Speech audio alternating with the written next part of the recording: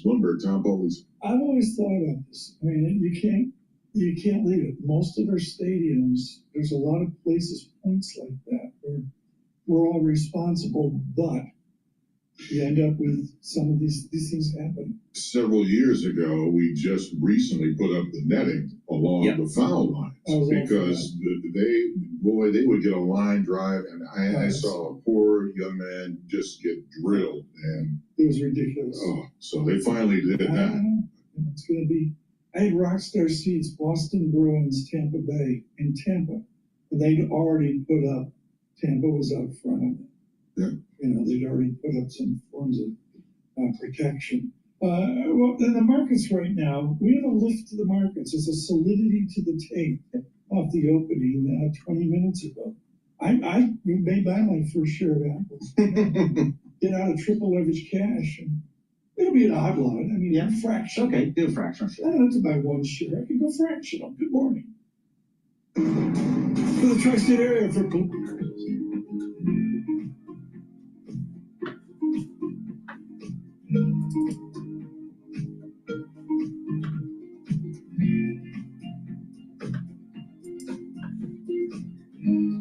I look forward to you joining us at our next investor webinar, where you can drill deeper into our 9 to 13% annual interest rate bond.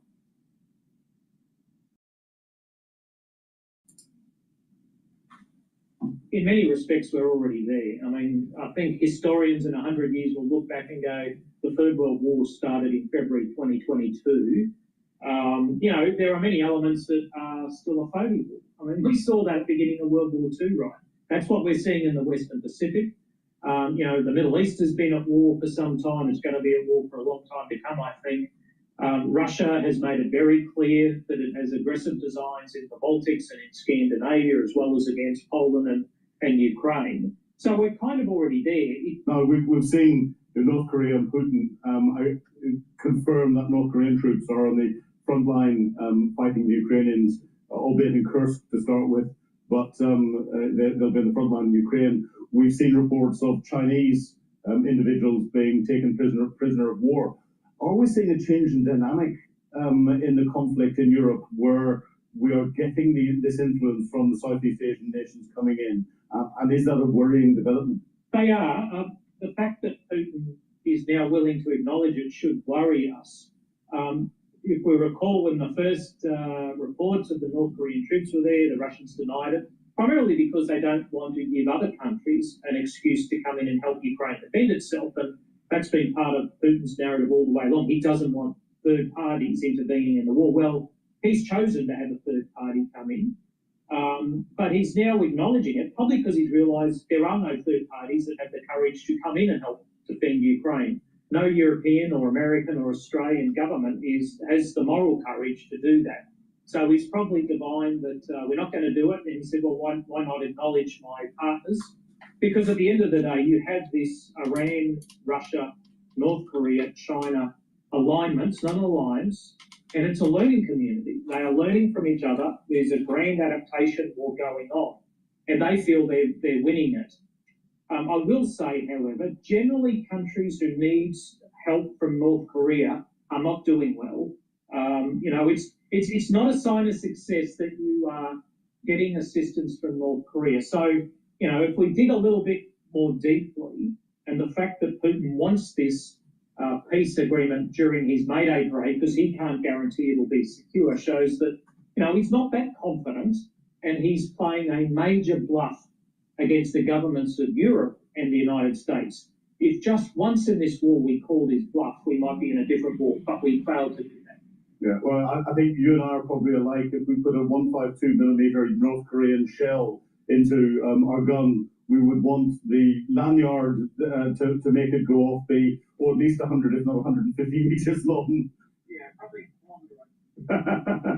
Yes, and interestingly, there's reports that say that Russia is relying on for supply of artillery ammunition, about 80% of it coming from North Korea. That does not bode well for Russia's defense industrial base and everything that there is associated with that.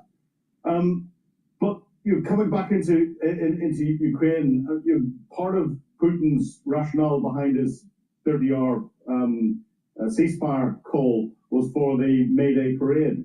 Do you think the May Day parade is a legitimate military target? And your General Bodanov was only today said, I think, get your air defenders ready, or words to that effect. It's absolutely a legitimate target. If you have large-scale military forces on parade, they're a target wherever they are. I mean, under the laws of armed conflict, it doesn't matter where they are. If they can be engaged in aggression against Ukraine, they're a legitimate target. So, you know, I would love to see the Ukrainians attack a May Day parade. I think it would be a wonderful thing to watch.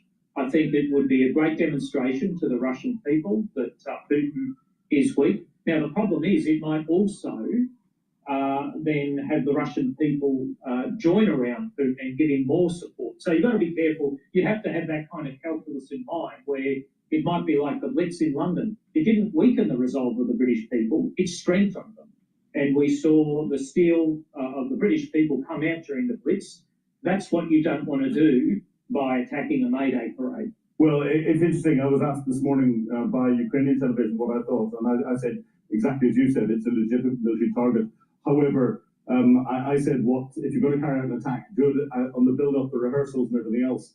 And whenever you've got the senior politicians and the old veterans that are there in the audience and everything else, actually whilst it may still be legitimate, the optics of it would not be good, and therefore leave the parade itself alone. But there's plenty of forming up beforehand where you can actually disrupt the parade completely and almost make sure it never happens. Yeah, I mean, it's that old story, win every battle but lose the war. You could do it. You know. See this app, Mood Tunes Bollywood, an AI-powered app that recommends Bollywood songs based on your mood. The war, you could do it. You know, you have to win the war and win the story of the war, and this would have a profound impact on the story of the war for Ukraine if they were to do this. But fortunately, there's more than enough other Russian targets out there, including these, you know, munitions arsenals that as soon as the North Koreans ship 100 containers to them, the Ukrainians appear to be able to attack them pretty quickly, which, you know, is having a significant impact on Russia's operational tempo in eastern Ukraine. So let's make an assumption. You know, Russia realizes its operational tempo has been impacted. We get some form of ceasefire/peace agreement. What do you think it looks like that the coalition of the willing could be asked to do on the ground? And do you think that's militarily sustainable and politically sustainable? Yeah, I think that, you know, the number one priority for Zelensky right from the start of the war, you know, I remember talking to him in his palace in September 2022 is close the skies. It's that air defence requirement, and that would be a really important contribution that European and other nations could make, is to defend parts, say, of Western Ukraine to allow them to push forward air defence capabilities. Now, that might be ground-based air defence, it might be fighter missions with an air-to-air role, or even just a AWACS kind of capability. So I think that would be an important role. The second one is training. Now, whether you do that in Western Ukraine or Eastern Poland is inconsequential, but bringing the training capability, say, like, is it Operation Reflex that Australia contributes to in England? Yeah, putting that in Eastern Poland would cut a whole lot of travel time for these great Ukrainian soldiers that are being trained. And then I think the third element might be something in the Black Sea, the naval component, keeping the Russians out of the western part, but the Ukrainians seem to be doing a good job. And then the fourth element is boots on the ground. I think at some point we're going to have to seriously consider that. But that will take some kind of ceasefire, a very clear mandate, very clear command and control relationships with the Ukrainian military and rules of engagement. That'll be a very complex mission, very doable, but there's a long way to go before we're able to do that. But none of these things should be off the table. Putin should know they're all on the table, and no amount of fist shaking or nuclear saber rattling from him should prevent us from planting these issues at least.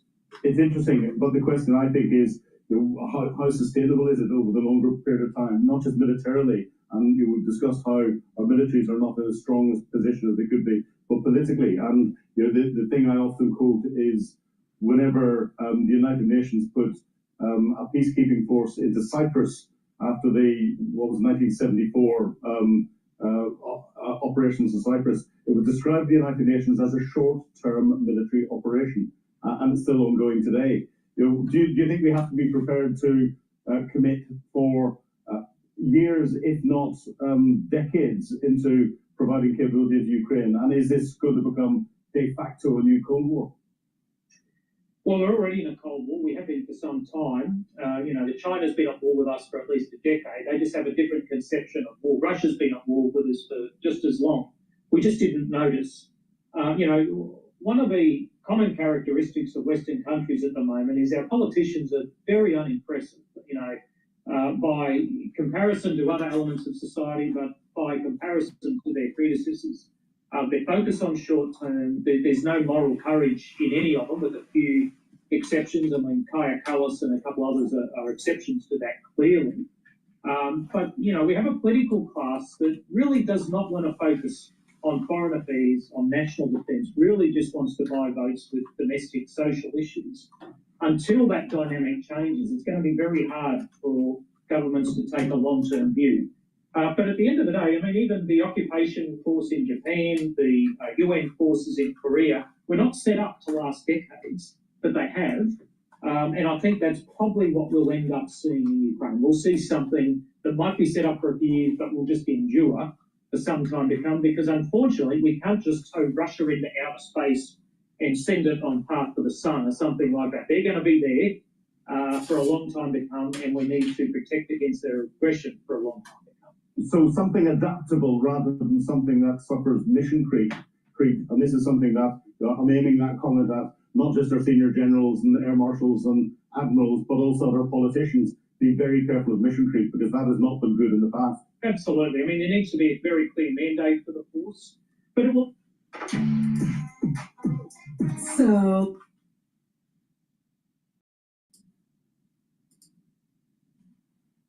The force, but it will also be a forcing function for the growth of military organisations, so we can rotate forces in and out. It might be a 6-month or a 12-month rotation.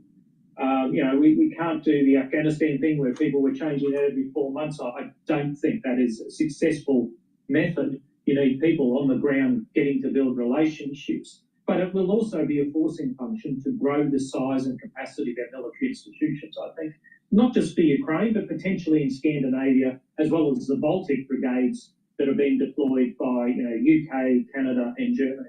Yeah, well, we're seeing the Russian aggression moving, but given the conflicts that there are around the world, and this is sort of my last question, really. We've got conflicts in the Middle East. We've got tensions brewing between India and Pakistan at the minute. Who's stirring that? We could debate separately. We've got Chinese expansionism across Southeast Asia, and with the Belt and Road Initiative globally. We've got, is the war in Ukraine just a thorn in Trump's side because he's got more worrying fish to fry? And do you think that we are potentially on a path to global conflict? Well, I think in many respects we're already there. I mean, I think historians in 100 years will look back and go, the Third World War started in February 2022. There are many elements that are still a phony war. I mean, we saw that at the beginning of World War II, right? That's what we're seeing in the Western Pacific. The Middle East has been at war for some time. It's going to be at war for a long time to come, I think. Russia has made it very clear that it has aggressive designs in the Baltics and in Scandinavia, as well as against Poland and Ukraine. So we're kind of already there, but it's a mindset that we need to have. And it's something that our Western politicians really have to contemplate hardly, because they're going to have a different balance of domestic and foreign investment in their budgets.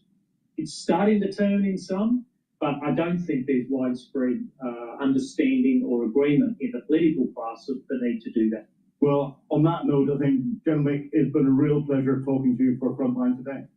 It's always a pleasure to be with you. I look forward to talking to you again in the future. Oh, no doubt we'll do that as soon as we possibly can. Thank you very much indeed for your time. Well, it's very possible that we are in the beginning of World War III. It just depends on what happens in the Pacific and in the Middle East. Hopefully, de-escalation in Ukraine will happen. But if there is escalation, then perhaps that guest on Times Radio is right. Well, we are live streaming on Rumble, YouTube, my website, the-studio-reykjavik.com, and simulcasting on X Spaces. My name is Dr. Paul Cottrell. Thank you for watching. Greatly appreciate it. Now, if you would like to help support my work, please make sure you subscribe to all the channels. I have 4 channels on YouTube. I have Brighteon, Bitchute, and Rumble. Please subscribe to all those channels to help me reach a larger audience. Also, please ask your social media to follow me and share the links. You can help by donating on my website, the-studio-reykjavik.com. You can donate through Stripe, PayPal, or buy me a coffee. You could be a paid member to my Patreon channel. The donations and the paid members help support all the free content that I issue. I don't put stuff behind a paywall. I give you all this stuff for free. So please help support my work, and you will learn about how to navigate through tumultuous times in the market, what's going on economically, what's going on internationally or domestically. So please help support my work by donating and sharing the links and subscribing. You can also purchase the products that I offer. I tell you how to slow down the aging process, all right? It's something that I do. It's something that I've been developing over many decades, and you can learn a lot from what I do, what I've learned, and how to stack different types of supplements and change your lifestyle in a holistic way to be healthier. The 2 biggest chronic diseases that we have in the United States is diabetes and cardiovascular disease. And both of those, in most cases in the United States, is self-induced. So please help the work that I do to reach a larger audience so people can get healthy. With that said, let's go back to Bloomberg, but let's do a market update first. So the S&P 500 is trading at 5,628. Now, if you listened to me yesterday, I told you to buy, all right? Things is starting to move up. The chances of we seeing another 4,810 level on the S&P 500 anytime soon is radically diminishing, all right? We probably will see an all-time high in the S&P 500 this year. So it's important to start nibbling at the broad indexes and purchase shares. Okay, with that, the VIX is still in the 20s. It's 24.23. I'd like to see it below 20. Euro USD is trading at 1.129. Yesterday it was trading at 1.13. Oil is trading at $58.80 a barrel. There's a little bit of suppressed oil price in WTI and in Brent. Now, it is below, I would say, fair value. I'm thinking fair value is around 60 to about 64 for WTI. You go below 60 and you start having drillers and explorers for oil, wildcatters, they can't make money, or the marginal ones will start to drop off, and then oil production starts to decline, and then the price goes back up. So this seems a little too sold off to me for oil. Again, I think fair value is around 60 to 64. There are drillers that can, and producers of oil that can make money around 59, 58. But if you start getting to 55 or 50, then you're going to have a lot of drop off of oil production because they can't make money. So it's a little bit too sold off to me. Now, could it go down more? Yes, but if you look at it from a fundamental point of view, below 60, the marginal drillers will drop off. The more secure oil producers and fields could weather the storm between 60 and 55. But you get below 55, and that's territory that's like, well, wait a minute here, something's not right. So keep that in mind. Now, there could be some manipulation of the market maybe try to drive the oil price down to hurt oil sales for Russia. That might be what's happening that we're seeing. Not sure. But from a fundamental point of view, below $59, $60 a barrel for WTI, it's a little too sold off. Now, BITO, that's the ETF that I've been looking at for Bitcoin longing Bitcoin. That's at 20.36. The last I looked, I thought that Bitcoin was at around 96,000 a token. Let's check. Yeah, 96,000. So Bitcoin has been moving up slowly, all right? And USD Japanese yen is at 145. Now, the ones that have been following me, I've been saying you want to see that Japanese yen to weaken. And the closer it gets to 150, the better. Less stress in the international trading, all right? Especially in the currency and the bond market. You start going below 140, that's a stress indicator that there's stress building up in the international system, and most likely VIX would go up, equities would go down. All right, so seeing the Japanese yen weakening right now is a good thing.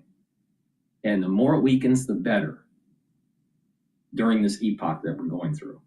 So I'm happy to see it at 145. I'd like to see it at 148. But if it goes below 140, that's that's an indication of stress in the international markets. All right, with that, that's my take right now. All right, so things are relatively good. Let's go to Bloomberg here. Comes on the back of very strong earning reports, and particularly advertising sales, something that everyone has been looking at. Of course, the advertising business is very important for Meta. It makes up 98% of the company revenue. The company is obviously really increasing artificial intelligence spending, and of course, this is where the advertising business becomes so important because it's the way to fund it. The company reported 42.3 billion in first quarter sales. This is about 1 billion higher than what the street was expecting.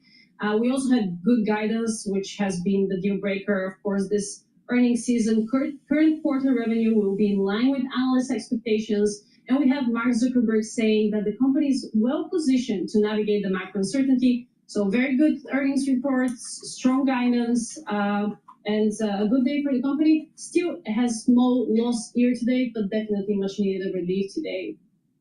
I mean, and so Meta had good numbers. Microsoft had good numbers. Yeah. $3 trillion market cap company.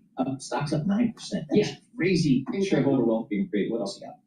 We have Eli Lilly. The news here not so good. The shares dropped in morning trading as much as 8%.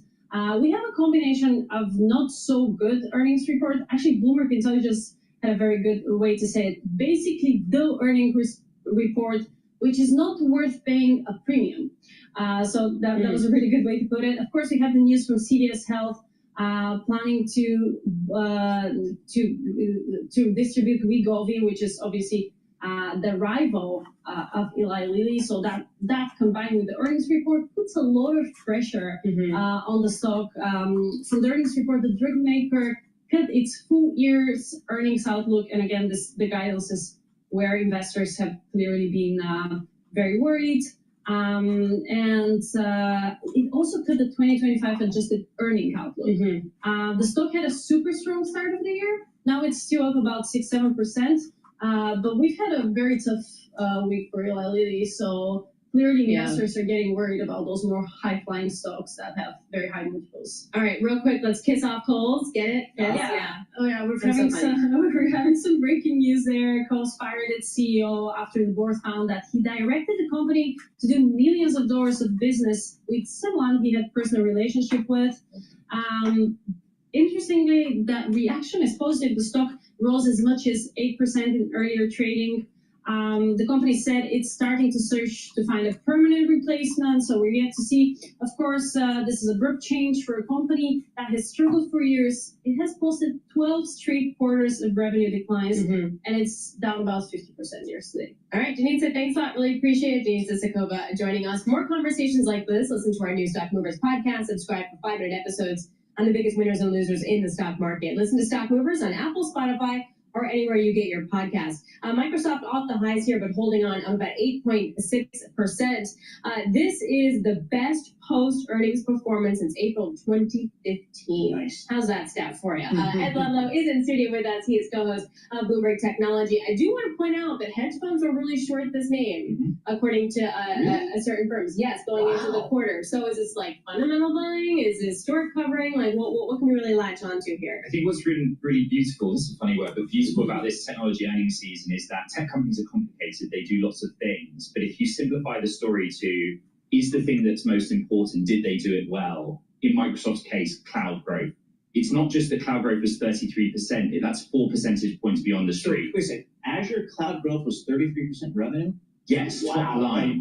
Yeah, And so, of course, it's a higher margin business, cloud computing. But it's not just that. It's that's where the cash cow is, the money. So we always talk about AI, the capital expenditure commitment, the data centers that power the AI. That was still there. But the street wants to have it both ways, right? And so they say, oh, your core businesses are quite good. And get this, there's evidence that AI helped you. Terrific. Keep going. Yeah. Are we going to hear the same thing then from Amazon? Exactly, Because AWS leads in this business so far. Amazon.com is an e-commerce business. Everyone listening to me say that knows that. But the majority of operating income for Amazon comes from AWS. It's cloud computing business. It's the number one in that market.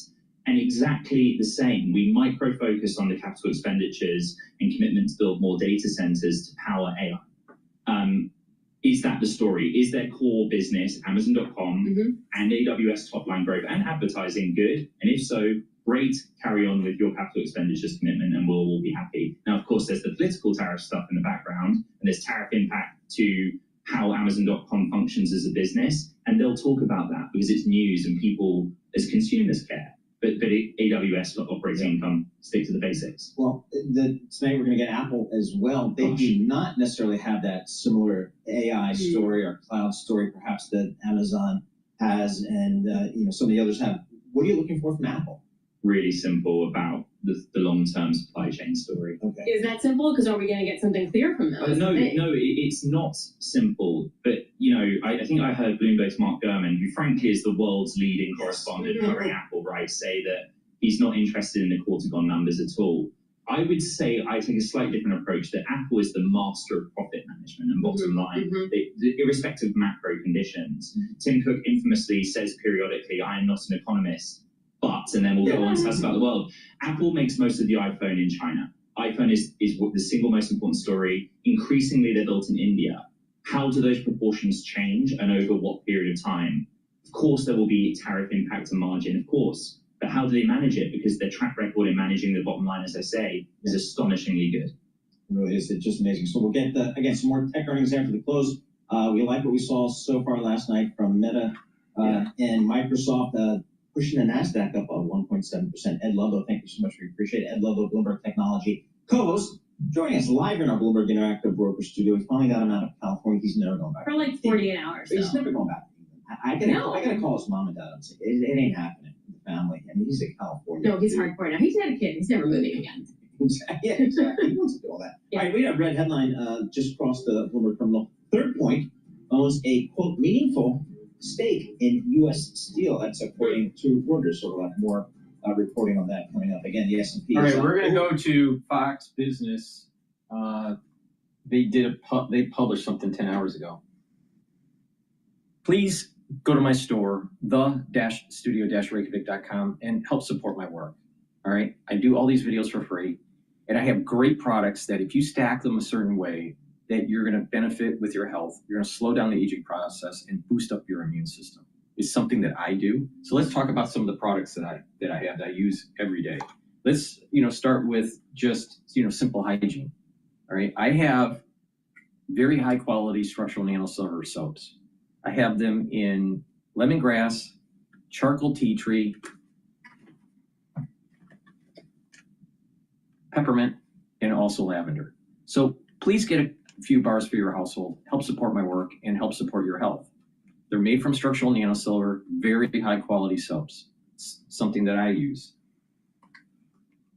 If you make a purchase of $150 or more, you get a free gift until supplies last. Use discount 5 and you get $5 off. It's discount, all caps, discount 5, number 5, and you get $5 off. So please go to my store and get the great products. I've lowered prices on my store. I've been able to procure more product for my inventory at a lower price point, so I can pass it on to my customers. So you'll notice that some items, many items, are actually lower in price. So I'm passing those on to you. I want you to stack them the way I'm telling you to stack them to get the max benefit, all right? And when you stack them, you're gonna be targeting these multiple systems. You're gonna get more bang for your buck. And not only that, there's a synergistic effects with the stack to help with the anti-aging process. So please, pay attention. This is something what I do. It's obvious that it's working. You've noted, if you've been following me for a long time, some people have been following me for 10 years. Some people have been only following me for 5 or less. If you notice, I'm not aging, all right? And there's a reason for it. My aging is slowing down. And it's because of the supplementation and the stacking that I do. So just pay attention to me throughout this broadcast and you'll be able to do the same thing. And it's not that hard.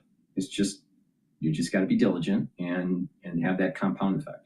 So please go to my store, get the structural nanosilver soaps, help support my work. All right, let's go to Fox Business here. All right, boom. Joining me now, comment on this, NEC Director Kevin Hassett. All right, Kevin, heard me carve up these numbers before. I'm just saying this. I'm going to get your take on these numbers. Real final sales, 3%. Inflation, 0. Business spending up 22.5%. I know there's front running on the trade imports. I get that. But to say this is a recessionary number, I think it's completely wrong, Kevin. What are you thinking? Yeah, it's totally not. But I would add like one other thing without going deep into the numbers, because you gave us a lot of numbers. Right? Give me numbers. I love the numbers. But what I want to say is that if you go back and look at the story of the quarter, then what happened is that before President Trump was inaugurated in January, at the end of the Biden administration, we had one of the worst months on record. Now, a lot of it was because of the depressing effect of Biden's agenda, but there were also special factors like bad weather and the terrible wildfires and so on. And so we had one of the worst Januaries that I can remember. But then we ended up, as you said, with all of this positive momentum in the quarter. And if you look at it as a story of 3 months, then what you see is that beginning of February, then everything started to take off. And I think that President Trump doesn't get enough credit for how much into the weeds he is on policy and how much he really cares about it. And look back at when he was speaking to the joint session of Congress, Larry, he said something that a lot of people didn't notice that were watching the speech, but a lot of businesses did. He said, these tax cuts will be retroactive. Right. Do you remember that? Right. He said, these will be retroactive. Yes. And then all of a sudden in February and in March, we had an unprecedented capital spending boom. Yes. Equipment investment went up 20%. Overall business fixed investment went up 10%. I mean, it was an astonishing moment, I believe, in the history of presidential economic rhetoric. Because he went into the weeds in a way nobody I've ever seen has ever said something about retroactivity in a State of the Union address. But he did it because he understood that we've got to make people know, don't wait until we pass these things. We're going to pass them. And when we pass them, things are going to take off. And then all of a sudden, after the worst January you've ever seen, we saw February into March. That's for the record books. Yeah, the point is people shouldn't be afraid to front run because they're going to come. They're going to be covered. And the bill's going to go talk about what you said. I'd like to talk about what you said also about the import number. Yeah, so there's a $200 billion gap between these imports and the inventories. Now, that's a very weird thing. We noticed it right. That's very weird. We noticed it right away. So, we noticed it right away. So the Commerce Department, whatever, what is it, the BEA that runs these numbers, is that right? BEA is over the Commerce Department. Now, the pencil pushers, they're subtracting that out Why are they subtract? First of all, where did it go? Why is Where did the money go? If they're going to subtract it, why can't I add it back in? And if I add it back in, you got a 3.2% quarter. Right. So the bottom line is, if I were to buy, say, a Mercedes, then it goes into consumption, but it comes out of imports, and so it has no effect on GDP. Yeah. So if the BEA tells us something had a negative 5% effect on GDP, then you got to say, well, why didn't it go into consumption or inventories? Where did the money go? And when we talked, or when the CEA people talked to the Bureau of Economic Analysis, they admitted that there appears to be something really wrong in the data.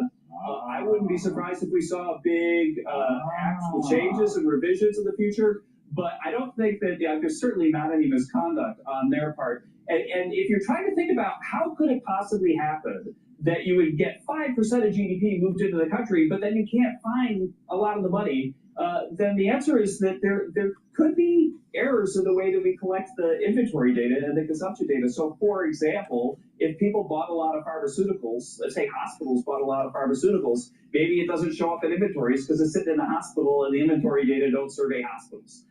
Things like that are being investigated, I think, by the data folks right now, because when they communicated with our Council of Economic Advisors, they themselves said that the data seem like they're not exactly making sense to them right now. Well, I like to see and they even had a footnote. They even had a little footnote in the back about this matter. And so I respect their professionalism on this matter, and I think that in the end, the data are confusing for folks, because how do you get 5% of GDP moving into the country and then not see it in consumption or in inventory? I mean, like either we buy it and it's in my house, or it's in the store on the shelves, but it's not in either. It's a puzzle. That's right. It doesn't just evaporate. This stuff doesn't just evaporate. Pencil pushers evaporate, but this stuff does not evaporate. Now, the Commerce Secretary should look into this too, Howard Lutnick. The point is, Kevin, think of it this way, just in a narrow sense. You had business equipment go up. That's business equipment machinery. Right. You had that go up by 22.5%. That is which is more than it did number. in the last year and a half. Right. More than it did the whole last year and a half in one quarter, the first quarter. It's crazy. So there you go. Yeah. So enough. Growing your business shouldn't mean growing your overhead. Growth should be seen.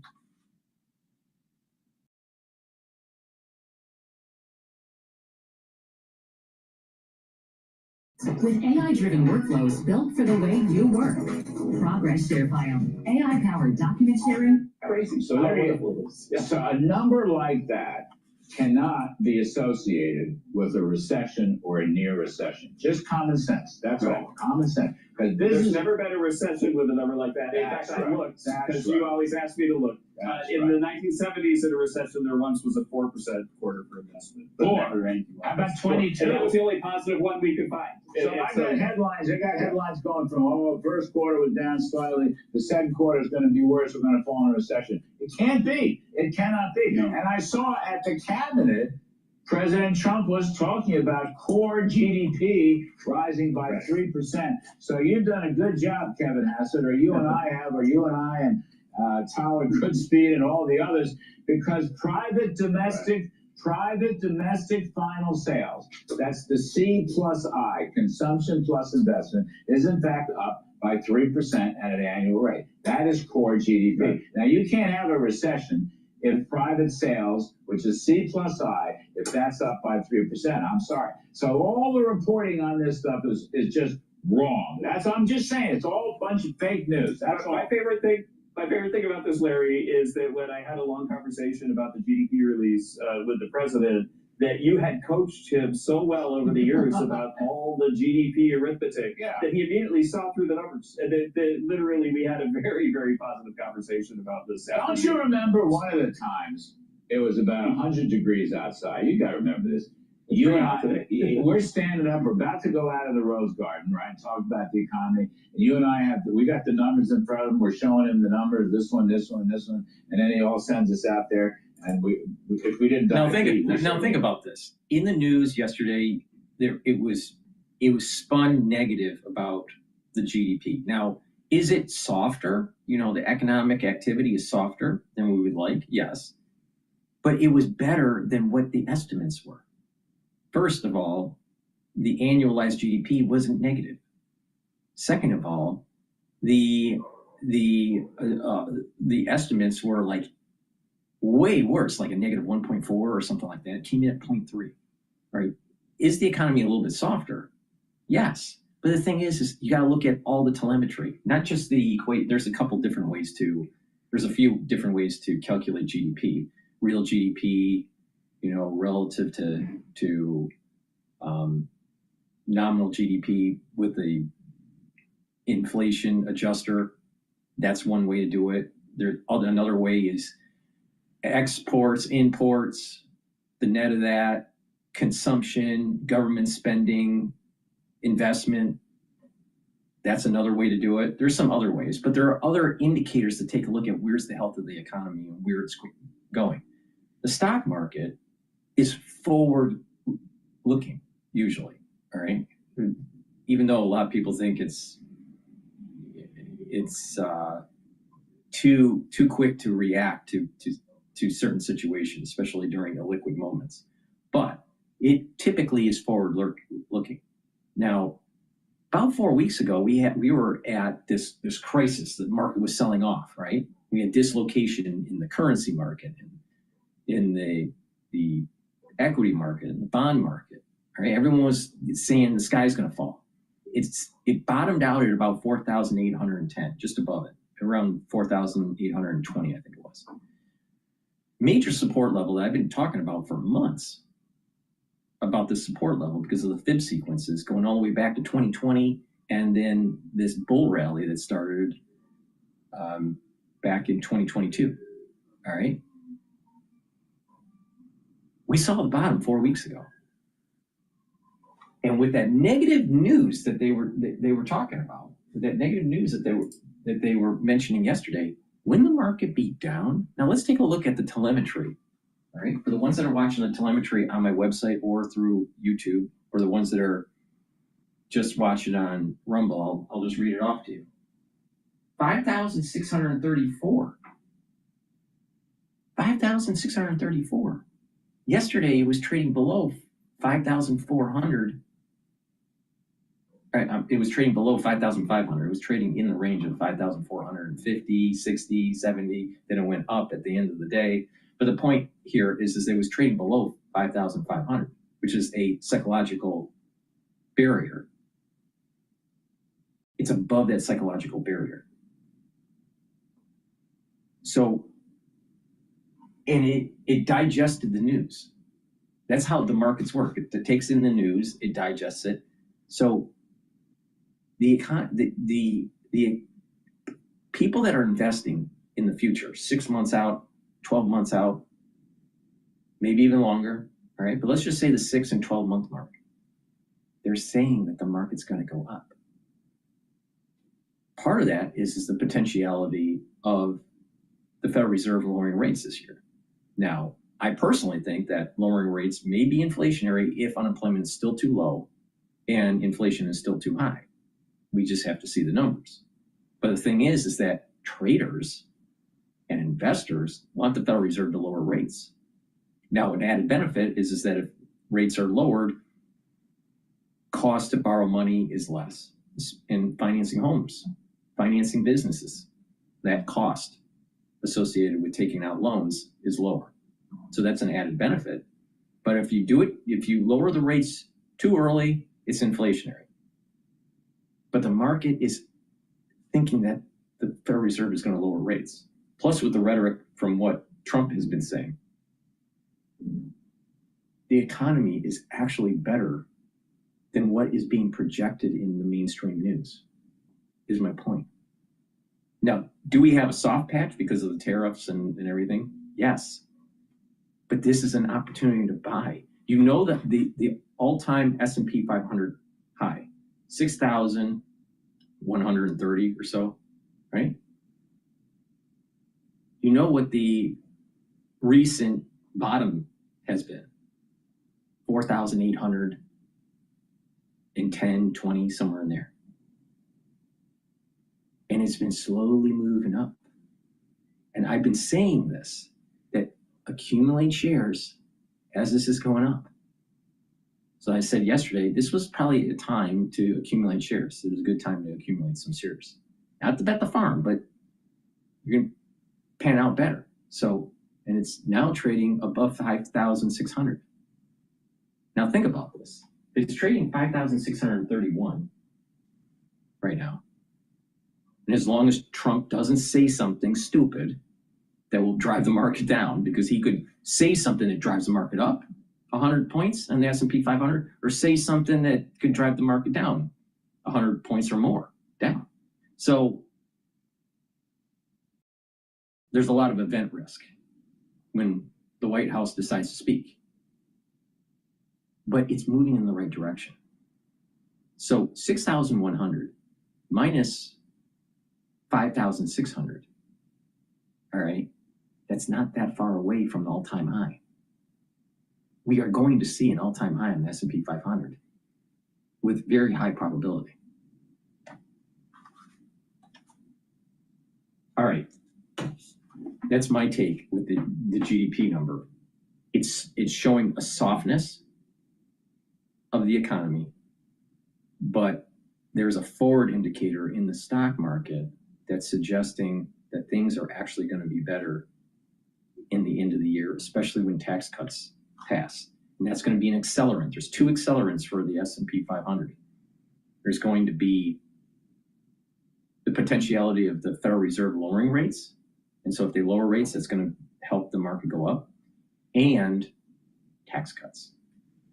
Those are two major accelerants for a higher equity index. Please go to my store, the-studio-reykjavik.com. Get the citrus or the peppermint, lavender, and tea tree deodorants. I partnered up with Rainbow Herbals, and we've developed these deodorants. They're dual purpose. You use it as a deodorant every day, but it'll help to detoxify your body. It's made from essential oils from the Himalayas, has no aluminum, no baking soda, all natural, very high quality. Get a few bars for your household. It's for males and females, and it's a dual purpose product. So please go to my store and get the peppermint, lavender, and tea tree, or the citrus version. Help support my work and help support your health. If you purchase $150 or more, you get a free gift until supplies last. And you can use discount 5 on top of that, and you get $5 off. Or you can use discount 5 even if you spend less than $150. But the point here is that I want you to get these products, use the discount, and stack these products the way I tell you to stack them, and you're going to be benefiting with your health. Please go to my store, the-studio-reykjavik.com, and get these very high quality deodorants. Rainbow Herbals makes very high quality products, and I want this in your hands. You use it to help detoxify your body and use it as a natural deodorant. Please go to my store, the-studio-reykjavik.com.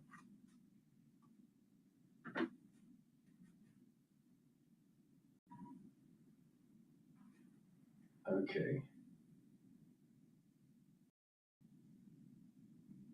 Let's see what's going on with, anyway.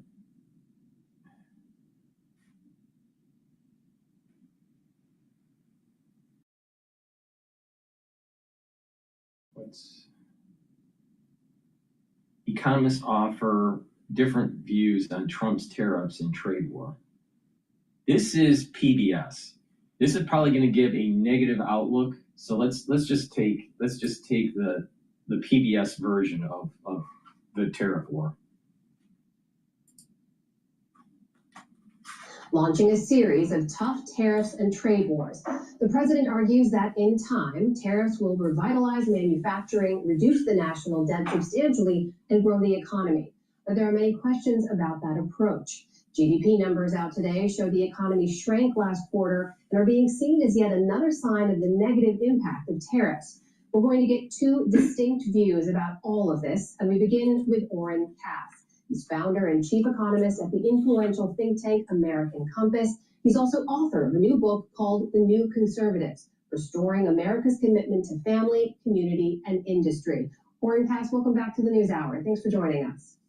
Thanks for having me. So let's start with that latest GDP number, which showed a contraction in the first quarter. It's the first GDP pullback in 3 years. There are some pointing out that the numbers are a little bit distorted because of big advanced purchases that were being placed before the tariffs hit, but there's also real concern about a slowdown ahead. So what's your view?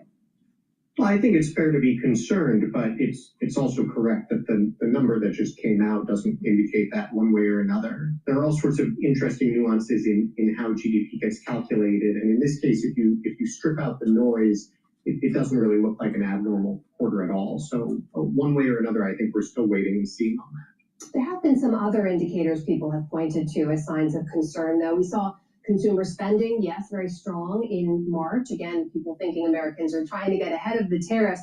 In April, though, we did see consumer confidence drop for the 5th straight month. It's now at COVID-era lows. We have a consumer-driven economy. This is a crucial indicator for economic growth. So does that confidence slump tell you there could be trouble ahead? It's certainly a possibility. As you said, that slump is maybe 5 months running now. And so whatever's going on isn't purely a result of the tariff policy. But I do think it's fair to say that, an important part of good economic policy isn't just the nuts and bolts and numbers. It's also how clearly do you communicate what you're trying to do? How much certainty do you give? And on those fronts, I think, the Trump administration they're trying to work in the right direction. I think what they're focused on is exactly right. But the amount of back and forth that there's been, the abruptness of it, I think has definitely imposed a lot of extra costs. When you say it's imposed extra cost, you mean that sort of air of uncertainty is making it difficult for CEOs, business leaders to plan ahead, make decisions at this time?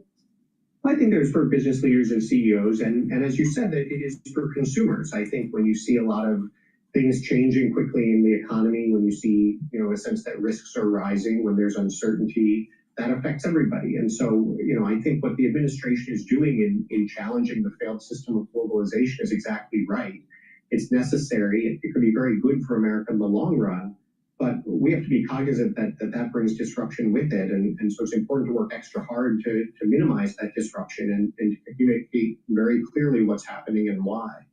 So in terms of what consumers can face, I mean, the tariffs are so broad, I think it's fair to say that they will be felt by consumers in some way, depending on how much of the cost and which companies feel they can absorb some of them. When you're speaking directly to consumers, what do you think that impact will be? What will they feel?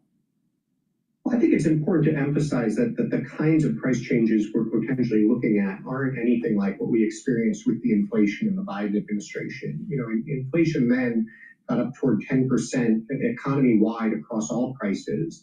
And the reality is that imports are just not a large enough share of what people consume to have that kind of effect. And so I think we might see particular products, particularly if they're products that we're overly dependent on China for, where there are disruptions, where prices do increase.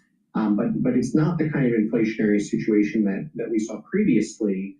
And so what I think we have to focus on and also hope for is that as we see some more consistency in the policy, as we hopefully see some things phased in a little bit more gradually, that gives businesses time to adjust. That gives them a chance to find alternative sources of supply. And so will there be some changes? Yes, but if the policy is done right, we can also see a lot more investment in making things in America.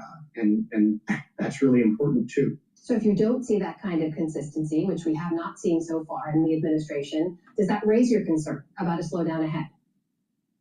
I think the problem if we don't have consistency is two things. One, it raises the costs in the short term. It does create uncertainty. And the other problem is we don't get the benefit, right? The whole reason to pursue this kind of policy is to really encourage more investment in the United States. And businesses don't invest based on what the tariff is today. They invest based on what the tariff is going to be in 2 years, 3 years, 5 years.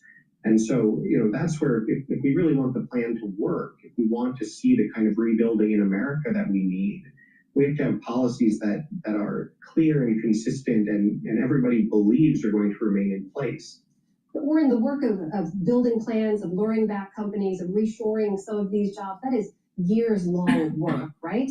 Do you see that happening? Do you see the president and this administration sticking to this for the long haul?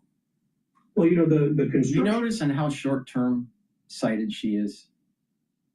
How long is it going to take? Well, obviously, if you've been hemorrhaging your economic cluster for 35 years, it's going to take time for it to come back. In addition, we're going to start seeing the effects of AI in the job market. What that means and how that reaches some sort of Nash equilibrium, we don't know yet. In addition, her short-term sightedness is more like, is this going to be, she has the mindset of a consumer, not a producer. Americans need to stop consuming so much and start thinking about building and producing and stop being this kind of passive consumer. It's a big problem in the United States, especially on, in liberal states, all right, along the East Coast and the West Coast. But we need to start thinking about a producing mindset, a entrepreneurial mindset, not a consumer.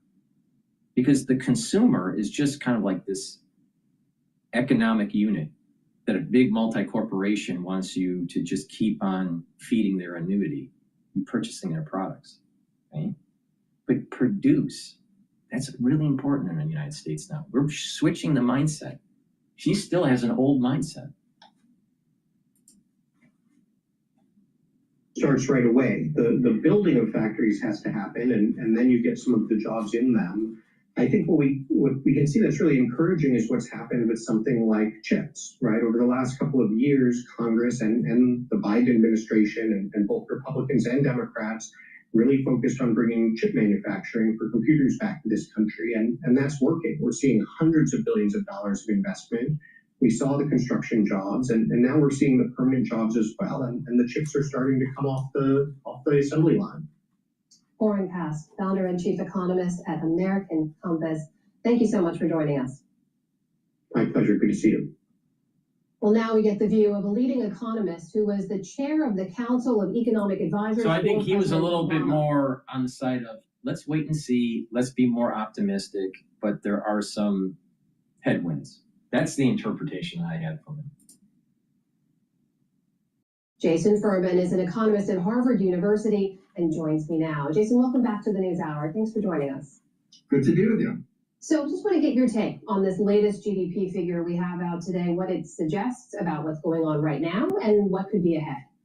You know, I spent hours talking with my economist friends, and the ultimate conclusion is that it's looking in the past with a very, very confusing set of numbers, but looking forward, there's a lot to be worried about. Tell me why. What worries you most? What worries me most is two bad things are happening simultaneously. One is what an economist would call a supply shock. That's like when the price of oil goes up and it drives up prices and it also increases unemployment. That's what we're doing to ourselves through the tariffs. Second, the way in which we're doing the tariffs has created so much uncertainty, so much doom and gloom, that it's what an economist would call a very large negative demand shock. That's something that would add even more to the unemployment rate. So at this point, when we look at the rest of this year, the debate is not will inflation and unemployment go up, it's how much will they go up. You heard Warren Cass there say, look, this is a long-term plan that's been laid out by the president, and he has said himself, the president, that there will be short-term.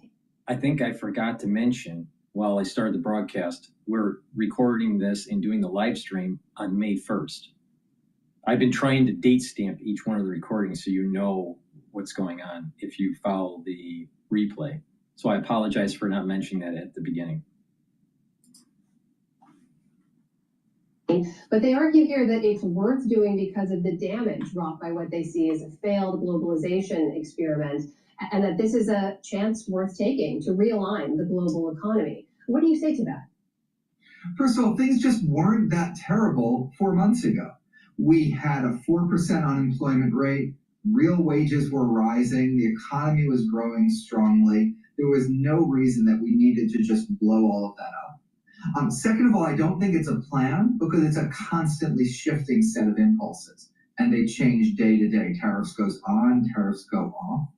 And the final thing I'd say is in the long run, if what this results in is less exports and less imports, because when you have tariffs, you detach yourself from the global economy, that's bad for workers in export industries, bad for consumers who buy imports, which is all of us. I hear you saying it wasn't that bad a few months ago based on the indicators, But if you could speak to the parts of the country who believe it's been very bad for a long time for them, who believe that the globalized economy wrought havoc on their communities, who saw jobs leave, and who think that this disruption is worth the risk if it means jobs and manufacturing. I think this is a great question. Change for them. This is an absolute great question that she is asking. This gets to the very heart of the issue with globalization and the shipping out of the economic clustering. There's a lot of things we need to do to invest in America, to make America stronger. One thing I agree with Oren on is, for example, the CHIPS program, to make more microchips in the United States. I think that's a great thing to do for our national security. But we don't want to cause a recession in the short run in order to have even worse jobs when we come out of it on the other end. That's going to make things worse, not better. There's also a pledge by the president. There is no evidence that if we went into a recession, that worse jobs would be had at the end of the recession as we're getting out of the recession. Where's he coming from on this? Where is the proof of what that would happen? I totally disagree with him on that. Revitalize some parts of our manufacturing sectors. I mean, clearly we're not going to be making sneakers here at any point, but are there parts of our withered manufacturing sector that could be brought back to life by this program? You know, we want the best jobs for Americans, and in general, it's not government policy that's going to figure out what those best jobs are. We want the ones with high wages, high productivity, and the like. In some cases, for a national security reason, we do want to do things here. So I'd love to do more microchips. I'd love to make more drones in the United States. There are parts of our industrial base that matter for our security, but in general, the best possible jobs for Americans are not necessarily going to be ones that the government picks. There's breaking news here. National Security Advisor Mike Waltz to step down, CBS says. So hopefully we'll get a little more update on why he's stepping down.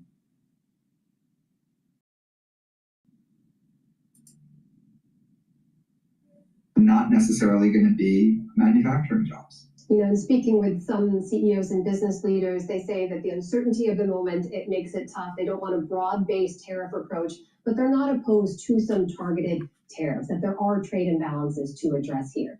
Do they have a point? I don't think they have much of a point. If we have trade imbalances, you know, we have a trade imbalance with Madagascar. Why? Because they make vanilla beans, they make cocoa beans. We don't make those things in the United States. And so we buy them from Madagascar. And by the way, they're a poor country. They don't buy much from us. So much of our trade imbalances are just like what we have right now with Madagascar. China's an exception. There are a set of both security and economic issues with China. I'm not sure that a traditional laissez-faire approach is the right one vis-a-vis China. For just about the rest of the world, they have pretty low tariffs against the United States. Until recently, we had low tariffs against them. I don't think anyone was being unfair to us or taking advantage of us in any significant scale. All right, that is Jason Furman of Harvard University joining us tonight. Thank you so much for your time. Thank you.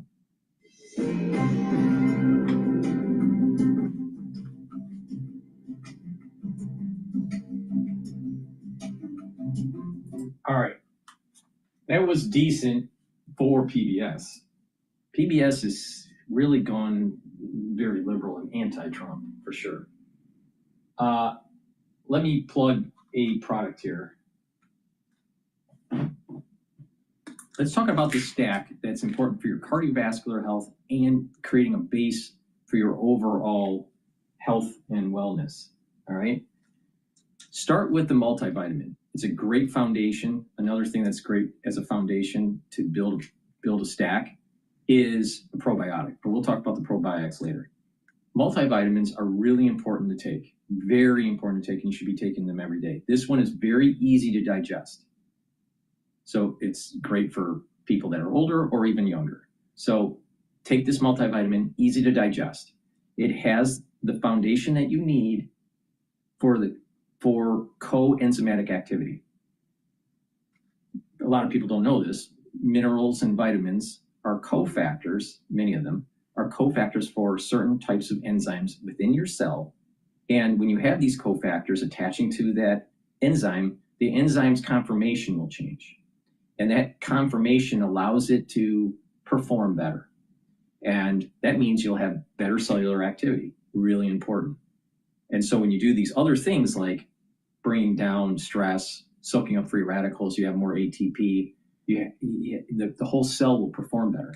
So the foundation of the stack is a multivitamin. Very important to take every day. And this is a very high quality multivitamin that's easy to digest. The other part of this little stack here is omega-3. Omega-3 brings down systemic inflammation. That's important for your vascular system and for your immune system.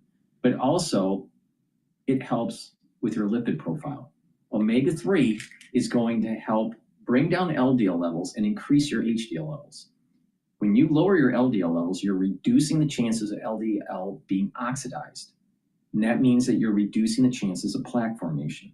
So it's very important to take omega-3. Omega-3 also helps to prevent red blood cells from sticking. So it reduces overclotting.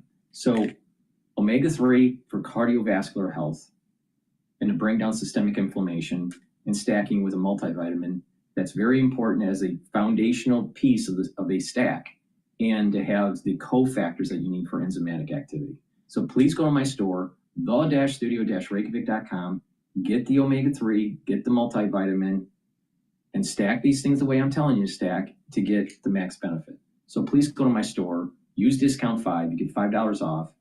If you spend $150 or more, you get a free gift until supplies last. Please go to my store, the-studio-reykjavik.com. All right, with that, let's go to Bloomberg about wealth stepping down from national security. I ultimately wasn't happy with what we saw there. That all remains to be seen as it's just in its initial moments of breaking.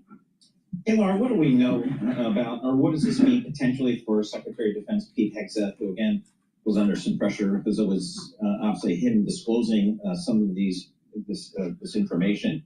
Does this perhaps, at least for now, remove some of the pressure on him? It potentially does if you have one person take the fall. It sort of relieves the pressure and the need to sort of make a change elsewhere. Hegseth has had, since then, come under additional scrutiny because of a second signal chat group that involved his wife and his brother and other close contacts. Really not calling into question, how a journalist got added to the signal chat, but sort of the appearance that there is a widespread signal use and that Hegseth is spreading, sharing information in these chats that at least have the appearance that could have been classified.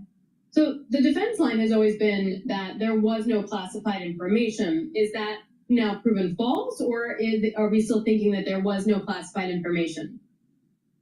To the plain eye, pre-attack plans are almost always classified. Hegseth and Trump, do have the ability to declassify, some of this information, and the White House maintains that this is, not classified information, though, most experts who deal with national security say it's very clear on its face that that is just a false statement. Laura, how's the White House kind of reacting to some of the polling that shows President Trump's approval levels have declined pretty significantly? How are they kind of dealing with that? Yeah, this has been sort of a blow that the White House has really pushed back on significantly. Polling has shown that that Americans broadly think that Trump has gone too far, whether that's on tariff policy, economic policy, even with DOGE and federal cuts. They're not seeing the results that he said there would be. Day one ending to some of these foreign conflicts. On immigration as well, that he's overplaying his hand. So this is how you see, even yesterday, Trump very viscerally, reacting publicly, saying that this is Joe Biden's stock market, that his tariff policies, are not related to some of the weakness that we're seeing in economic data and in financial markets. When we take a look at potential trade deals and how that's going to be framed, if we get a headline that says trade deal struck with China, trade deal struck with Japan, can you help us understand the difference between like a trade deal and a trade agreement or a memo of understanding? How are you guys thinking about that in DC?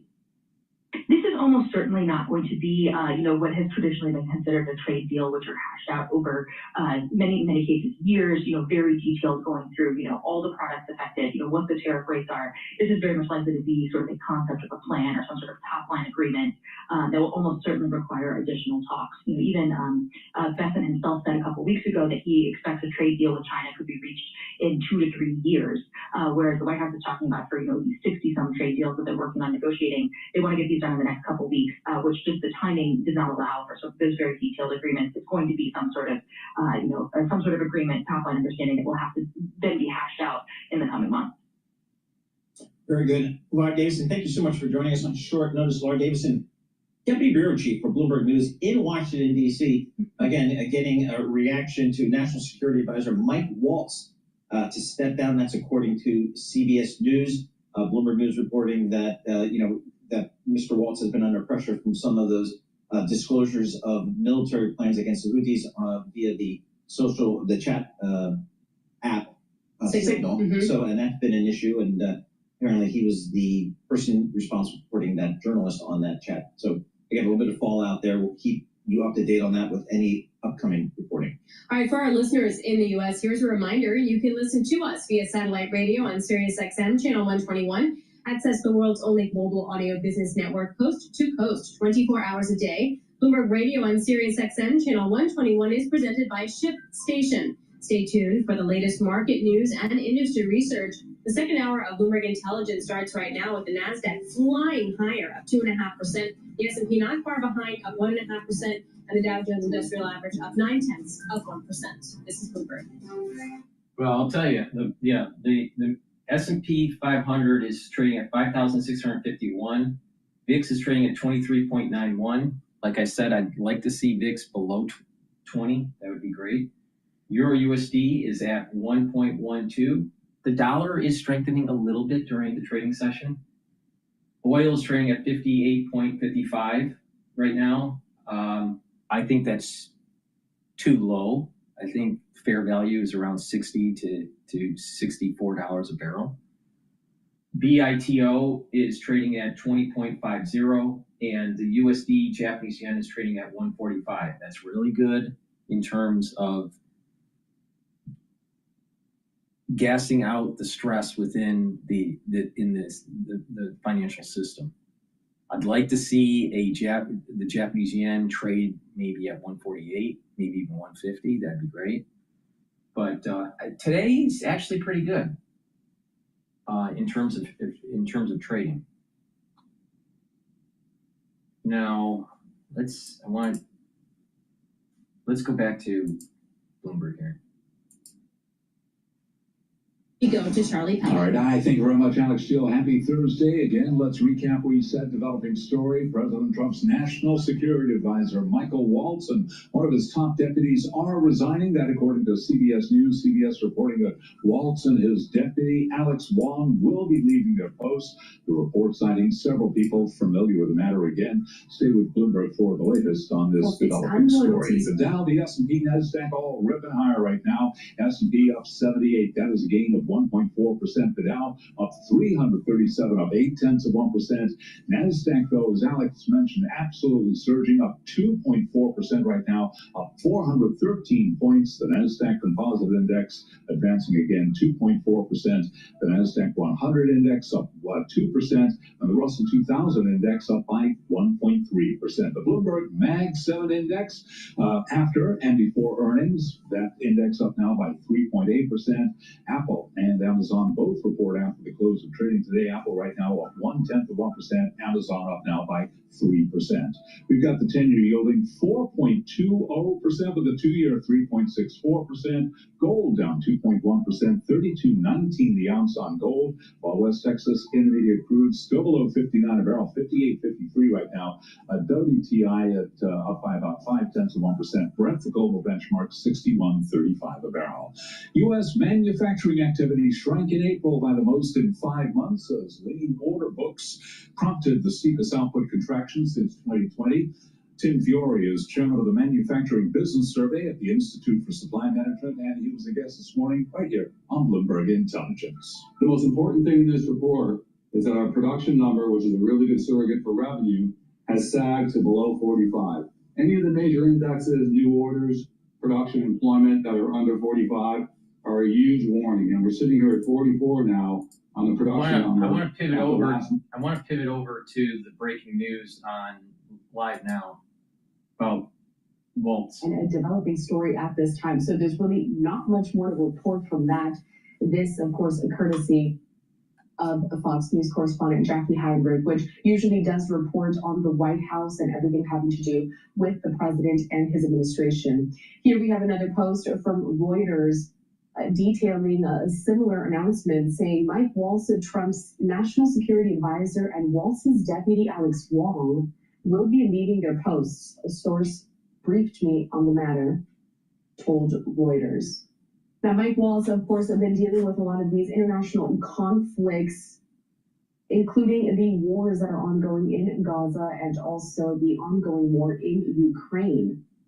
Waltz did previously serve as a Republican congressman representing Florida's 6th District. He was appointed by the president and took over the role at the start of this second term for President Donald Trump. And you may remember that Mike Waltz did take some heavy criticism regarding that story that came out over the Signal group chat in which a lot of people are saying that maybe Mike Waltz was kind of like a little bit of a nefarious actor within the Trump administration.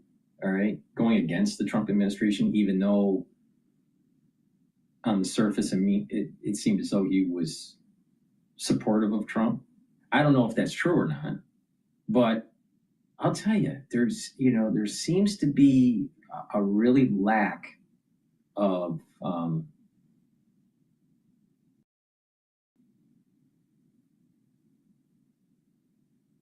secrecy during operations when we were bombing the Houthis.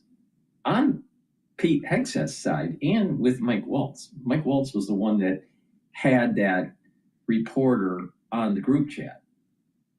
By accident? I don't know. Maybe, maybe not. The thing is that, I wouldn't be surprised behind the scenes.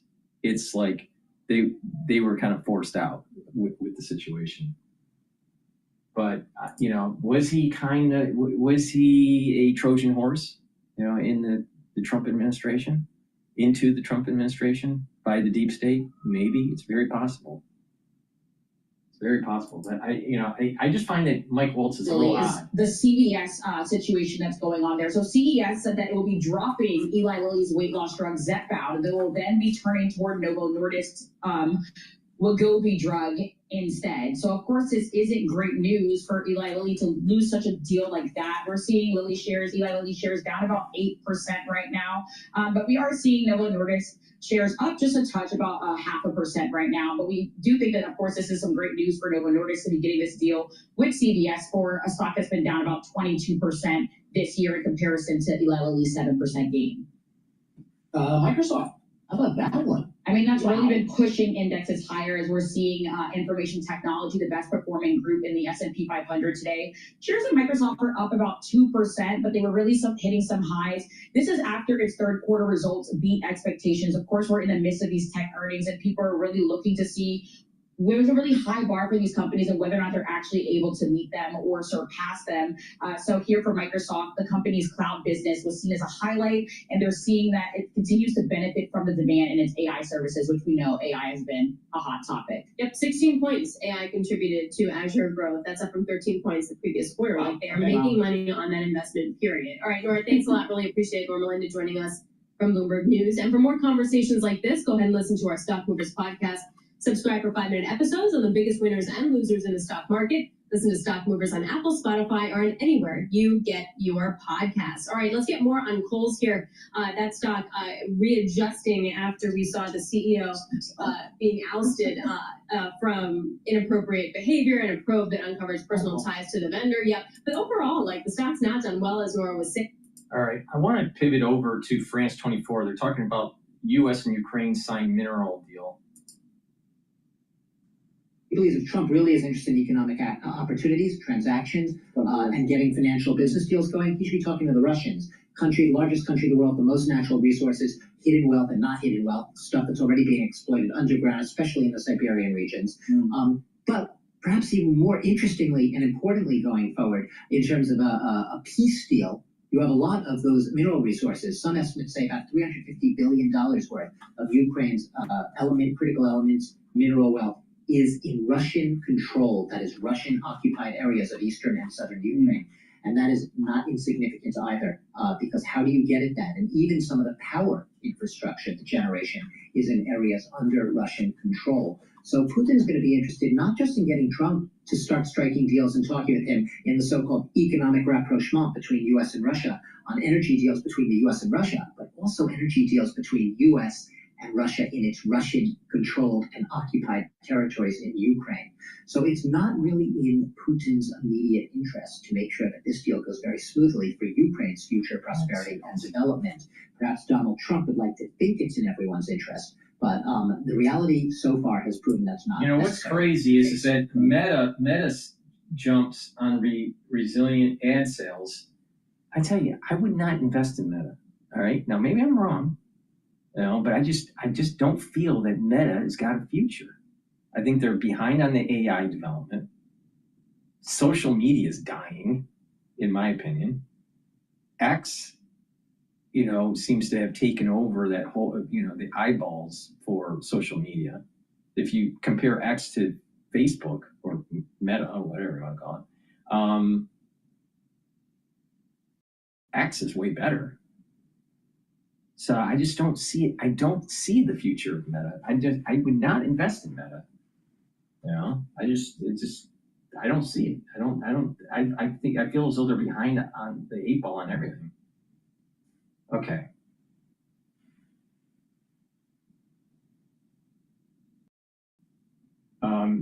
There was a question that was in the chat by Oscar. He was asking about Mike Waltz.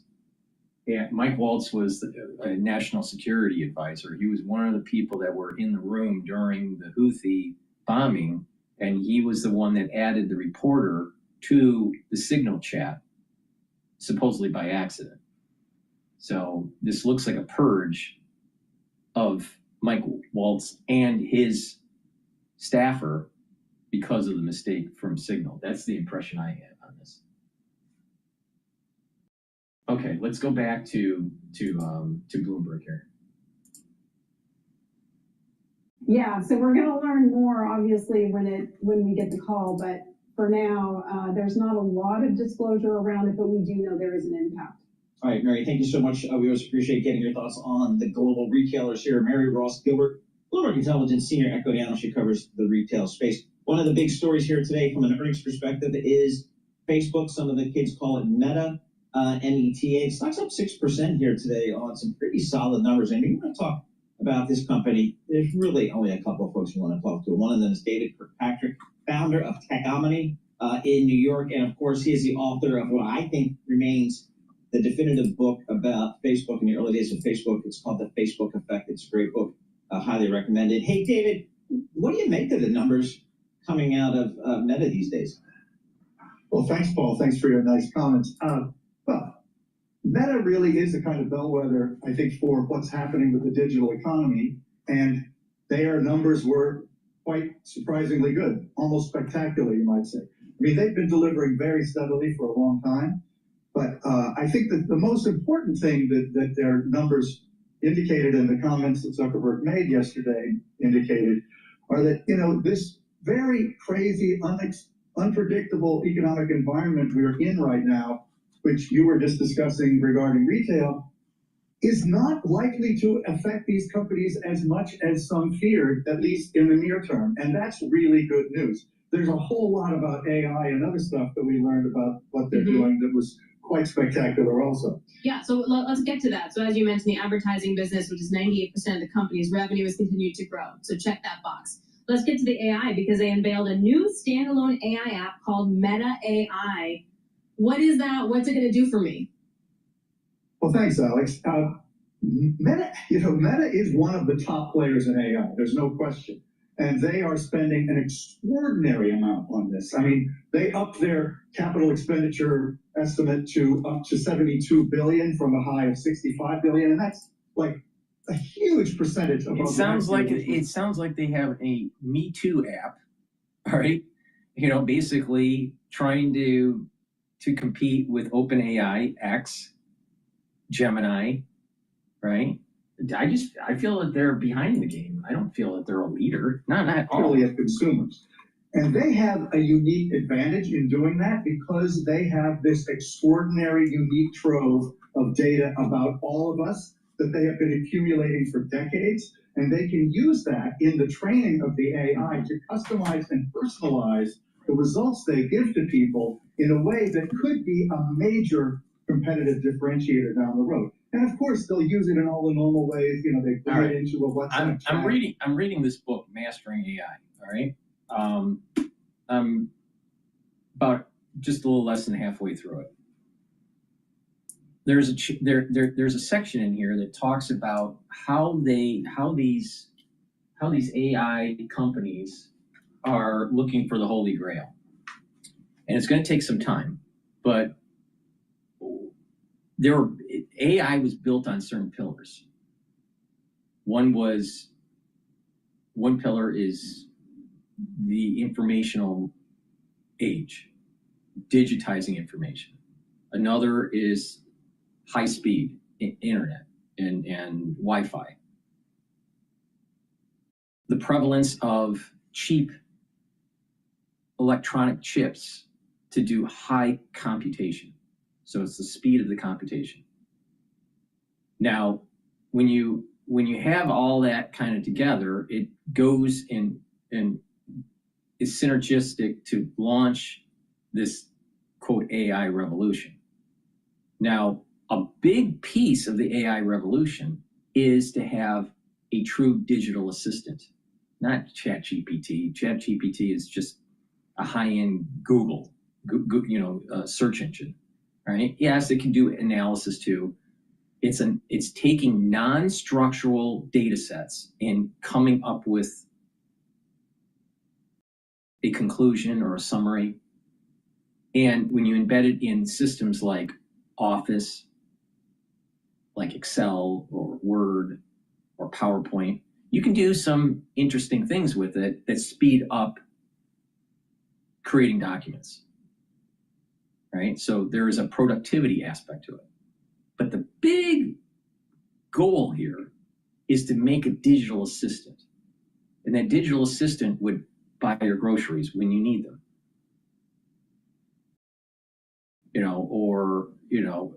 A big one that they're working on is being able to tell the digital assistant, book a vacation, let's say between July and August, somewhere, all right? Let's just say you want to go to Florida, all right?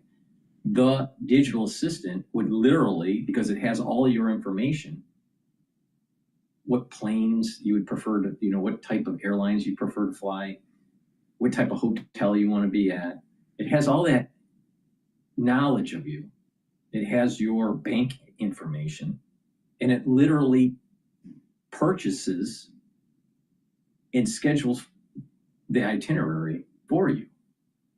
And all you're doing is just asking for the digital assistant, book, the vacation between this date and this date. And it does everything for you. It's not there yet because you have all of these disparate systems, like the airlines, the hotel. They're all on different systems that don't talk to each other. So the AI there hasn't been a means to create that mezzanine between non-structural capability of an AI app like ChatGPT, non-structural information, and perform a function on it.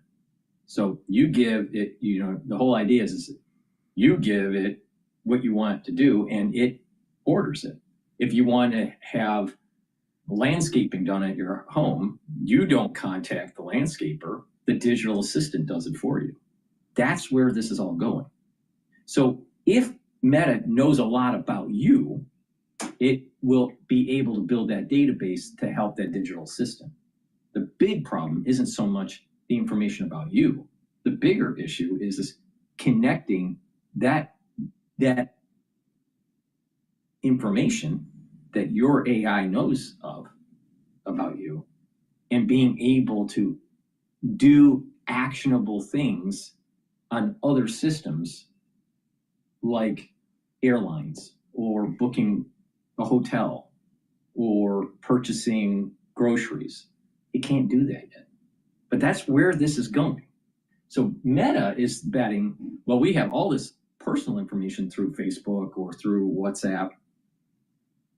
Do they own WhatsApp? I think they own WhatsApp and Instagram. So they have all this information about you, but there's still there is that mezzanine to build that connection is going to take time, and other companies would have to buy into sharing their information. So it's almost like a company needs to help to assemble all these different disparate databases before you really have a digital assistant. So they're betting that they have the personal data and that they'll have some sort of competitive advantage. Apple has a lot of information about you too, and it's not a social media company.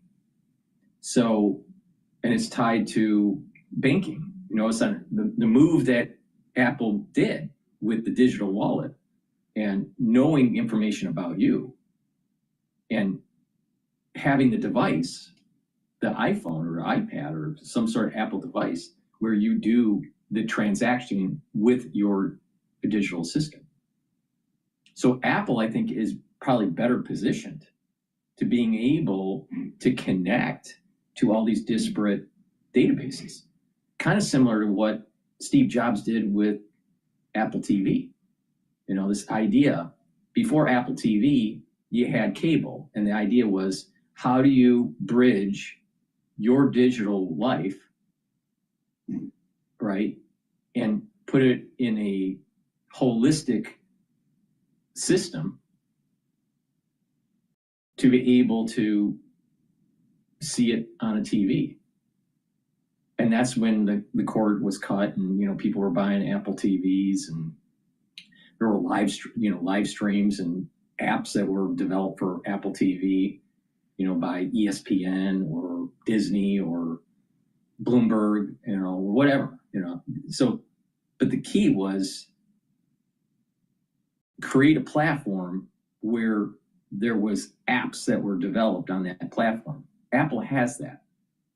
So it seems to me that Apple is more positioned to get to this digital assistant, especially with Siri, but they're behind with actually the LLMs, the large language models, and they have to piggyback on OpenAI. They don't have their own. So they're kind of behind on the LLM, but they're ahead on the platform. They do have your information. They're ahead on banking transactions because they have the digital wallet. So these different players have different competitive advantages. Meta doesn't have a platform, really a software and hardware platform like Apple. Meta probably knows more about you than Apple does. And Apple has a history of connecting these different companies to be able to have a seamless user experience. Meta doesn't have that. Meta doesn't have that competitive advantage. So it's interesting how this is all playing out, but I personally think that this is moving towards that real, true digital assistant that is actionable, doesn't give you a summary, and that you have to do it. It does it for you. It's just as simple as like saying, you know, digital assistant, you know, do something for me, and you know, it purchases your groceries, and it's delivered, you know, on Tuesdays or whatever. So that's what I think is going on here. I personally think that Meta is behind the 8 ball when it comes to AI in that regard, especially with digital assistant, because I don't believe that they have a seamless platform, nor do they have an experience where they have integrated disparate databases from different companies to be able to really make a digital assistant truly usable. I would bet that Apple is probably the closest to being able to integrate all these different systems because of what they did with music, what they did with TV, and it would make sense what they would do with disparate databases for AI. Now, how that all plays out, I'm not sure. But I would say that Apple, in the long run, would be better off for the integration. But Apple is behind the 8 ball in developing LLM. Up 3.5%, and shares of Restaurant Brands International uses the ticker QSR. That is up now by about 0.8%. That, of course, the parent of Burger King and yes, Tim Hortons. For on-demand news 24 hours a day, subscribe to Bloomberg News Now wherever you get your podcasts. I'm Charlie Pellet. That is a Bloomberg Business Flash. All right, Charlie Pellet, thank you so much. We appreciate that. Alex Steele, Paul Sweeney live here in our Bloomberg Interactive Broker Studio, streaming live on that YouTube thing. I think that's the internet. Go to youtube.com and search Bloomberg Podcast Live, and that's where you'll find us. Well, certainly on the political front here, the story of the day just breaking within the last half hour. National Security Advisor Mike Waltz is to step down, according to CBS News, tied to the Signal issue, some of the texts that were made public here. So we want to get the latest reporting. Fortunately, we have great reporters following the story. Tyler Kendall from Bloomberg News joins us live here in our Bloomberg Interactive Broker Studio. It seems like a pretty high-profile change at the top of the administration. What do we know so far about Mr. Watson stepping down? Right, definitely high profile, considering that President Trump really for weeks has said that he has backed Waltz, particularly after the fallout from this Signal group chat. Now, reports are saying that he's expected to leave today, as well as his deputy.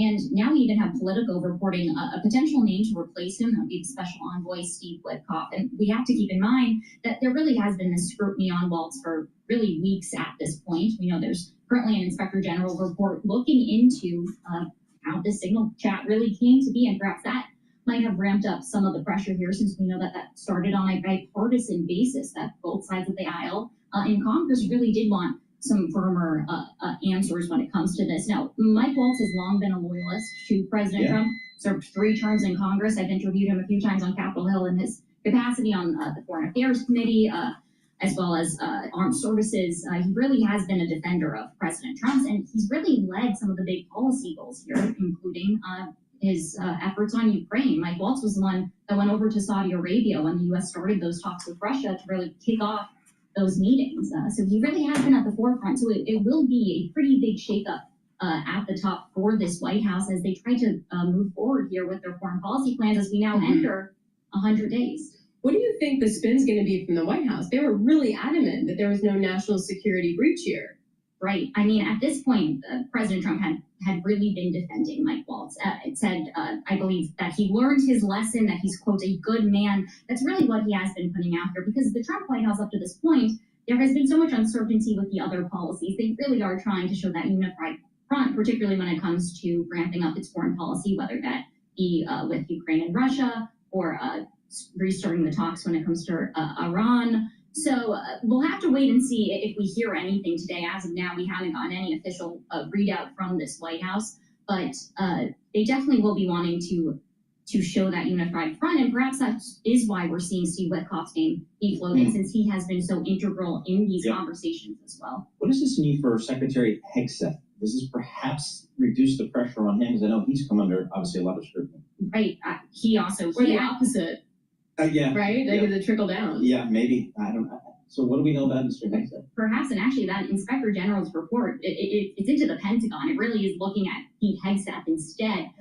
So does this add added pressure? It remains to be seen. Of course, there have been other reports about potential misconduct when it did come to the secretary adding some family members, including his wife, to other Signal chats. There had been other additional reporting that really was ramping up the pressure. But at the same time, we are seeing this administration really push forward with its plans to, as they say, streamline the bureaucracy. And they think that Secretary Hegseth has really taken a role in that, particularly at the Pentagon, canceling certain programs, rerouting funding to different initiatives, for just one example. So we'll have to see kind of what happens here and what sort of readout that we do get. All right, Tyler, thank you so much for joining us. We appreciate your reporting. Tyler Kendall, Bloomberg News, joining us live here on our Bloomberg Interactive Broker Studio again. So the National Security Advisor, Michael Waltz, and one of his deputies stepping down, according to the report on CBS News. We'll have more reporting on that going forward. Let's get back to these markets. If Charlie Pella can say the markets are ripping, I can say the markets are Just ripping. blame him, it's fine. Yeah, exactly. S&P up 1.5%, the Nasdaq up 2.5%. Let's check in with the professional here, Marcy McGregor, head of portfolio strategy for the CIO at Merrill and Bank of America Private Bank. I like keeping the Merrill name because the Merrill name is one of the great names on It makes the global title Wall Street. really long. It makes the title really long, but I would have kept Merrill in the name.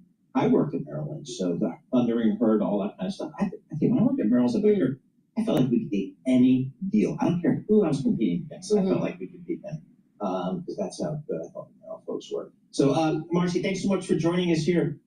Boy, volatility, I mean, if you like it, this is your kind of market, I guess. What kind of conversations are you having with your clients these days? Yeah, I mean, we're trying to help our clients kind of navigate through what I think of almost as this dense fog of uncertainty, of course, on the policy front, on the macro front, and really trying to get our clients to take a step back, understand that being really well diversified, being really disciplined in a market that can probably continue to feel choppy from here is the most important thing we can do as investors. So I say, like, stay diversified, stay invested, really stick to our knitting here. This fog will lift and we'll be able to see through the other side. When you say diversify, everyone says that. What does diversify mean to you over there at Bank of America Merrill? Yeah, when I think about our portfolio positioning right now, we do have a preference for equities over fixed income, and it's global equities. So we have a pretty significant strategic weighting, both to international developed equities and emerging markets. And then on the fixed income side, we're actually not taking huge positions on the fixed income side. We like to use fixed income as a diversifier, kind of as that balance of the portfolio. And then, of course, for our clients that are qualified investors, alternative investments makes a lot of sense. Private markets makes a lot of sense in a well-diversified portfolio. And, of course, those big overarching themes. So, yes, we're in this moment of, I think peak uncertainty is behind us, fortunately, but we're in this moment of uncertainty about what the economy looks like going forward. But I think there's a lot of trends and themes that aren't changing, like the innovation in our economy, like investment in infrastructure, data centers, areas like that. I don't think those big picture trends are necessarily going to change because they're so long term. Marcy, we've seen over the last, I think just here in 2025 and maybe late 24, kind of a move into international equities, maybe even fund flows, material fund flows out of the U.S. market into other parts of the world. How do you guys think about the U.S. versus non-U.S.? Yeah, when I think about international markets, certainly a dollar coming off the way I think of it, like the eye-popping strength that we had seen recently. So we have this dollar that's moderating. Our view is that the dollar likely continues to moderate from here, really kind of lending some support to international markets. But what keeps me from getting outright bullish outside of the U.S. is we haven't seen the earnings come through. While the U.S. earnings picture expectations have clearly been trimmed over the last several weeks, we still think U.S. corporate earnings stay positive in terms of a growth rate through all of this uncertainty. So I need to see the green shoots on the earnings side to get me a lot more positive on international markets. But a dollar that is moderating, I think, will likely continue to help international from here, probably for the balance of this year. So the answer is I want to own both, but I do still have a preference for U.S. relative to the rest of the world.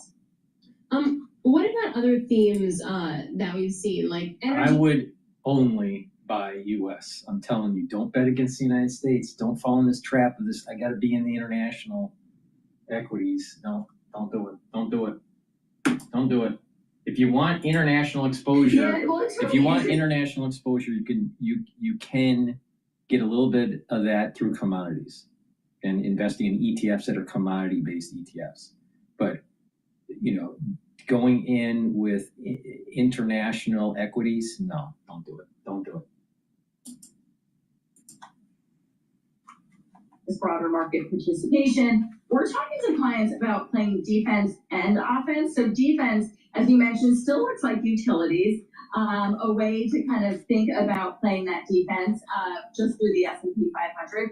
I also like dividend-paying stocks, especially in a world where we're wondering if the Fed will or won't cut. as the economy shows signs of softening. I think dividend paying stocks and dividend growers is going to be really interesting. When I think about energy as a sector, it's the only sector I think that's in negative territory in the most recent period for the index this year. I'm a little cautious on energy. I do think when I think about what else could come from Washington to provide a little bit of a cushion from growth, lower energy prices would be a boost to the consumer. We need the consumer to stay resilient here. So I would think about so I'm less positive on energy. The area of the market that I think has the potential to continue to lead as we get to the other side of this uncertainty is financials. Financials are going to be insulated from some of this trade noise.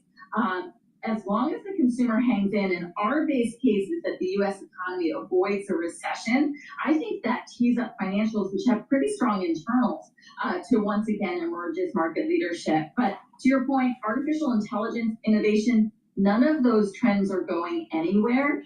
So I think the investment cycle continues as we're in this kind of big picture arms race for technology and AI. Marcy, my notes tell me that you're based in Savannah, Georgia. Please tell me that's not the case.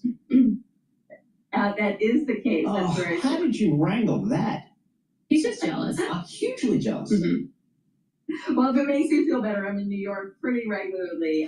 But yeah, as I look out the window here, I mean, that might be pound for pound the prettiest city in all of America. It is awesome. Is it? Down there? Yeah. And she went to Rutgers. Good. Yeah. But then she ends up in Savannah, Georgia for bank. It's all jealousy. It's all jealousy. Marcy, thank you so much for joining us. We'll have you back. We really appreciate getting some of your thoughts on Marcy Gregor. She's head of portfolio. Please go to my store, the-studio-reykjavik.com, and get the probiotics that I have. I have two types. You can get it in the veggie cap version. It also has turmeric, so it helps to bring down inflammation. But this is a great product. But also, you can get it in a powdered form. All right, I have a powdered probiotic. This is the one that I take because I take all these different powders during my lunch. I take the collagen, the gladiator barley, the boomer boost, the lignans, the probiotic. It's just easier for me to take. But either one is very high quality, and it's something that you should be taking every day. A good gut biome is really important for several reasons. It helps to bring down inflammation at the GI level. And by bringing down that chronic inflammation, you're improving your immune system. You're improving that mucosal lining in your gut, and you're making it thicker. That means that you're going to have a better gut biome. You're going to have more protection through that mucosal barrier. So it's helping the health of the lining of your gut. And you're going to have higher concentrations of IgA, which is a type of antibody. That's all important for your immune system. With a better gut biome and a thicker mucosal lining, you're reducing the chances of DNA damage in the crypt of your gut. It's through DNA damage in the crypt of your gut that leads to polyps. So you don't want that, right? So it's very important to have a healthy gut. Another thing is that with a good gut biome, you're going to be able to absorb your nutrients better. And you're going to be able to communicate between your gut and your liver, and your gut and your brain. You'll also notice that your skin, your hair, and your nails are improved. So please go to my store, the-studio-reykjavik.com. Get the probiotics either in the veggie cap form or in the powdered form. Very important to take every day. Drink it with filtered water. Very important.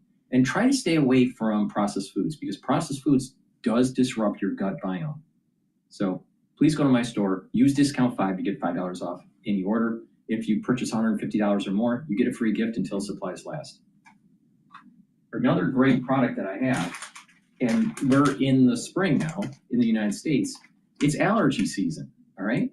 So if it's either allergy season or the cold season, or even if you're in an environment that has really bad air, sometimes you're living in the city or you're living next to maybe an area that has wildfires, you want to mitigate some of the irritant in your throat, all right?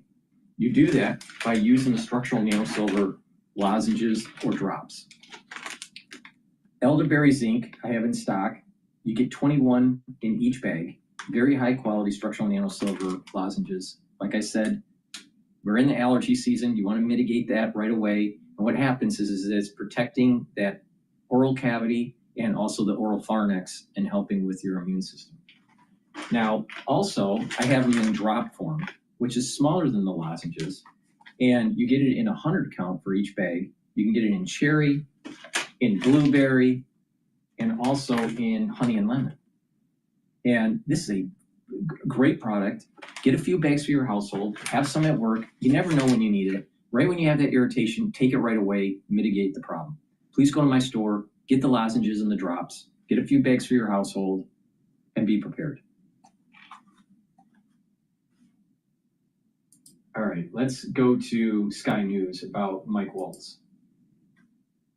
Who is greeting people. I think what we're looking at actually, viewers, we're just looking at the preparations before the beginning of the National Day of Prayer, an annual event held at the White House on the first day of May in the calendar year to gather faith leaders from all across the country for a moment of reflection and, of course, prayer. We are expecting to hear from Donald Trump, who will give opening remarks for this event. Not clear whether there will be a news conference, but of course those questions about the decision to lose Mike Waltz as National Security Advisor, and questions, I guess, about whether or not pressure now turns to Pete Hegseth, the Defense Secretary, who, as Don has been pointing out, was involved in that signal group chat, and Pete Hegseth has had his own secondary signal gate when he also added his wife and his brother and his personal lawyer to a signal group chat, and again discussed what you would imagine are very sensitive matters, security matters that should not be discussed on a privately held group chat.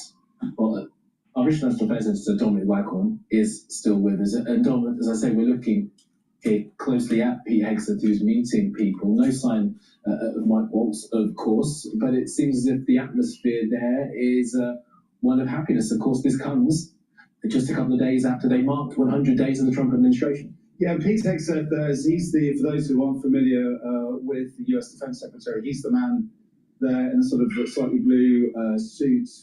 He's sort of side on now, he's wearing those aviator shades. He's meeting members of, as you say, the sort of congregation, and I think a military official there preparing for what I think is a prayer event at the White House. But while we're looking at those pictures, this is, I've got in front of me what he put on that signal group as senior members of the Trump administration were discussing. Right. It looks like in Ukraine there were some overnight drones that were shot down. Economic imperative for the United States, a strategic military lifeline potentially for the Ukrainian people. But many Ukrainian people say while they have faith in the American people, they don't necessarily trust the ability of US President Donald Trump and his White House to stay the course and stick to his promises. Many people seeing this deal as the United States seeking profits while the Ukrainian people are still fighting a war. Zain Basravi, Al Jazeera, Kyiv. Well, those attacks come as the US and Ukraine announced the establishment of the Reconstruction Investment Fund. The long-awaited agreement allows Washington access to Kyiv's rare earth minerals. The US says the deal is proof it's committed to a peace process that will end the war. For more on this, let's speak to Lisa Yasko, Ukrainian Member of Parliament. She's joining us live from Kyiv. Welcome to the News Hour. So I want to start with the fact that some of the resources, Ukraine's resources, are in territory now occupied by Russia. Do we know if the deal that's been signed applies to those regions? At this stage, we don't know that, and this deal is actually not the final deal. This is one of the first steps, and many more details will be coming after. We also need to ratify a number of things in this deal in the parliament. We need to amend the budget. So at this stage, we don't know so many details, but definitely we would be negotiating, and we will be very interested in having this deal also on that minerals that are also under occupied territory, because for us that's very important that Russia will not have access to it, that it should be our well, it's our land, but we are happy to open it for reconstruction of Ukraine together with our different partners. But that's potentially a very big challenge for any deal concerning Ukraine's natural resources, isn't it? If you're going to be talking about those that are in what's now controlled, occupied by Russia. Definitely that Russia will be accepting. We are not having illusions, we don't think that Russia will accept anything very, very quickly. Russia is always denying and rejecting everything. They're only interested in their own imperialistic approach, and that's it. The Trump administration has said in the past that having U.S. investments in Ukraine should serve as a security guarantee. There's no explicit security guarantees in the deal, what we know of it so far.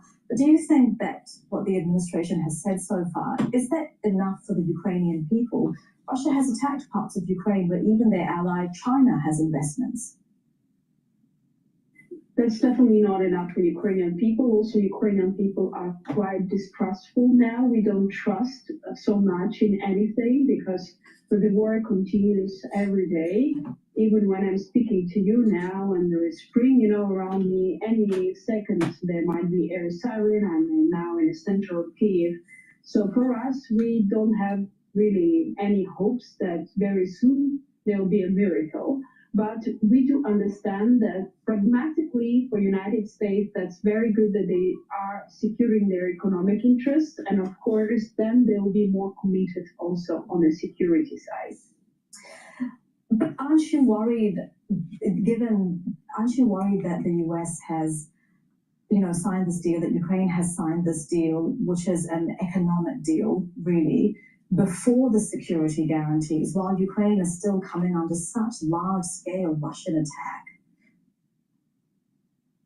So at this stage, the details that we know about this deal are fair. We believe that that's quite a positive deal at this moment, and there are negotiations and many things happening about reaching the ceasefire and the security architecture of the future. We don't want to have that conversation only with one side or with one partner. We believe that together with Europe, with our like-minded countries, with different countries around the globe, including Arab, Turkey, we need to make sure that we commit to the future of security of the world. This is very important. So we don't believe that it can be done like security guarantees overnight and only with the United States. The deputy chairman of the Russian Security Council, Dmitry Medvedev, who's also, of course, the former Russian president and prime minister, he said that Trump has broken Kyiv into paying for American aid with minerals, adding they'll have to pay for military supplies with the national wealth of a disappearing country. What do you make of that? Well, Russian statements are always absurd and very concentrated around imperialism, the Russian imperialism that I already said. They justify all attacks on civilians and killing children by the reasons that they invent. So what else can I say? Ukrainian people don't take seriously, and all, I think, civilized world is not taking seriously the words of Russia now. That is the Ukrainian Member of Parliament, Lisa Yasko, joining us live from Kyiv. Thank you for your time. Thank you.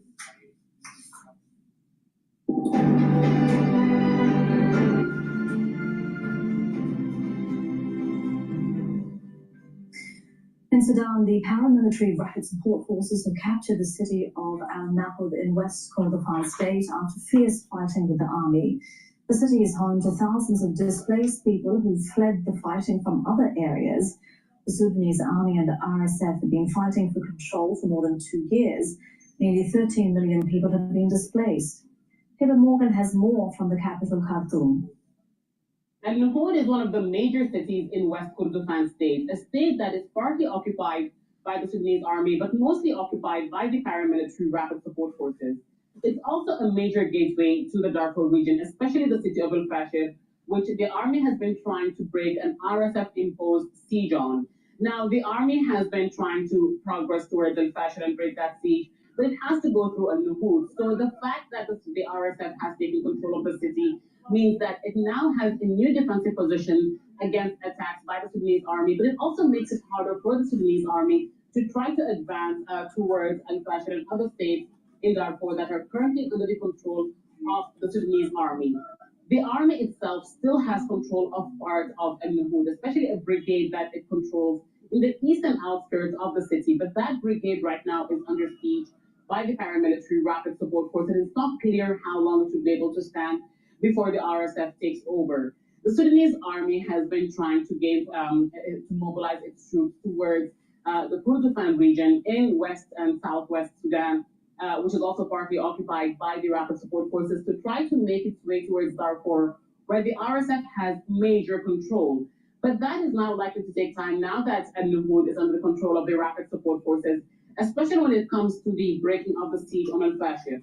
Meanwhile, the RSF continues its artillery shelling on the city of Al-Fashir, which it has been trying to take over for more than a year. The United Nations says more than 500 civilians have been killed in the past 3 weeks alone of fighting between the Sudanese army and the paramilitary rapid support forces, especially after the rapid support forces took over a displacement camp in Darfur, in North Darfur, known as Zamzam Displacement Camp. That has left more than 400,000 civilians displaced as a result of the attacks. Many of the civilians in Al-Fashir right now saying that because of the continuous artillery shelling and because of the lack of humanitarian assistance, they don't know where to turn to, and they don't know if they'll be able to survive another day. Hiba Morgan, Al Jazeera, Khartoum. Tens of thousands of protesters are taking to the streets around the world for May Day, also known as International Workers' Day.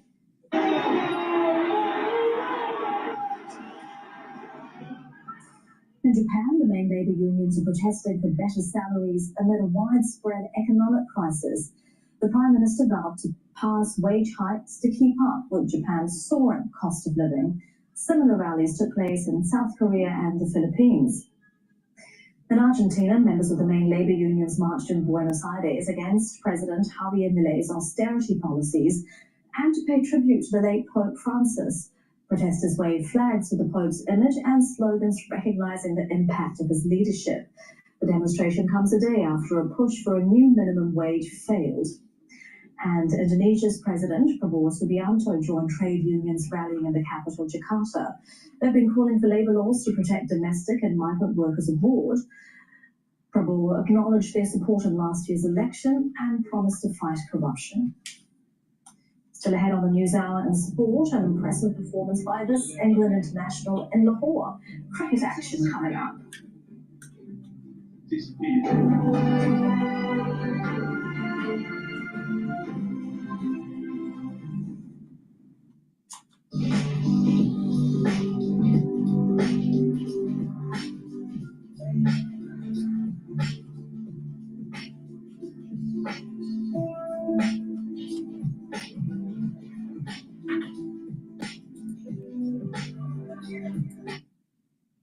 All right, let's go to live now here for a sec. No, let's go to Sky News here. But he's got to make this team probably settle down more. So I suspect he'll be actually more critical of what they have done and what they are doing. And I think there will be a sense that there will be other people he will readily bring in. So I'd be surprised if there isn't a fair bit of movement in all the teams in the White House in the next couple of months. And, you know, we talk about Pete Hegseth. I mean, most people in the American military don't think that he's going to be there for all that long. I mean, I think that's the vibe coming out of the Pentagon, that they don't think that he's got well, he certainly doesn't have the experience, but they don't think he has the sort of roots in defense in the way that they understand it to be a long-standing defense secretary, which would be a problem because the United States needs a very stable set of people at the top, and they certainly need in the Pentagon a very stable defense secretary who people have confidence in, who represent continuity. But Pete Hegseth, he worries people because he's so unpredictable and because he really doesn't have enough background in the subject. He speaks very assertively about things he doesn't seem to understand well enough.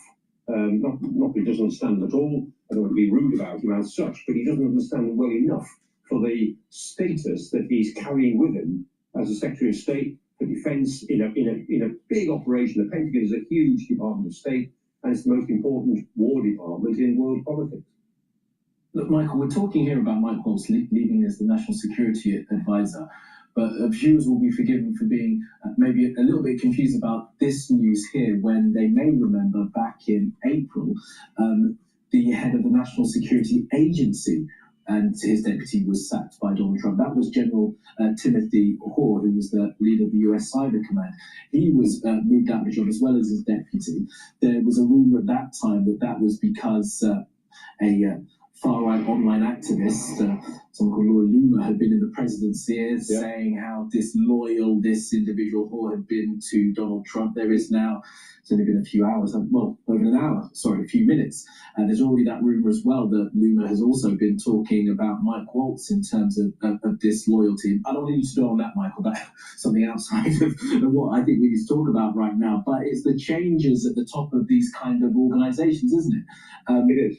And just distinguish for us, if you can, from the National Security Advisor, as Mike Waltz was, and those guys from the National Security Agency, and perhaps are they more consequential losing those roles earlier in April? Well, the National Security Agency is much more executive. The National Security Advisor is an advisor to the president, and it's a very personal role. The National Security Agency is the agency that looks after all 19 of the security services of the United States. And so, you know, we in Britain, we have really 4 security services: MI5, MI6, GCHQ, and Defence Intelligence. So we have 4, and they all feed into one area. In the United States, they have 19 different agencies.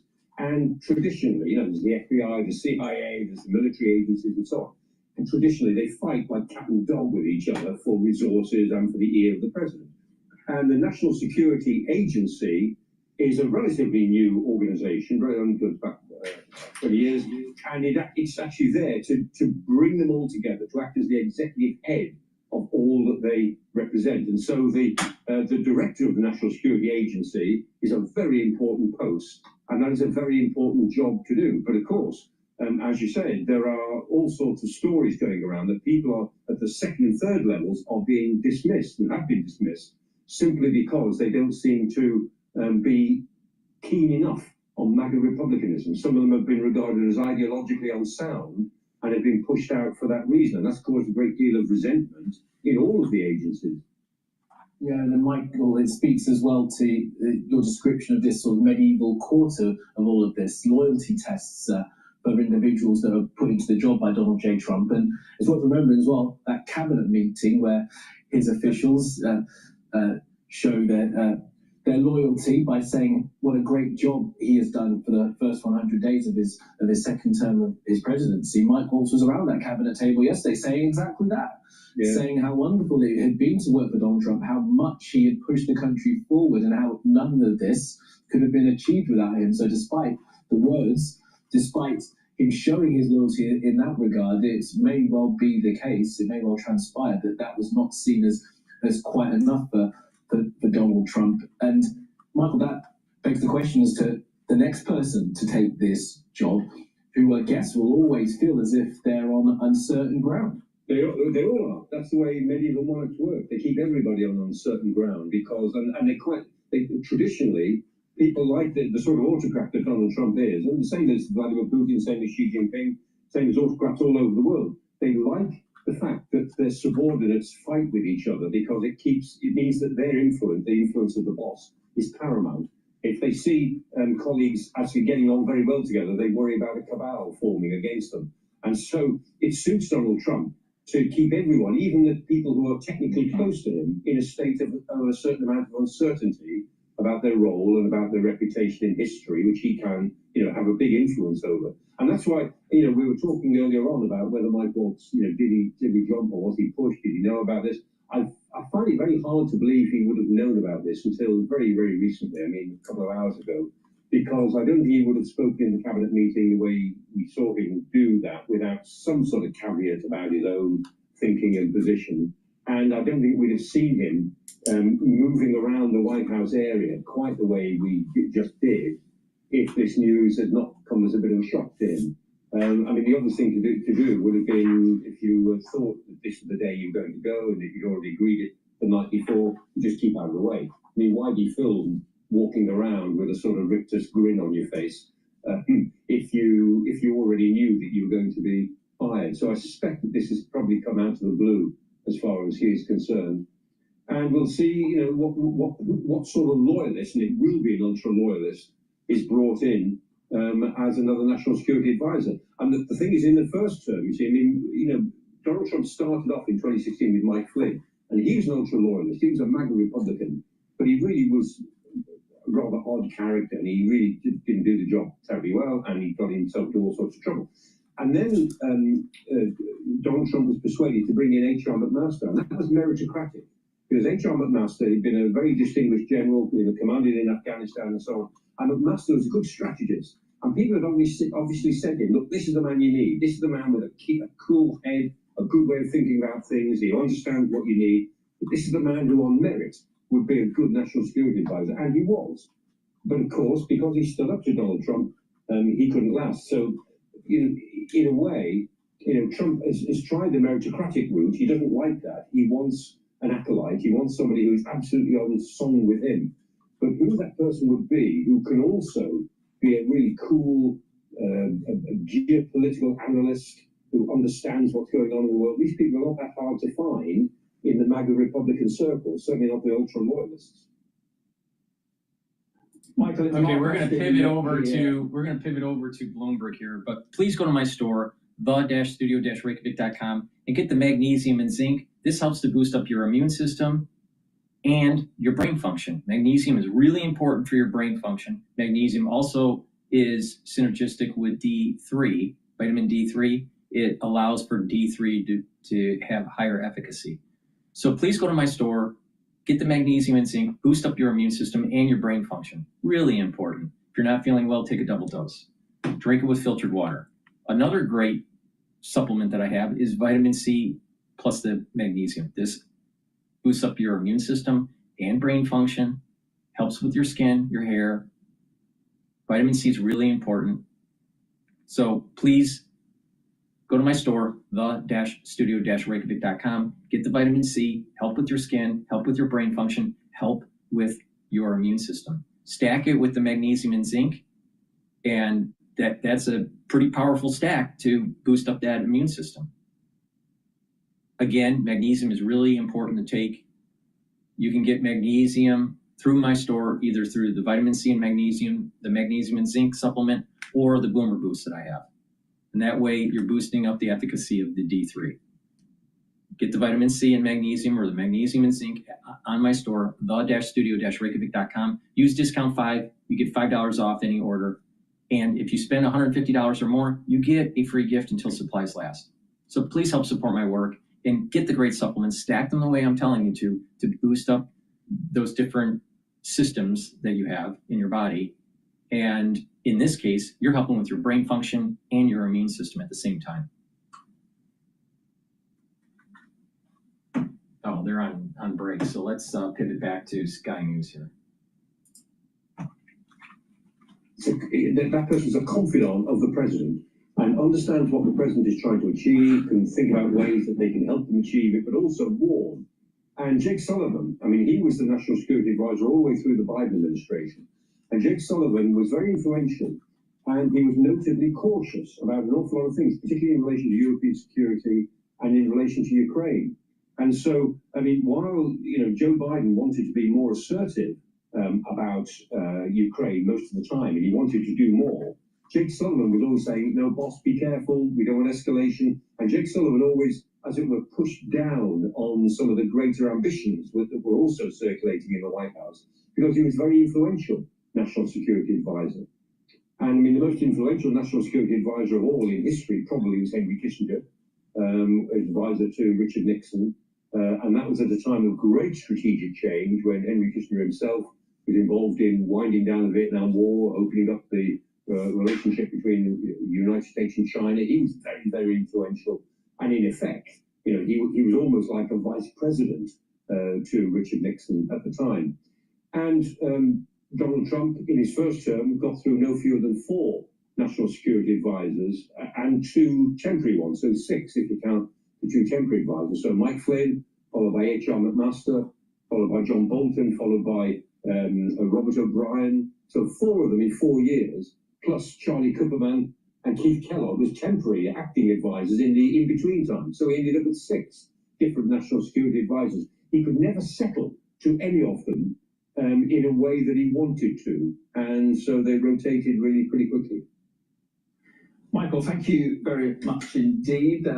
As I say, we're waiting for Donald Trump, who is expected to make some remarks at a prayer event that is being held at the White House. Let's bring in our US correspondent, James Matthews, who is in Washington. So, James, just pulling this together, it is presumably paying the price for that security breach over the Signal chat. Yes, Mark, and you know, timing's everything with Donald Trump. This week, we have had the 100-day milestone, haven't we? The measure for many about the measure of the president's performance. I suspect this is a sacking that has been in the post since the scandal broke, but it could not take place until we got beyond the 100 days. So that on reflections about Donald Trump's performance, that wasn't the plot on the copybook, but you know, his card was marked, Mike Walls, from the moment this scandal broke. And what a scandal it is to look at that Signal chat, this emoji-laden Signal chat about a US military strike. It read like gossip from excited youngsters, talking about timings, talking about weapons to be used, putting the lives of US service personnel at risk. And Mark, I remember I was covering the first Gulf War, as perhaps you were too. I was in Saudi Arabia, and I'll never forget the day when British aircraft were taking off. There was a journalist beside me who said, there they go, live on TV, there they go, the British Tornado aircraft going to bomb Iraq, going to bomb Baghdad. A military officer who was nearby ran up to this correspondent. He said, if I had a gun, I would shoot you myself. He said, in Baghdad, they're watching Europol, they're watching live TV, and they know exactly when these aircraft are going to arrive. So that's the danger. But here's Donald Trump making his way towards the Rose Garden now, Mark. National Prayer Day. He will be praying that he gets through the day and beyond, because this, make no mistake, is the scandal of his presidency so far. Okay, let's have a listen to what the president has to say. Well, good morning. This is a beautiful day. Could not have asked for a more beautiful day than this. And maybe that means something that brings us a little luck. But it's a great honor, and I'm delighted to welcome you to this very special place, the White House, to celebrate the annual National Day of Prayer. And we're doing it up big. This is the first time they've done it this way, and you deserve it. We all deserve the White House. The White House is special. We're bringing back religion in our country, and we're bringing it back quickly and strongly.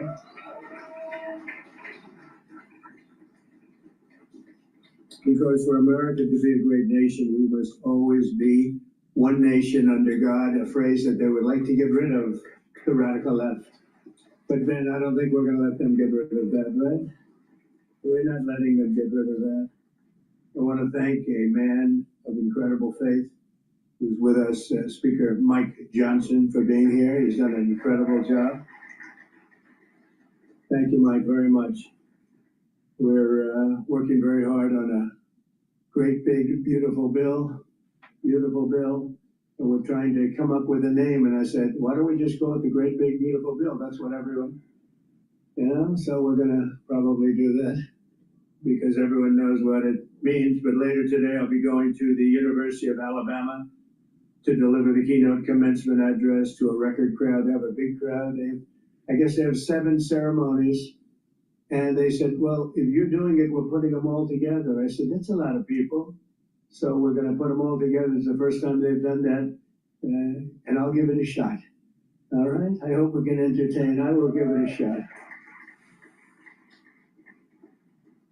But before we begin, I want to let you know what I was just doing in a really great meeting with Speaker Johnson. We had also Majority Leader Steve Scalise Chairman Brett Guthrie, who's a fantastic guy, and Chairman Smith. Everybody knows Chairman Smith. He's the most knowledgeable person on taxes and finances there is, to be updated on the progress of the one big, beautiful bill. We love that bill.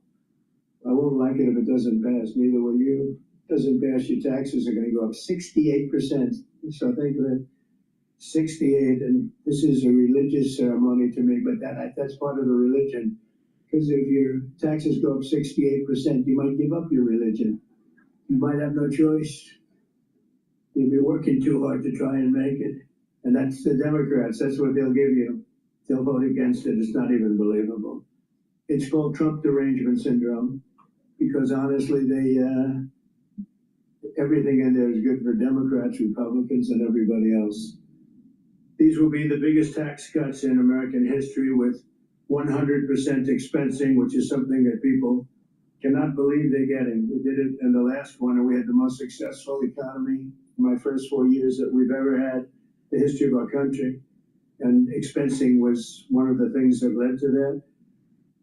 But it's 100% expensing for companies investing in America, and increasing take-home pay for the typical family by thousands of dollars a year. And to show you how middle income this is, there'll be no tax on tips, no tax on overtime, no tax for the great seniors in Social Security. So you have no tax on Social Security for our great seniors. And we have full deduction for interest. If you buy a car that's made in America, you get an interest rate deduction. That's going to be it's got to be made in America. If it's not made in America, we really don't care if you buy it or not. If it's made in America, we want you to buy it. We make the best cars anyway. Things are moving along very well, and I just wanted to say the final details are coming together, and they're coming together rapidly, and I think we're right on schedule, Mike and everyone. And I want to thank you and this group and all of the people that are over there right now, not in the sun. They're working on the bill. It will be the biggest bill ever passed in the history of our Congress, our Senate and Congress. That's a big achievement. One of the things that's very important will be saving Medicaid for Americans in need. We will not let the Democrats destroy it and all the waste, fraud, and abuse that they seem to love. And they will decimate Medicaid if they get the chance. We're not going to give them that chance. So just remember, we will be saving Medicaid and strengthening it. It will be actually very strengthened. And they are going to decimate it. We can't let it happen. And very simply, to finish that, we will make America rich and healthy again. Now, why don't we say rich, healthy, and religious again? Okay, shall I add that for this group? Right there, Patrick? Thanks as well to the great people that are here.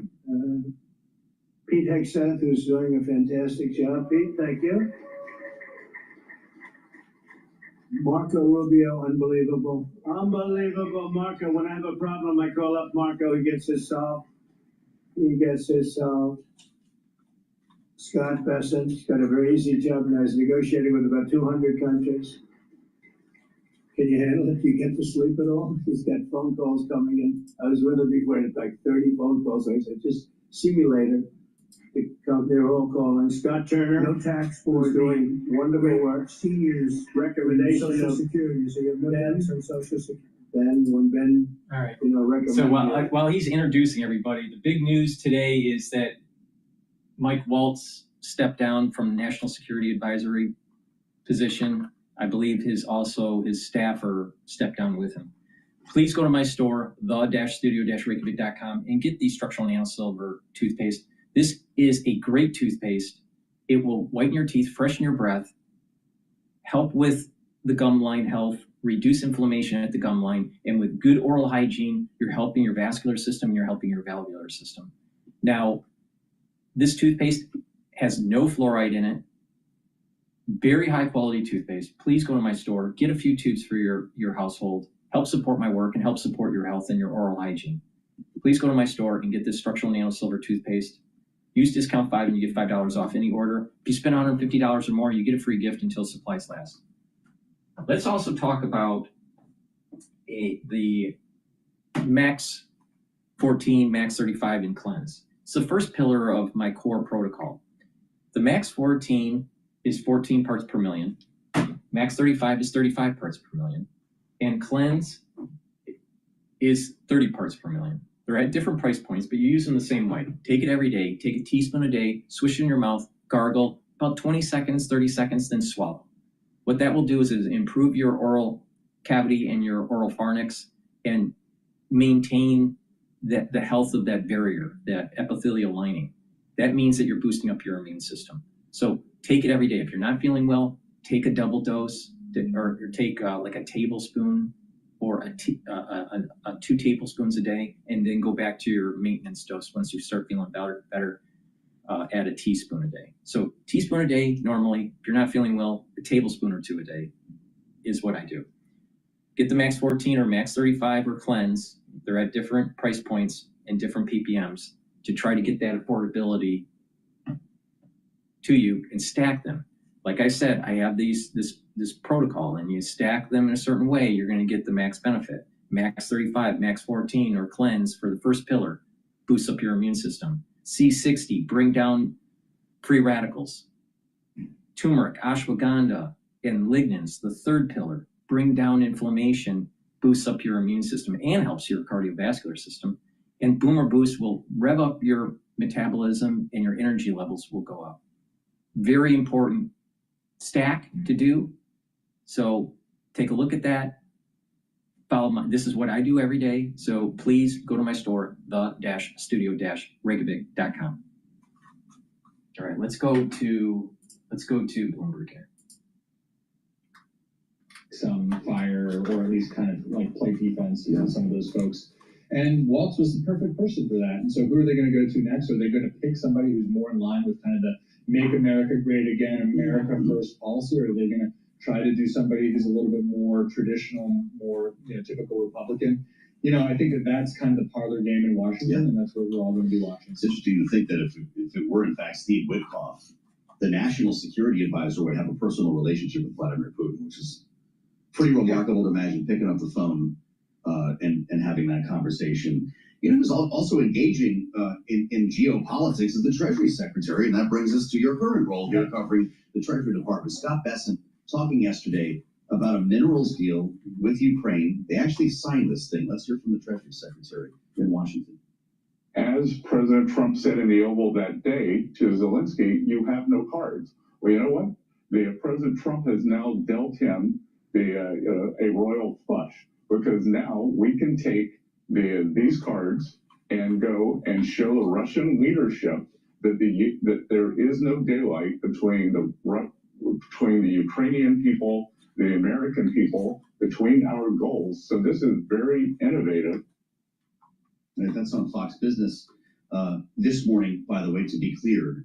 An important deal for a lot of reasons. This White House has led us to believe that it would create the path to an actual peace deal. Is that the case? I think that's what the White House believes. Yeah. I think that there are still some major sticking points in any potential peace deal with Russia. And you have to start with, does Vladimir Putin want peace in Ukraine? Mm-hmm. You talk to the Ukrainians, they say no, he doesn't. He's not interested in peace. He's interested in stalling. Mm-hmm. He's interested in tilting the field in his favor. He's interested in playing the Trump administration to his advantage. But leaving all that aside and where that all is going to go, I do think that it was, at least for the moment, a victory for both the U.S. and the Ukrainian sides in getting this deal over the finish line. And I it's interesting to listen to Bessent talk there and use this metaphor of playing cards, right?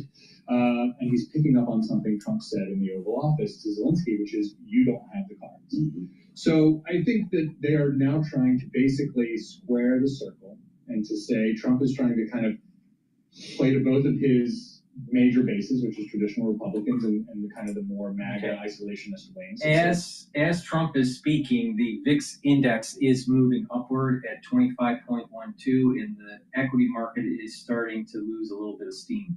It's trading at 5,616. So, like I said, there's always event risk when Trump is talking. it actually means in terms of a war where many thousands of people have died and are continuing to die on the front lines.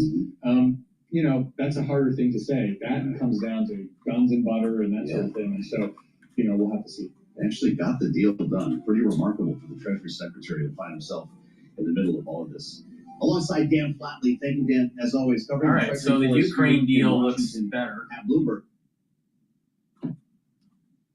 Please go to my store, the-studio-reykjavik.com, and get the collagen. This collagen is a powder. You get a large scoop. This is a month's supply. Take it every day. Mix it with soft foods. That's how I take it. Or you can mix it with filtered water, milk, a smoothie.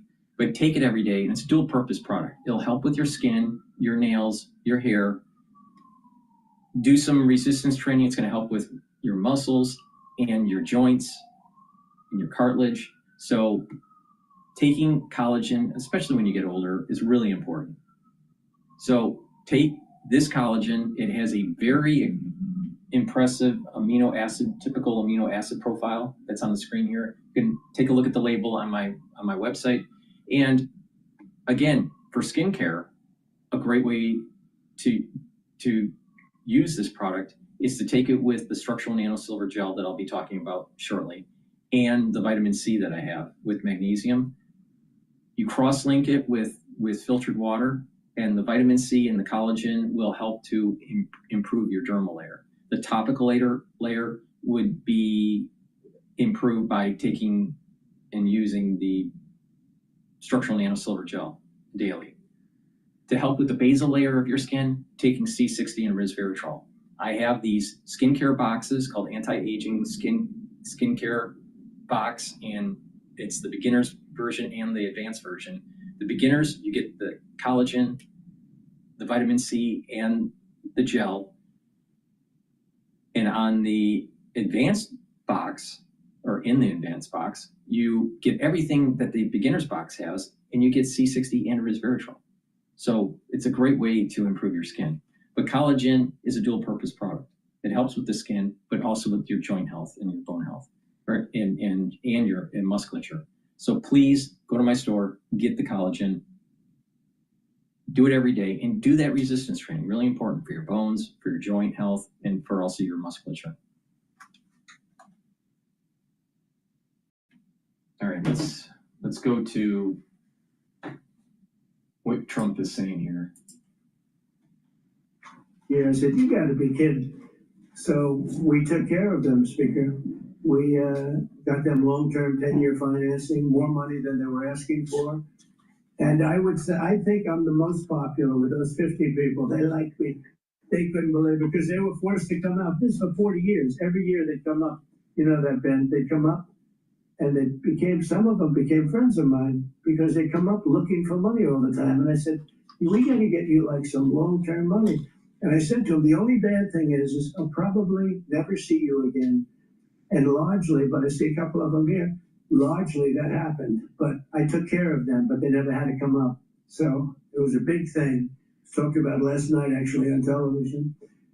Today, as the American people turn to God in prayer, we continue a tradition older than our independence itself. Nearly 250 years ago, on June 12, 1775, the Continental Congress appointed a day of fasting and prayer so that Americans fighting for their liberty could seek the help of the Almighty. And when you look at that, June 12, 1775, so we have a very, very special day coming up. You know, we have a lot of them during this term. And interestingly, I had none of them had I not had a rigged election. Had the election not been rigged, I would have been out of here. I would have been gone. The radical left would have said, we got rid of him finally. But no, now they have me for another 4 years. We talk about that. And in the other 4 years, you know, I sort of said, I got the Olympics to come in, and I got the World Cup to come in. And I said, you know, the sad part is it's going to be in the, would be the third term. None of it came in during the, what would be the normal, you know, the more normal way of doing it, like counting the proper votes, et cetera, and just going on. I wouldn't have been president. But now we end up with 4 years later, And we have the 250-year anniversary, and that will be June 12th, 250 years. And you have Flag Day, so there's something happening on Flag Day. It's my birthday. But so you have 250 years in this term. You have the Olympics in this term. We have the Olympics going to Los Angeles. And we have the World Cup. And I was very instrumental in all three of them. They said, would you do it? Because another president refused to call. They needed for the Olympics and the World Cup. They needed the support of the president. And that particular president refused to talk to them. He didn't want to talk to them. I don't know why exactly, but he didn't want to talk. So they said, could you talk? And so I talked, and I talked them into it. And we got those two, and we have 250 years. So this is going to be really 4 years of celebration. So get ready. And we're going to always bring God with us. We're going to bring God to those celebrations. We're not going to forget about God. In a letter to wife Abigail, John Adams wrote of his first National Day of Prayer, millions will be upon their knees at once before their great Creator, imploring his forgiveness and blessing and asking for his favor on the American cause. Beautiful.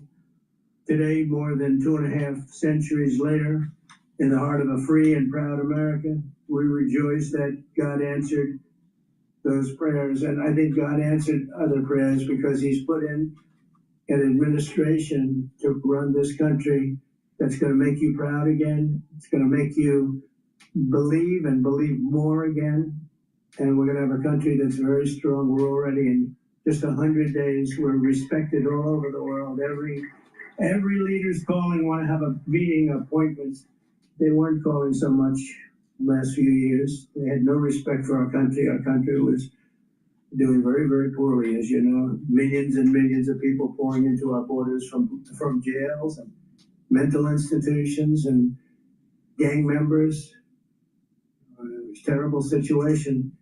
And yesterday, I don't know if Christy Nome is here or Tom Holman, but yesterday we had the lowest, safest border in history, 99.999. In other words, 3 people got in, 3. And in the previous day, it was hundreds of thousands of people were coming in. We had 3 people. And we have it locked down, but we are allowing people in, but they have to come in legally. So it's a big thing. So I think it's a very big thing. It's just so appropriate that here we are, with so many things that are happening, so many great things, and we won't let countries... Let's go back to balance of power. Waves here in Washington and on Wall Street, and it's something that we talked to Senator Elizabeth Warren about. She joined us on the late edition of Balance of Power. Myself and Kaylee Lyons, I started by asking Senator Warren if she thought the recession had already started. Listen. And the overwhelming majority say if we're not already, we are certainly sliding into one. The damage done by the chaos around the Trump tariffs has really delivered a body blow to our economy. And of course, we've seen it in the stock market, we've seen it in the bond market. But look, where we really are on this is that families are struggling, and they're delivering that message. Remember how Donald Trump won. He said he would lower costs on day one. Those were his words, on day one. He gets elected. He immediately says that is one of the main reasons he won. We are 100 days in, and what has happened? The economy has shrunk, and the price of groceries is up for families all across this country. That's a bad economic outlook. Well, when we consider that outlook, then, Senator, knowing we are a week away from the Federal Reserve's next rate decision, if they choose not to cut next week, to wait to June or July or even after that, would President Trump be right that Chairman Powell risks being too late? You know, the problem now is the crisis that Donald Trump has created. Chairman Powell said, as soon as Donald Trump started announcing these red light, green light tariffs, that we were going to have tariffs across the board on virtually every nation, on virtually every product, that the consequence of that would be to do 2 things. One is to drive up prices, in other words, an increase in inflation, and 2, to drive up unemployment. And you all know what that means. That's stagflation, and it neuters the Fed's only tool, and that is changing the interest rates. Because if they increase the interest rates, that will help push down inflation. but it will drive up unemployment. And of course, the reverse is true. If they lower interest rates, they run the risk of setting inflation aflame at this point. So Donald Trump has created a crisis, and now the tool that the Fed would use becomes much less effective for the Fed to actually be able to use it. This is Donald Trump's problem, and he has created it and now compounded it. Senator Elizabeth Warren, Democrat from Massachusetts, with us, as I mentioned, on Balance of Power late yesterday. It was right after that interview. We'll connect the dots on a couple of stories here, right? We talked about the economy, the Fed, and yes, tariffs as well. She was headed to the floor to force a vote on tariffs. An important move here, but a largely symbolic one. To force a vote that would challenge the president's authority and reassert congressional authority over this matter. The Senate rejected that effort. It was deadlocked 49-49. And yes, it was J.D. Vance who cast the tie-breaking vote. She had Rand Paul on her side, but not the vice president. This, by the way, is going nowhere in the House, so it really wasn't an issue to begin with. But it's a good place to start with Mike Warning, watching Congress for us as Bloomberg's Capital Influence Deputy Team Leader. Nice to see you, Mike. Welcome Great to back. be here. That was really more than a symbolic gesture, even if it did pass, right? This wasn't going to happen in the House. Are Democrats powerless on Capitol Hill with this matter? They have to rely on the courts? They pretty much have to rely on the courts. But it is like, well, it's primarily symbolic. What it tells you is that there's already strong domestic opposition that includes parts of the Republican Party to Trump's tariffs. And he started this economic game of chicken with China and other countries, see who can break first. And it's showing the world that the U.S. side is already breaking somewhat because the U.S. side isn't really backing Trump entirely. It would have been more embarrassing for him if he'd actually lost the vote on this. Okay, sure. But a tie vote with several Republicans defecting signals the weakness on top of the polling data that says most Americans think this is a bad policy, the consumer sentiment dropping and fears of inflation and recession. So it's a bad sign for Trump going into it. But on the other hand, the Democrats can't really do much to force Trump. And Trump has a longer political horizon maybe than some of his Republican lawmakers. Well, that's right. Re-election shortly. Well, the real news, I guess, yesterday on Capitol Hill was not this effort. It was the beginning of marking up actual legislation that's going to be part of this reconciliation package. And there have been a lot of meetings. There are meetings with lawmakers who are concerned about Medicaid cuts. There are meetings with Republicans who are worried about SALT. Nobody seems to be on the same page on anything yet. At what point does the Speaker need to corral this group into finalizing bills? Well, it's always a balance between patience and letting things work out over time and keeping people's feet to the fire with a deadline, even if it's kind of at the moment a pretend deadline at the end of May. I mean, they don't really need to get this done until December 31st, and they probably won't. Last time they got it done, I think in the fall sometime.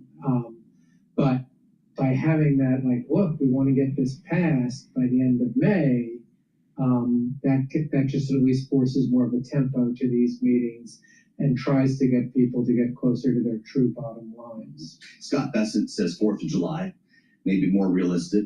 Douglas Holtz-Eakin was on with us yesterday. He used to run the CBO. He's at the American Action Forum now. He said try September. Give him the rest of the fiscal year because this may be a lot more complicated than people are allowing for. But that would also mean managing the debt ceiling in a separate package, having to work with Democrats. This is likely to be the Republicans' reality when we get the X date here, right? There's a good chance of that. I think, though, the Republicans are going to try for at least a little bit longer to keep it tied up with the debt ceiling to create that artificial deadline. If you don't hold people's feet to the fire now and say, look, we got to get this done by the end of May, we got to get it done by 4th of July, we got to get it done by the end of July, we got to get it done by September, then maybe you won't get it done by October, November when it really counts. So you got to hold people to the fire. You got to pretend there's like these earlier deadlines so that when the true deadline comes, you're not in the embarrassing situation of having taxes go up on December 31st and fixing them 2 weeks later. That looks really bad. Yeah, you wonder what kind of a fever pitch this debate will get. Does Donald Trump start picking up the phone? Does he go up to the Hill at some point, march in to talk to lawmakers about all of this? Because Democrats they're sitting back watching this happen here. Yeah, no, it's all, the way they're doing this, it's all within the Republican Party. And you saw today, the president had some of the key Republicans up to the White House to talk about Medicaid. And there's a difference of opinion between the president, the moderates, the ultra conservatives on Medicaid, and they're at loggerheads trying to work that out. That could be a big political problem for them. So they've got to approach it, do a lot now. Yeah, it's funny, no matter how many issues we roll through here, it still ends up being Chip Roy versus the president, right? On so many issues. Chip Roy wants to see Medicaid cuts. The president said in Milwaukee or in Michigan the other night, they're going to raise Medicaid funding. Is that even in the realm of possibility?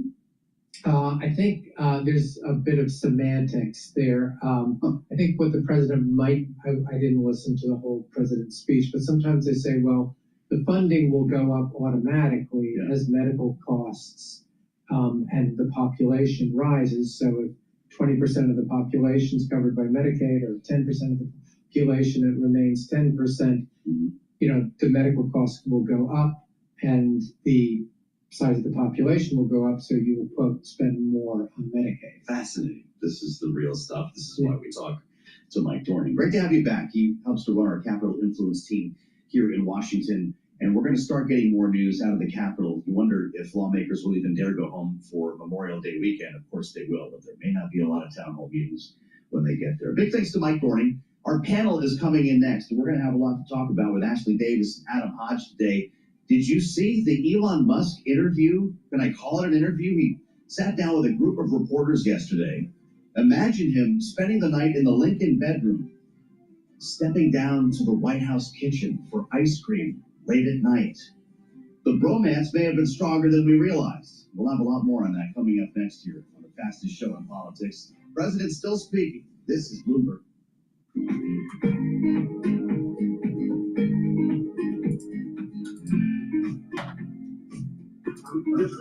When you, it's tens of millions, the millions, millions.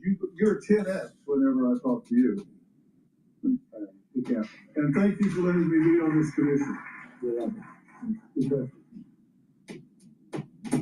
Yes, and please be careful, Phil.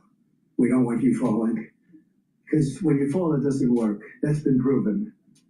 That's been proven. But he doesn't fall. He doesn't know how to fall. I also want to look at Bishop Robert Barron, who has been so great. Bishop, thank you very much. Thank you very much. Thank you. Great job. Pastor Paula White, if you would stand up, Paula, please. Thank you very much. Rabbi, Mayor, Soledad Check. Rabbi, how are you, Rabbi? Thank you very much, Rabbi. Good job. Kelly Shackelford. Good. Nice to meet you, Kelly. Ryan Anderson. Thank you, Ryan. These are great people. Carrie Bowler. Hi. Hi, Carrie. Attorney General Pam Bondi, star. This is a star. Thanks, Pam. That's great. Secretary Scott Turner. Scott, thank you. As well as a man, he has really an excuse. It's Cardinal Dolan, and Cardinal Dolan is in Rome. I just left Rome. Beautiful service. But he's in Rome having to vote for the next pope. I got extremely upset. I said, you can't do that. This is much more important. He was actually torn, if you want to know the truth, which is pretty good. But he's on the council too, and he's a great guy, and I've known him for a long time.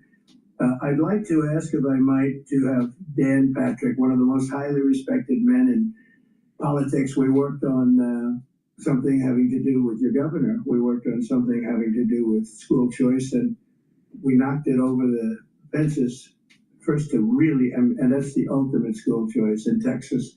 And he's been fighting for it for years, and we got it over the line pretty easily, as it turned out. So please come up and speak. Thank you.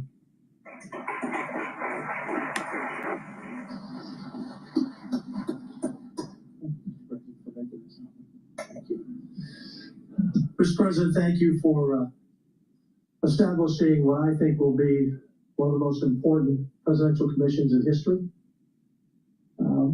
It will be one of your great legacies, of which you will have many.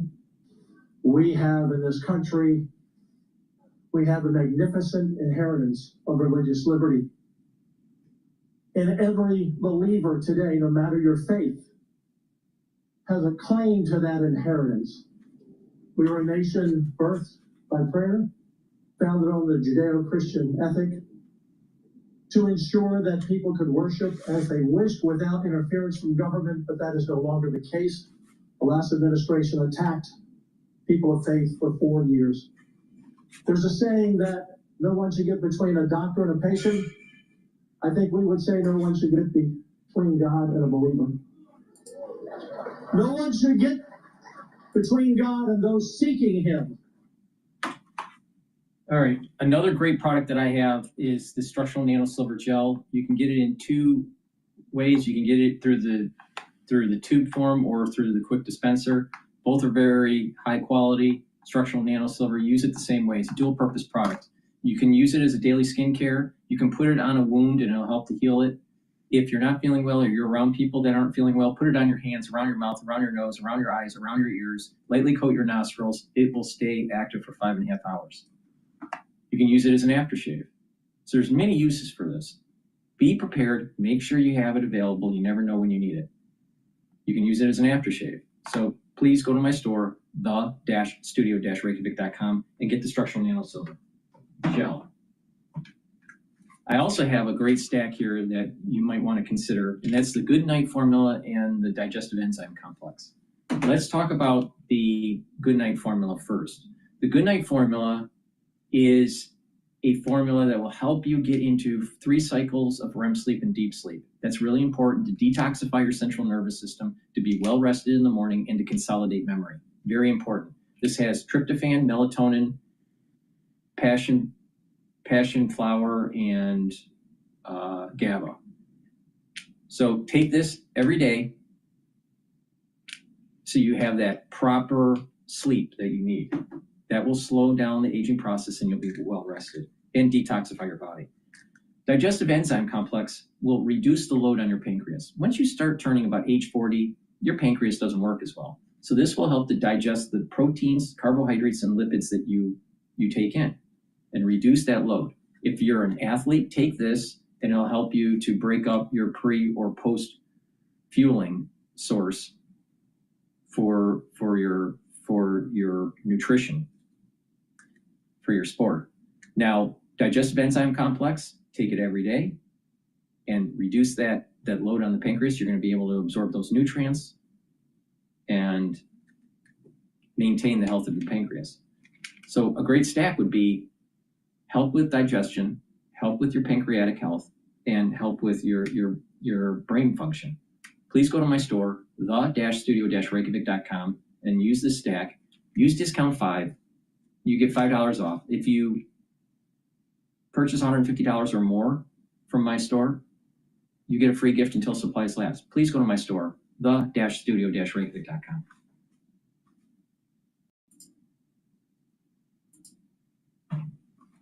From manufacturing to consumer spending, MasterCard's first quarter earnings topped expectations as consumers kept spending. MasterCard shares today, though, down 0.6%. Rival Visa lower now by 0.7%. McDonald's U.S. sales fell 3.6% in the first quarter. McDonald's shares are trading lower today.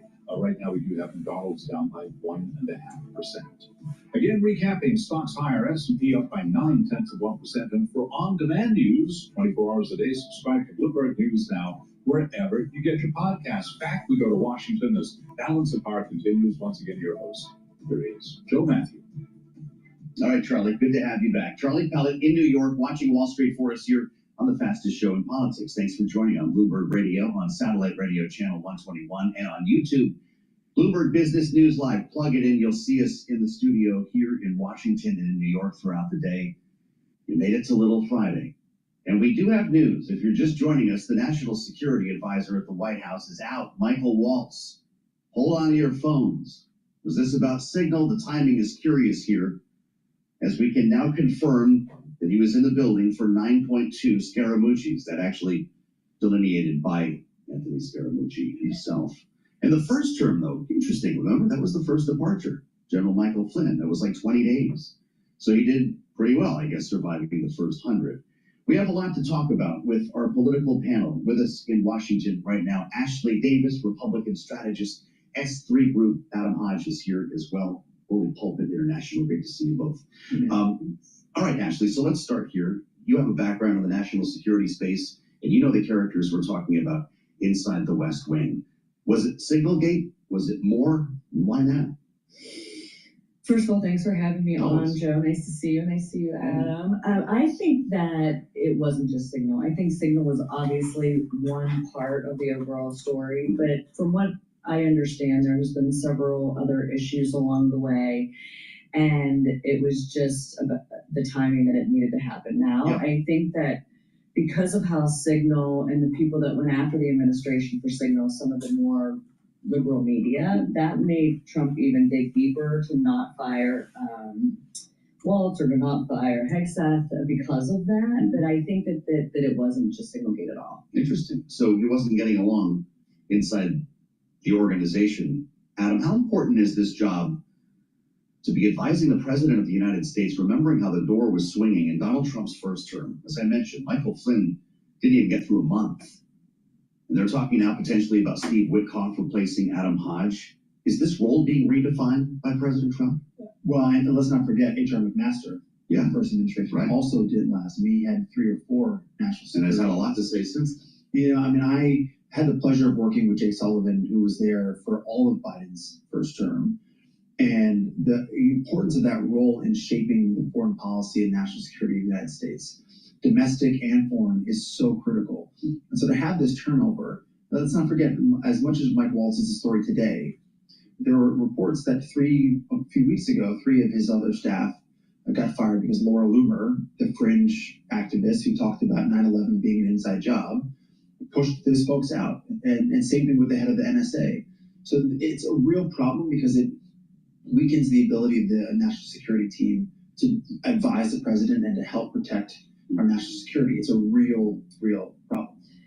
Can I just say, so my person when I was in was Condi Rice, so my bar was really, really high. I mean, Jake Sullivan was good, obviously, as well. But you're right, it is a very serious position. What I am just wondering, though, is Mike Waltz was qualified to do this. This was more, I think, of a personality issue more than it was that he wasn't able to do the job. I think that this is more the media right now of who's replacing him. I don't think we know yet. I think Witkoff is a good possibility because he's kind of already acting in that position in a way.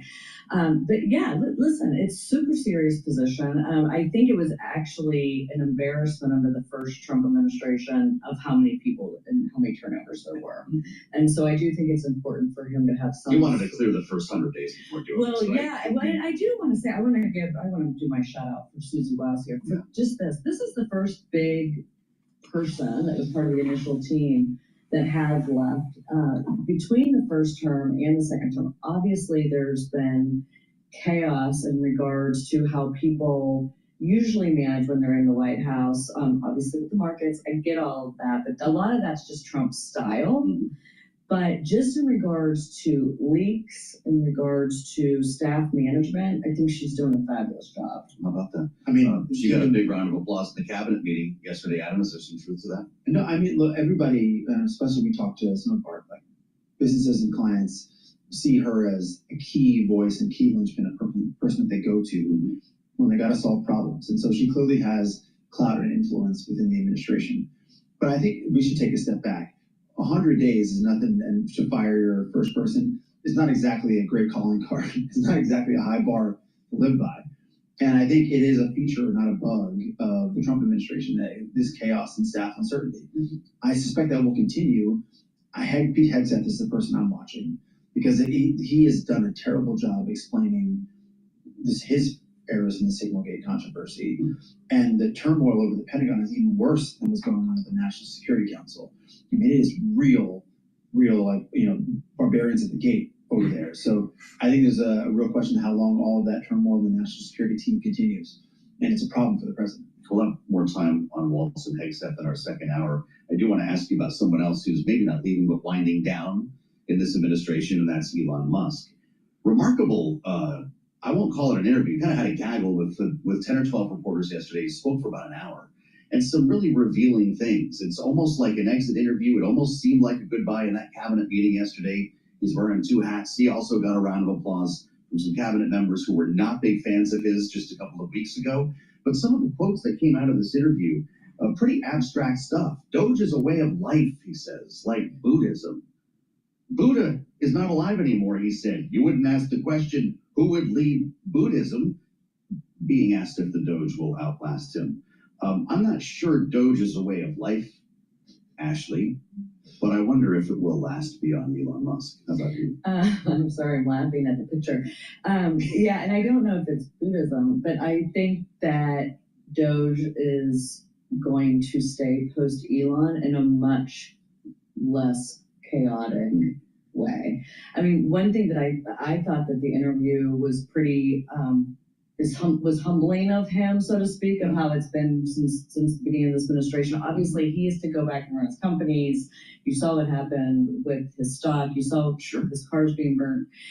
He's hated, but I also think he realized that it's really, really hard to cut fat in the federal government. And so there are going to be his people or people in the Doge realm in place in these various agencies, and in probably more in the agencies than even in the White House, to try to cut out some of the fat that needs to happen. And Adam, you've been in as well. I mean, there's a lot of fat in the federal government, but it's just doing it how they rip the Band-Aid off so fast. Right. That's what the chaos is about. Sure. Well, so, let's talk about the receipts, Adam. $2 trillion was the initial goal. It was actually 1 trillion, but there was a speech. I think Elon just decided to go for broke. I'll make it 2 trillion, he said. Turns out it's 160 billion based on his update yesterday. Cut 1% of the federal workforce, 20,000 people. Was it worth the chaos? I guess is the question. I mean, clearly not. And it's had an impact on the president's popularity. It's had an impact on Elon's popularity. Could it last in a more, dare I say, efficient? I mean, I think that there is clearly, and there is a bipartisan support, as Ashley was alluding to, for finding more efficient ways for the government to function. I mean, I remember back in the Obama administration, there was talk about combining USTR and Commerce because it seems like the agencies, there was overlap there. There's been efforts at this before. I think what was so reckless about the Trump administration's approach and Elon's approach at Doge is that they just kicked in the door and said, hey, we're here and we don't care, get out, you're all fired. And there was no strategy. Remember, we fired the nuclear bomb specialists, and then all of a sudden had to claw them back because that was an accident, right? They fired a bunch of people at national parks, and now you got trash piling up across our national parks. I mean, those are just two very different examples of the same problem, and it affects American people, people's way of life, in some respects. So it has not been worth, the juice has definitely not been worth the squeeze so far. I think it will last, and I wouldn't be surprised if it lasts even beyond the Trump administration, because I think much like CFPB and other issues, Republicans will try to codify it, and there will be efforts to try to find efficiency. And if a Democrat says, okay, what can we do to find efficiencies that's in a more sane and stable? We've even seen some state governments try to create their own state-level Doge, which is interesting because people kind of get a sense of what that means. I'm compelled by the personalities here, Ashley, and the personality is Elon Musk, but also Donald Trump. The friendship that they created in a time of stress, right? You picture them in the foxhole together in the gilded West Wing. He's been asked about where he lived in Washington. Did you see this? He's been sleeping in the Lincoln bedroom, apparently, in the White House. He talked about this. The president said, where are you staying? I was like, I don't know, at a friend's house, I guess. And then he was like, why don't you stay here? I was like, sure. and then conjuring this vision of him meeting after hours. Donald Trump called him late night, Ashley, and encouraged him to go down to the White House kitchen to get some ice cream. No, This is like a buddy movie. Yeah, no, I think they're friends. First of all, there's enough bedrooms in the White House you can like have multiple people stay in. And Elon could buy a hotel if he wanted to. He doesn't have to stay on a friend's couch. That's kind of what I was picturing. But no, I think they really do like each other. And I actually think that the president truly believes that Elon does what he does out of the love of the United States of America and thinks that he could help. I'm surprised. Elon's not being asked to leave. This was a long enough time for Elon. He realizes this. It's time to go. He said this from the beginning. Late May, we knew this, right? 130 days or whatever. Right. That's also the law, though. Well, sure, yes. That's the contract. Yeah. I think he knows. I mean, he's done. Look, working in federal government's not that fun anyway. He kind of came in at the fun. I had a great time. Yeah. Do you want to go back in? Yeah, I will say, you both make it look pretty good, I have to admit. But which Elon Musk do you relate with? Is it the guy who's talking about Doge as Buddhism? Is it the tech executive who fired all these federal workers without asking at first, or the guy snooping down to get ice cream in the middle of the night in the White House? I mean, I've been known to go down and get ice cream in my own That should be okay. time to time. So of those three terrible options, I guess I'll pick those three terrible options. Door number 3. No, I mean, look, there's no question that this adventure in government and politics has been damaging to Elon and his companies and his brand. And it is, I mean, until, this summer, people weren't driving around about like stickers on their own Teslas about how much they hated the. He talked about the horror of seeing his cars burn. Yeah, I mean, like that is. I mean, let's be clear, no one's burning other people's cars. Like that's crazy.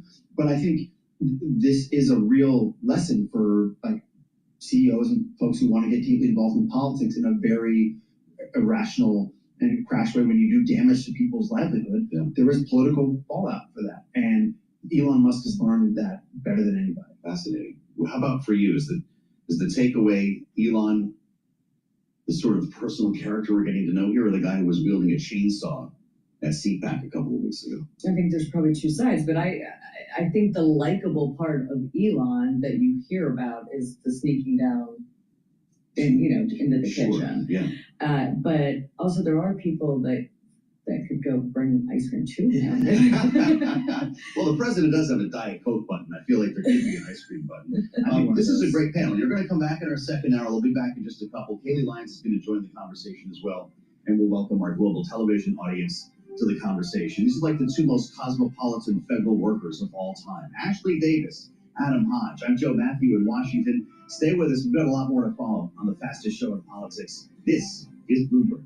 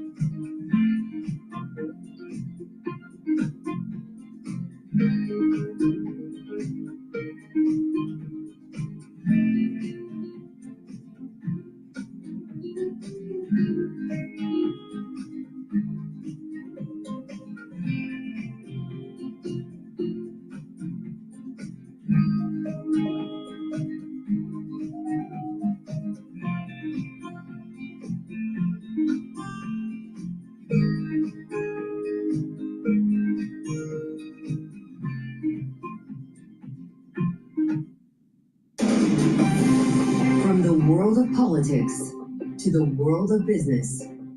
This is Balance of Power.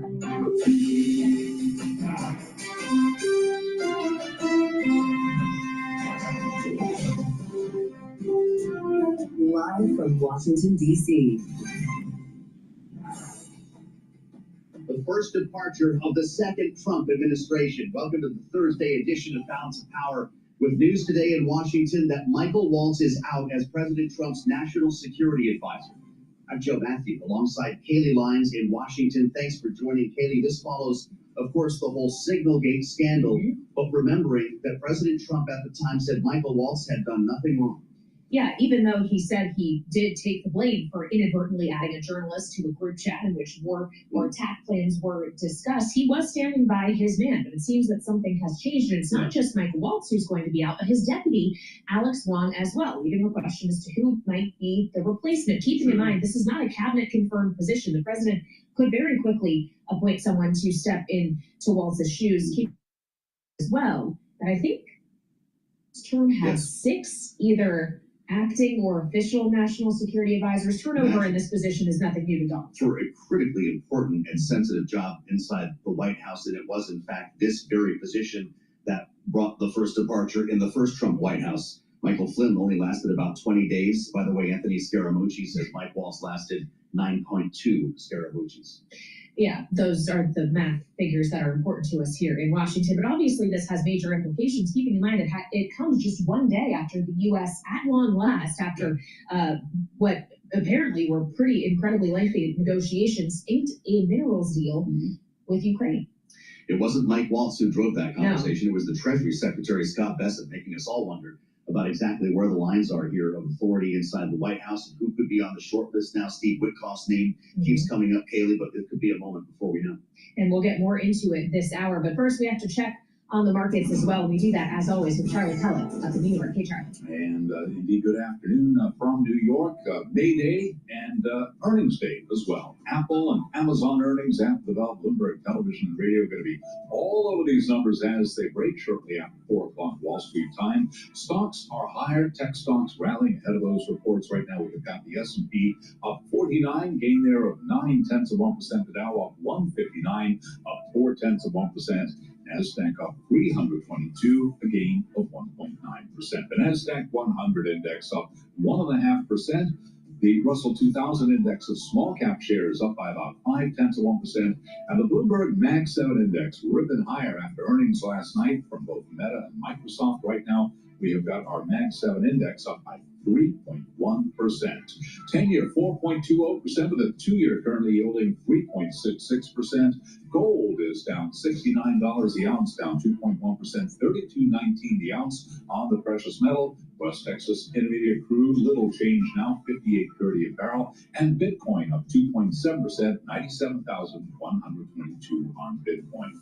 GM has cut its full-year profit outlook, citing as much as $5 billion in exposure to auto tariffs. GM shares unchanged on the day right now. And Harley-Davidson has withdrawn its 2025 outlook, citing a lack of clarity around U.S. trade policy and weakening economic conditions. The company uses the ticker HOG, H-O-G. Right now, the stock is up by 3.6%. For on-demand news 24 hours a day, subscribe to Bloomberg News Now, wherever you get your podcasts. And back we go to Washington once again. Balance of Power continues. Your hosts, Joe Matthew and Kaylee Lyons. All right, Charlie Pellet, thank you so much. You can, of course, find Charlie checking the markets for us every day here on Bloomberg TV and radio on Balance of Power, just like you can always find us on this program at this time. And at this time yesterday, we were in the middle, or the White House was, President Trump was, of an elongated cabinet meeting. It lasted about 2 hours, in which he went around the table for every individual to speak that is in his closest orbit. And as of yesterday, that included Mike Waltz, the former Republican congressman from Florida who's been serving as the president's national security advisor. In that cabinet meeting, Waltz was praising the strength, in his words, of President Trump's leadership, talking about how honored he was to serve in that role. But it turns out, based on our reporting today and the reporting of other outlets, he will no longer be serving in that role going forward. He's stepping down as national security advisor, as is his deputy, Alex Wong. You wonder if he knew at that moment what was going to be reported some 24 hours later. That's where we start our conversation and our coverage right now with Laura Davison, Bloomberg's Washington Deputy Bureau Chief. Before we get to our panel for analysis, we want to get to what we actually know here. Laura, Bloomberg has done a great job reporting on this so far. We should note that this is not an official announcement yet from the White House, correct? Correct. This is coming from media outlets, including our own, who have confirmed that this is happening. But this is, a remarkable moment that this is the first member of Trump's cabinet to leave. White House Chief of Staff Susie Wiles had been very adamant that she wanted to keep this initial team together. She didn't want to have infighting. She didn't want to sort of open the floodgates of Trump either firing people or having other people leave. Well, and when we consider the kind of departure here, the vacancy that this fills, Laura, keeping in mind that Alex Wong left as well, do we have an understanding of who might be on the short list to replace Mike Waltz? Excuse me. There's a handful of names being floated around. One being Steve Witkoff, who has sort of been at the forefront of all these negotiations overseas going on with Iran, with Israel and Gaza, also with Ukraine and Russia. Kash Patel, the leader of the FBI, also has been in the mix, as well as Rick Grenell, who was sort of passed over for some of these higher level jobs in the initial wave of when Trump was picking his cabinet. He now is serving as an envoy, also as the head of the Kennedy Center. So he has a couple titles, but is someone who's also looking to move up in Trump's world. There is a question, Laura, whether there's one, could there be more? Now that we have seen the first departure, to your point, remembering that it was Michael Flynn in the same role who was the first departure in the first Trump administration, does this make it more likely that we could see others a la Pete Hegseth come under more pressure? It is possible that we could see more departures now. There's sort of a feeling among Trump's aides that once he's gotten a little taste of firing someone, that there's more to come. Pete Hegseth is sort of the first person that people have turned to as a potential option here. There's sort of two schools of thought. One of that, with the firing of Waltz over this Signalgate issue, that the pressure is relieved on Hegseth. However, Hegseth, has fallen into more trouble with a second signal chat involving his wife and brother. So he has certainly had the spotlight on him as someone who could be a short-lived Trump cabinet member.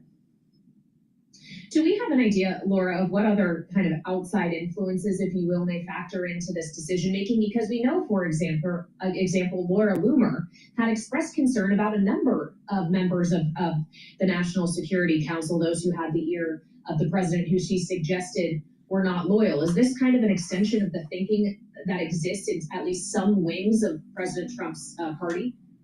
Yes, there's a sort of a thinking in the White House today that, Waltz's faults here and what led to his ouster were, partially his involvement in adding a journalist to the Signal chat, but also that his worldview didn't totally align with the president, that he wasn't totally sort of on the Make America Great Again, America First train, and was a little bit, more towards the center here. And that ultimately sort of created a wedge between him and other members of the cabinet.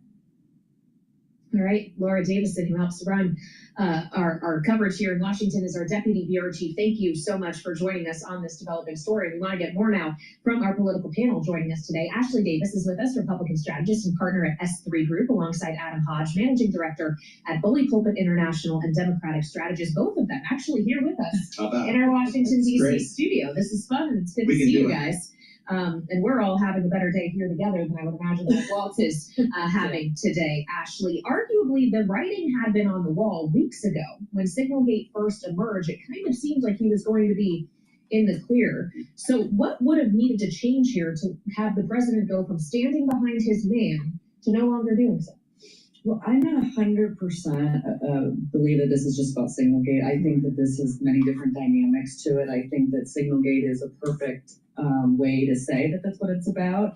But I think that there were some other issues internally, from what I understand, just whether it is some of the policy differences, but also maybe some personality differences. But one of the things that was just said earlier that I think is very interesting, and I think we should watch out for, is Rick Grenell, because he wouldn't need to be Senate confirmed. If there's anyone that thinks he's too controversial, he's very loyal to the president, has the national security background.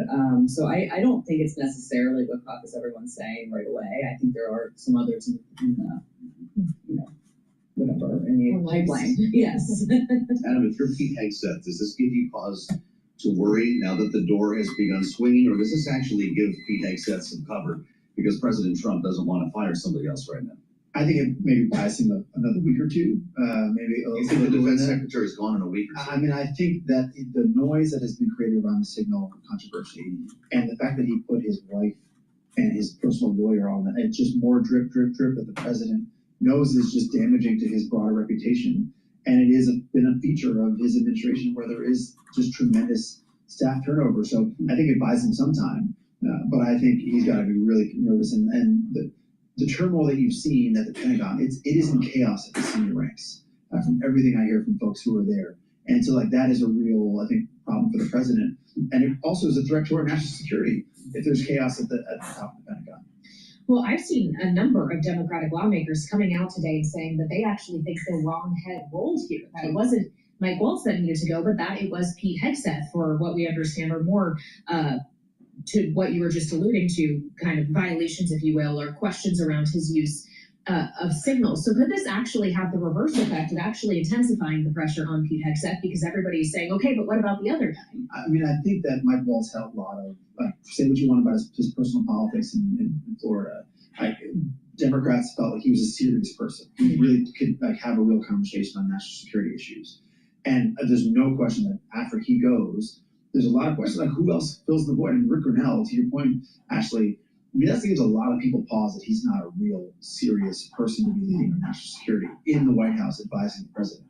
So Steve Witkoff is someone who has maybe a little bit more confidence, but ultimately this role ladders up to the president. And Democrats certainly feel that chaos has been a feature of all of his administration, including on the tariffs, let's not forget. Mike Waltz, quite a resume, right? Green Beret, member of Congress, who's very close to the president, said to be loyal to Donald Trump. Washington's a funny place. Where does someone like that land? Does he have another job in Washington or national security? What does he do? It continues to, it's going to, I'm going to wait and see how many more stories come out of maybe the real reason why that he was let go. If it makes it's not safe. I think it's one tool in the toolbox. I don't think it's everything. Because if he's looked at as not having a relationship with the administration anymore in any way, obviously that's going to hurt him for the next 3.5 years. I don't know what he's going to do. He could write a book. He could go sit on some boards. But it's going to just be difficult, and it's going to be a tough time. There is a Senate race in Florida and a governor's race in Florida in the next cycle. So Primary Byron Donalds in the governor's race. And if you want to take, I mean, you kind of need Trump to endorse you in Florida. Maybe a tell-all. Well, as happened with the man who literally just replaced Mike Waltz in the House of Representatives in a special election last month.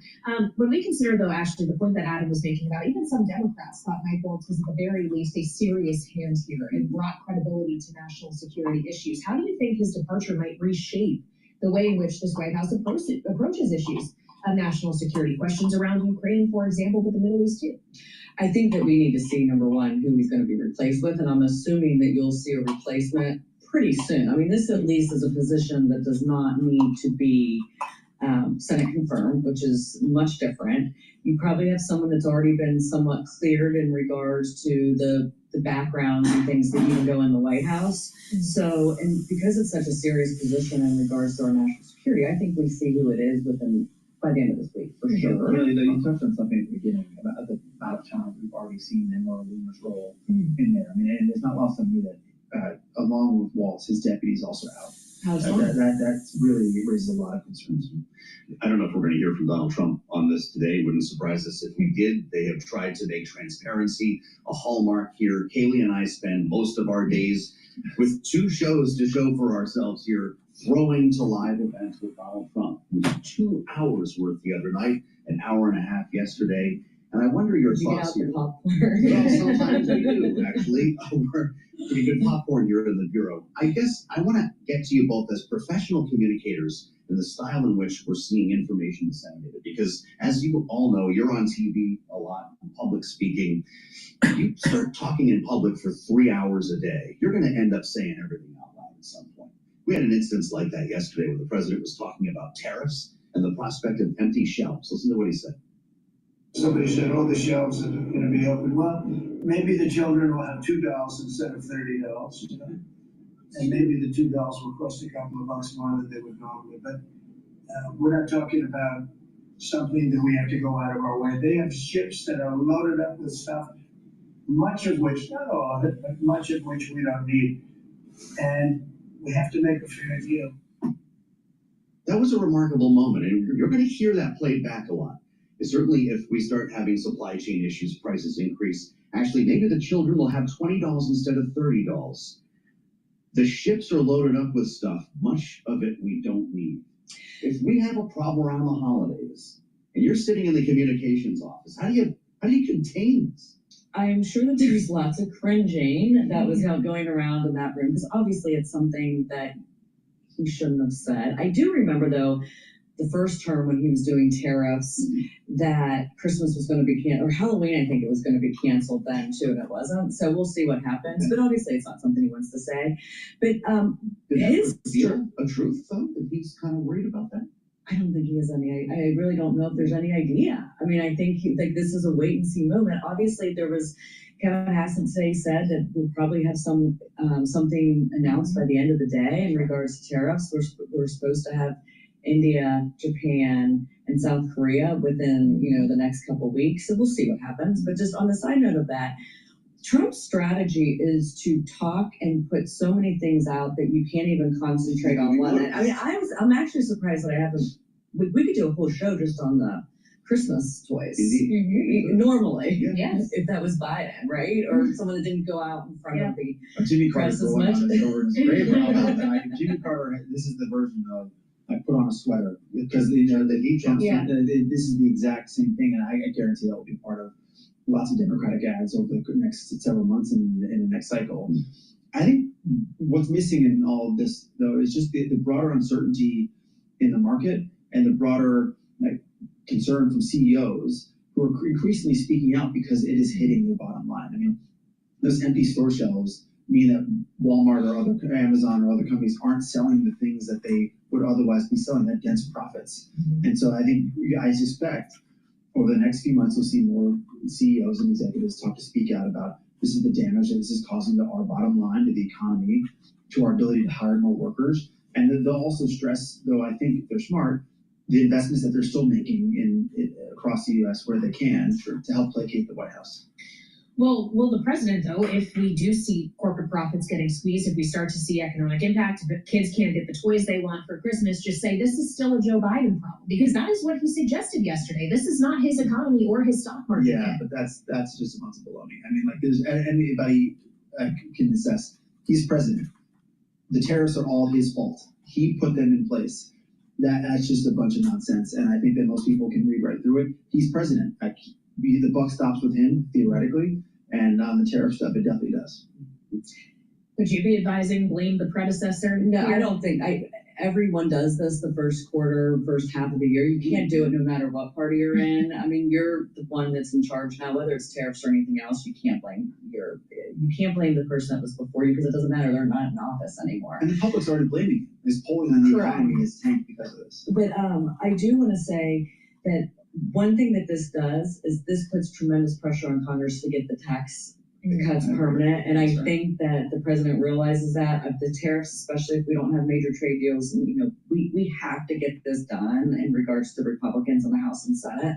So I think he's going to be putting a lot of time and effort. He has no ability to let this fail. Well, the gears are turning on Capitol Hill. We'll have more on that a little later on this hour. This is a great panel. Thank you both. Ashley Davis, Adam Hodge, covering the news of the day with Michael Waltz, now apparently out as the president's national security advisor. Bloomberg News is now reporting that as we wait for an official word from the White House as well on a potential trade deal. Kevin Hassan saying that could come today as well. We'll have a lot more ahead right here on Bloomberg. All right, that trade deal is probably helping the VIX index lower.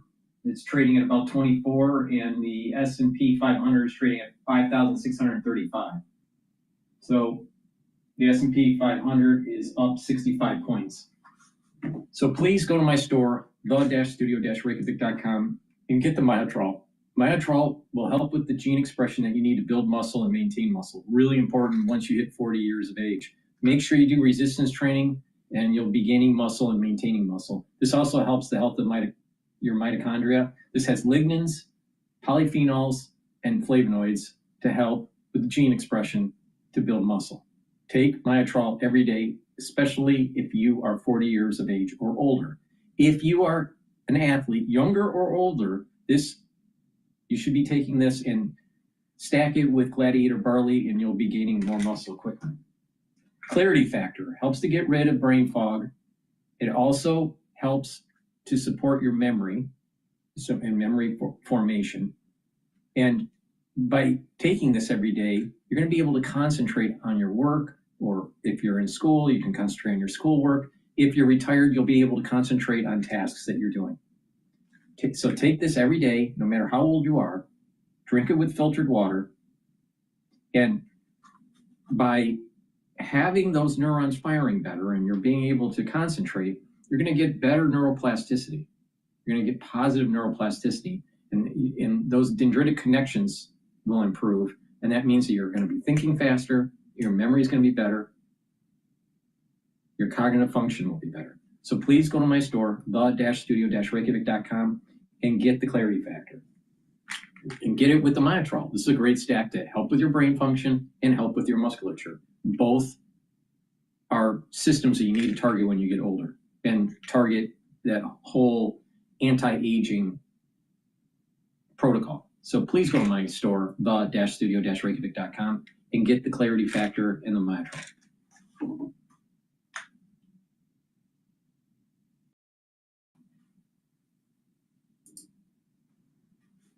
Alrighty. Let's take a look at another great stat here that I want, that's really important for bone and for cardiovascular. D3 and K2 taking together, especially when you take it with magnesium, will help with absorbing calcium, and doing resistance training will increase the bone density. So do resistance training, do some that vibration exercise that I've been telling everybody about, where you do these calf lifts and you barefoot, and then you go down on your heel lightly, but you're putting a vibration up through your leg, into your hip, and up through your spine. That way you're sending a signal to actually build more bone matrix. So take D3, K2 with magnesium and with calcium. You can get your calcium through a supplement or through drinking milk, and doing resistance training and those vibration exercises to build denser bone. Really important. But D3 and K2 also helps to pull out and prevent new calcium depositing around plaque for your cardiovascular. So take D3 and K2 for cardiovascular health. Nattokinase you can take separately, but it stacks really well with D3 and K2. Nattokinase is fibrinolytic. It's going to break up clots. It also helps to improve your lipid profile. It helps to bring down LDL-levels and increase your HDL-levels. So please go to my store, get the nattokinase, the K2, and the D3, help with your bone health and help with your cardiovascular health. 3.5%, 10-year 4.20%, with a 2-year 3.66%. Spot gold is falling $70 the ounce, $32.17, a drop there of 2.2%. And West Texas Intermediate crude up 0.7%, $58.61 for a barrel of WTI. Morgan Stanley shares are gaining 1.7%. Morgan Stanley working on a plan to add cryptocurrency trading to its E-Trade platform.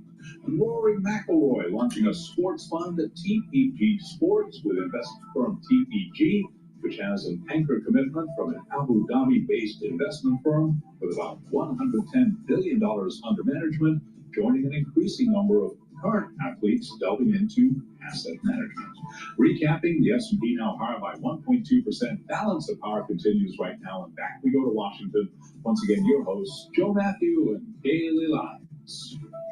All right, Charlie Pellet, thank you very much indeed. Welcome back to Balance of Power on Bloomberg TV and radio. We are live in Washington. We're at the White House just moments ago. President Trump wrapped up an event marking the National Day of Prayer, in which he welcomed a number of high-profile individuals to the White House Rose Garden, including the Speaker of the House, Mike Johnson, who got a special shout-out from the president. Trump saying that he's done a great job and is working very hard on a great, big, beautiful bill. Speaking to the budget reconciliation process, which is hot underway on Capitol Hill, the president actually also noted a meeting that had just taken place with some key figures in that process, including the chair of the House Energy and Commerce Committee, the one that will be charged in figuring out the Medicaid question when it comes to how much to cut to offset the massive tax cuts Republicans are looking for. To hear the president say it, Joe, the final details on the tax bill are coming together. We just don't know exactly what those details look like. Well, no, we don't. And this could be a long and drawn out process. It is important, though, that markups have begun. So we're actually getting to some real work that's taking place in the House, remembering that the whole point of reconciliation is to kind of get around the filibuster and maybe the opposing party. So we have an important conversation and an opportunity to spend some time with a high-ranking official in that party. Susan Del Bene, the congresswoman from Washington's 1st District, also chair of the DCCC, tasked with getting Democrats elected and retaking the majority in the midterms. It's great to have you back with us, Congresswoman, as we consider the process that's underway right now and the point that we've already established here. Reconciliation is not exactly supposed to be a bipartisan affair, but will Democrats have any seat at the table to try to control the language that goes into this legislation that's currently being written? Well, we haven't seen the language, so to your point, I think that the language is going to come out in the last minute and go straight into committees to be marked up. So this is anything but a bipartisan process, which is really unfortunate because we should hear from folks all representing districts across the country and debate issues so we come up with the strongest policy for the American people. But that's not what this is about. This is about continuing to move forward Donald Trump's agenda. It's not about getting feedback from constituents or stakeholders. It's about doing what Donald Trump is telling Republicans to do. So I think we're going to see some kind of really damaging legislation come out. And you talked about Medicaid, devastating cuts to Medicaid that will hurt families all across the country. Well, and when we consider the committee that you sit on, specifically, Congresswoman, the Ways and Means Committee, have you heard anything from the chair, Jason Smith, about what he is intending exactly to mark up or when that markup will be happening? No, in fact, we're kind of waiting to hear when the markup is going to happen. He has indicated that he might know when it's going to happen, but hasn't bothered to tell folks yet. I think they're going to try to jam things through very quickly, release a bill right before we meet in committee, kind of push that through and not really have really engage in debate. We're going to try to continue to highlight what we're hearing across the country, that folks want a tax code that's fair, that supports families across the country, that we are making investments in our kids, in workers, instead of giving tax breaks to the wealthiest and to large corporations. Unfortunately, that seems to be their focus. And we'll see when they roll it out, but I think that's what we all expect to see. Well, Congresswoman, Democrats may have a big role to play here in potentially avoiding a default. We're going to get a next date in the next bit of time here when we have a better sense of when we're actually going to hit the debt ceiling. And if that matter has to be handled outside of reconciliation, then Speaker Johnson's going to have to work with people like you. What will Democrats look for in exchange for votes on raising the debt ceiling? Well, I think we are going to continue to push for the things that we are important, standing up for programs that help our communities. We've seen this administration with rubber stamping from House Republicans strip programs that people rely on, dismantle Social Security, these cuts to Medicaid, ripping apart our institutions, firing people in the federal government with no plan, no rationale, and raising prices. The tariffs that are raising prices on families across the country and damaging our economy. The number one issue that Republicans said that they would do a handle for families in this last election was to lower costs. And President Trump said he would do it on day one. Broken promise after broken promise. We're seeing great damage to the economy that hurts families across the country. So we're going to continue to stand up for policies to help families and to fight against just the damage that this administration continues to put on the American people. And again, I just want to follow up on the Medicaid issue though, Congresswoman, because the president has said though that there would be no Medicaid cuts. The speakers said that as well, right? Are you hearing from Chip Roy or other members who are demanding it? If you look at the budget that Republicans passed in the House and in the Senate, requires massive cuts to Medicaid. That's what they voted on. That's what's on the table. And now we'll see what they put forward in this reconciliation bill. But their budget already called for massive cuts to Medicaid. If we could return, Congresswoman, to what you were just saying about the economic damage that could be done here, the greater the degree of that economic damage, does that mean the wider the map for you as you try to retake the majority next year? Well, when you listen to people across the country, you hear outrage from people across the country, and they're scared. They're scared because they see the damaging policies that this administration has put forward, attacks on programs they rely on, costs going up, and folks want people who are going to fight for them, not folks who are blindly loyal to Donald Trump. So absolutely, we have opportunities across the country. We put out our map, the districts in play, where we think we have opportunities to flip districts. It's all over the country. And as we've seen in special elections, Republicans are losing ground. And I think we still have opportunities to continue to expand our map as we look forward, because people want to see a change. They want a Congress that's going to do its job and stand up for the American people. We are a co-equal branch of government. We are not a rubber stamp for the Trump administration. So politically speaking, then, as chair of the DCCC, are Trump tariffs the best thing that happened to Democrats? Well, Trump tariffs are devastating for families. We're Politically seeing costs speaking. go up, but this is about what is right for the American people, and we're going to hold them accountable. We're going to hold them accountable for the damage that they're doing. People are outraged and they're scared. If Republicans actually held town halls in their districts and listened to their constituents, that's what they'd be hearing, and that's what we stand for. And we're going to hold them accountable and make sure that they have representatives who are going to stand up for them. Well, and when we consider the makeup of those representatives, Congresswoman, how many seats realistically do you think you could pick up in 2026? What would you count as a landslide midterm election? You know, we need 3 more seats to take back the majority. Our priority is making sure we have the gavels, that Hakeem Jeffries is Speaker Hakeem Jeffries, and we're going to fight for every seat so we have a strong majority across the country. Our districts in play, the maps where we're on offense, we have 35 districts across the country where we feel like we have opportunities, and we will continue to update that as Republicans continue to do damage. That's our focus, but job one is to make sure we have the gavel so there's a check on this president and there's a part of the federal government that is standing up for the American people. You mentioned the town halls, Congresswoman, and indeed Republicans are holding fewer of them. Are you encouraging your members to hold more as we approach Memorial Day? Well, the DCCC has been working with the DNC, with local and state officials in districts across the country to have town halls so people's stories can be heard. People want to talk about the challenges they faced when there have been cuts to the Veterans Administration. They have struggled to access their veterans benefits, the struggles they faced because of tariffs and rising costs, the impact that the cuts that this administration have had on their communities.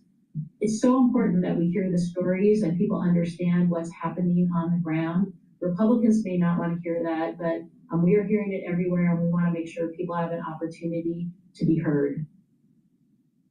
Well, when we consider Republicans potentially criticizing Republican members, there's also some criticism going around inside the Democratic Party right now. Congresswoman David Hawk, who serves as one of the vice chairs of the DNC, of course, a survivor of the Parkland school shooting, announced he's whipping $25 million into play to unseat incumbent Democrats. Have you spoken to him about that?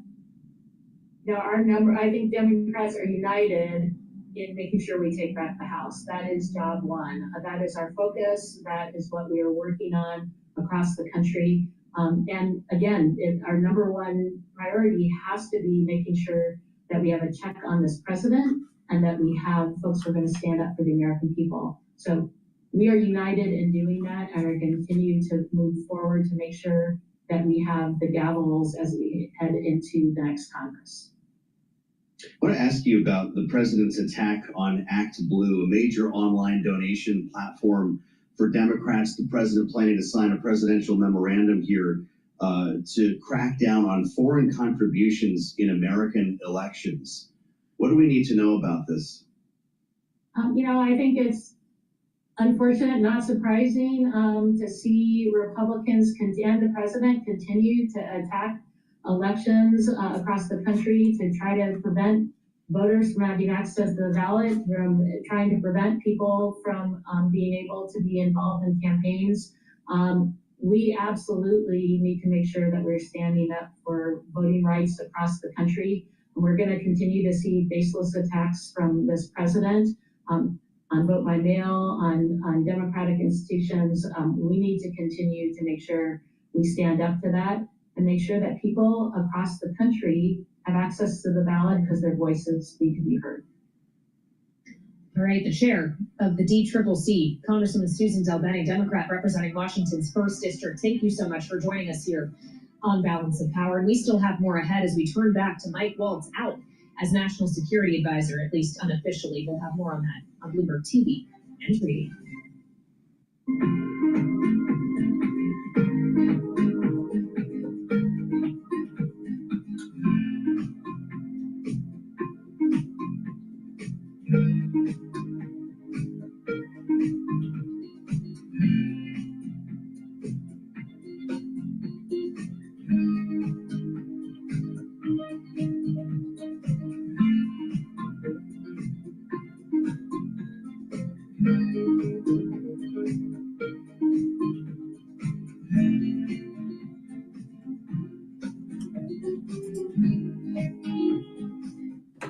Please go to my store, the-studio-reykjavik.com.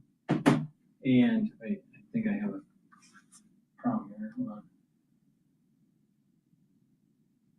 No, we're good. Please go to my store, the-studio-reykjavik.com, and get the ubiquinol. Ubiquinol is the best bioavailable form of CoQ10 that you can purchase. Ubiquinol will help to soak up free radicals, help with the health of your mitochondria, boost up your energy levels, and protect your neurons. This is something that you should be taking, especially if you've reached 40 years of age or older. Really important to protect your neurons. So please go to my store and get the ubiquinol. Also, a great way to protect your neurons is to take NAD+. NAD+ is a supplement that will boost up your NAD+ levels. NAD+ will help to increase your energy, help to repair your DNA damage, cellular DNA and mitochondrial DNA. So your DNA will be healthier. Your mitochondria will be healthier. And your NAD+ will help to protect your neurons. It stacks really well with ubiquinol to protect neurons. Very important as you get older, all right? People that, know, my father passed away from dementia. It's really important to protect your neurons. Now, resveratrol. Resveratrol is an antioxidant. It's going to soak up free radicals. It helps with the health of your mitochondria, so you're going to have more energy. It helps with youthful gene expression. I've been taking resveratrol for decades, and resveratrol will help to get rid of cells that are in senescence. So you get rid of those cells that stop dividing and just collecting garbage, get rid of them, and in tissues that you can regenerate, it will help the regeneration process. So please make sure that you take resveratrol every day. It stacks really well with C60, NAD+, ubiquinol. So please go to my store and get the resveratrol. So a great stack to protect your neurons and to help with youthful gene expression is the resveratrol, the NAD+, and the ubiquinol. Please go to my store, the-studio-reykjavik.com.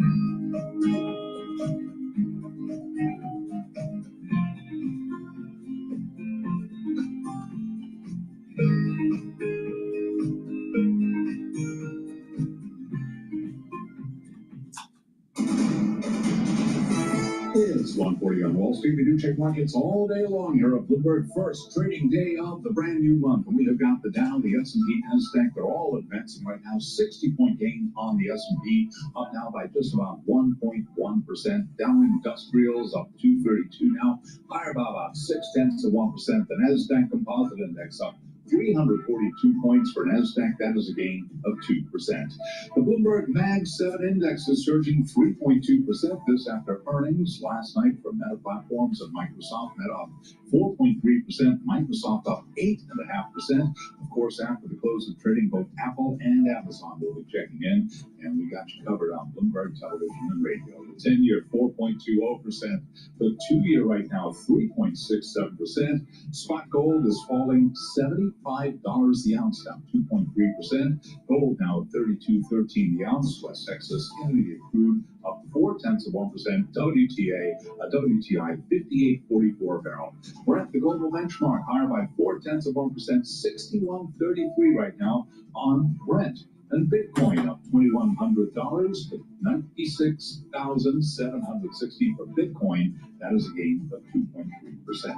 Ryanair CEO Michael O'Leary has told a U.S. lawmaker that the airline would consider canceling its 330 Boeing aircraft orders if tariffs significantly affect the price of the planes. O'Leary wrote the letter in response to a warning from U.S. Representative Roger Krishnamurthy, who told Ryanair not to buy aircraft from Chinese plane maker Comac for security reasons. O'Leary says he would consider buying from Comac if he could get better terms, emphasizing the need to obtain the lowest cost for Ryanair's business model. Ryanair ADRs, they're up right now by 0.6% on an up day for the rest of the market. Boeing shares are little changed, but down just under 0.1%. General Motors has cut its full-year profit outlook, citing as much as $5 billion in exposure to auto tariffs, among the biggest financial hits revealed by any company so far from President Trump's trade war. Balance of Power continues. Back we go to Washington. Once again, your hosts, Joe Matthew and Kaylee Lyons. All right, Charlie, thank you so much. Keeping an eye on the markets for us, and always here at Bloomberg. And of course, one of those market moves today is inclusive of NVIDIA. The stock up about 4% after we saw NVIDIA CEO Jensen Huang actually in Washington yesterday. He got up early in the day with our colleague Anne-Marie Hordern on Capitol Hill and then made his way over to the White House for the president's big Investing in America event, marking, of course, 100 days in office and the trillions of dollars in investments he says are coming to the U.S. Part of that, of course, are commitments NVIDIA is making, though some of that money already had been announced. But Jensen Huang actually went up to the podium and talked about the importance of investing not just in manufacturing, but in technology specifically, as NVIDIA, of course, is trying to ingratiate itself with the White House. That is also looking at policy that impacts NVIDIA's ability to sell chips in certain places. Now we're getting onto something here. If you can see in there, that was from yesterday in the cross hall of the White House. If you're with us on Bloomberg TV or on YouTube, he did not have the leather jacket. He did have a suit and tie. And remarkable, I want to get into this with Mike Shepard, Kaylee. This was less than 24 hours ago, and all of a sudden there's a headline on the terminal. U.S. weighs easing NVIDIA chip curves on UAE as Trump plans visit. We've been talking about turning the screws in a more strict way. We actually increasing export controls. So maybe we're going in the other direction now that these two men got to spend some time together. Mike Shepard with us in Washington right now. Is it as simple as that? You pay a visit to the White House, spend some time with the boss, and now Mike's writing a good story about it. That's certainly what Donald Trump would like the world to think, that simply paying a visit, paying homage, and maybe delivering some of the things that he wants to hear, including, Kaylee, as you mentioned, investments. NVIDIA was among the companies that was singled out yesterday during this White House event titled Investing in America. And NVIDIA has committed to spending up to $500 billion on producing AI infrastructure here in the U.S., not just the chips themselves, but the servers, the whole package, the whole enchilada that goes with one of their assemblies. And that's a lot of money, and it is something they are trying to fulfill here, together with Taiwan Semiconductor Manufacturing Co., which actually produces and builds the things that they design. But in return, what do they get out of it? They are concerned at the same time about what they're seeing potentially happening abroad. New rules that the Biden administration published right before their term ended, this is like a week before Donald Trump took office, would set different levels of access for countries when it comes to AI chips, especially those made by NVIDIA. And that means that for NVIDIA, the stakes of this rule and how it ultimately gets implemented are really, really high. They depend on China, of course, as a significant market. It is increasingly closed off by U.S. export controls, but their concern is that other countries, a number of other countries, including the UAE and others, Israel as well, may also face higher restrictions, limits on how many of these sophisticated chips they can buy. Well, and it is the UAE that Bloomberg has some new reporting on today ahead of the president's trip there. In just a couple of weeks, he's looking at restrictions on chips we sell to the UAE specifically. We sell them fighter jets, Mike. Why can't they have the chips, right? Well, that was one of the questions that our reporting turned up. The president is having asked, if we can sell them the F-35, why can't we sell them unlimited quantities of these AI chips? And really the answer is the concern, of course, over China, and that there could be some leakage of technology ultimately to China. As a way of addressing that, G42, which is one of the big investment vehicles in the Emirate, they had cut off ties and worked with Huawei Technologies, which is one of the perennial targets here in Washington. And that was seen as maybe a step in the right direction, but maybe not enough just yet. The Biden administration, to be fair, had been in discussions with the Emiratis about possibly dialing back future chip restrictions, but those talks ultimately ended after President Donald Trump won the election in November, and now they're having to kind of pick up where they left off. But they are getting a little bit of help here from Jensen Huang, who wants to be sure that NVIDIA's chips somehow don't lose key markets and access to markets. And what he's arguing is that if you cut us off, countries may be forced to turn to China as a source of almost as sophisticated chips as ours. All right, Bloomberg's Michael Shepard, thank you so much joining us with Bloomberg's exclusive breaking reporting from earlier today. Thank you so much. Of course, we've gotten a lot of that lately. We also were dealing with breaking news on the late edition of Balance of Power last night as Bloomberg reported that the U.S. and Ukraine had at long last actually signed the natural resources deal that the U.S., of course, has long argued means that it has a vested interest in Ukraine and its infrastructure, in its mining capacities, and therefore would act as a kind of security guarantee. And when that news broke, we actually got real-time reaction from Michael Allen, former National Security Advisor to President George W. Bush, now with Beacon Global Strategies. And this is what he told us. In order for a peace to become everlasting, I think the Ukrainians have to be able to deter the Russians, and they're never going to be able to deter the Russians unless they have enough of a treasury to support enough of a fighting force in order for Russia and for Vladimir Putin to say in the future, you know what, this is too risky for me to try again. And so if they feel like they can purchase military assistance on their own and even reimburse the United States for things that we can uniquely supply, I think it's good for peace ultimately. We want to get more reaction now from Kelly Grieco. She's Senior Fellow at the Stimson Center's Reimagining U.S. Grant Strategy Program and is here with us on Bloomberg TV and radio. Kelly, welcome back to Balance of Power. Now that this deal is signed, what real security guarantee do you think it does provide Ukraine? Simply having a U.S. vested interest, potentially U.S. personnel on Ukrainian soil, enough of an actual deterrent to a Russian aggressor? Well, thank you for having me. I'm afraid that I'm not going to be giving you good news about security guarantees. I don't think this deal offers anything in the way of something that can be construed as a security guarantee. This is a largely symbolic deal. Even if there are eventually U.S. personnel meaning really civilians, right, on the ground exploring mining, it's really not a security guarantee. I just don't see this as actually providing anything credible in the way that it ties up the American hands moving forward. The White House has framed this as kind of an indirect security guarantee, Kelly, right as you suggest. U.S. contractors at some point will be teaming in Ukraine. How dare Russia attack Ukraine with Americans on the ground? I guess my question, though, is how long it would take for these contractors to actually dig in. It could take many, many years to get working mines and processing in place.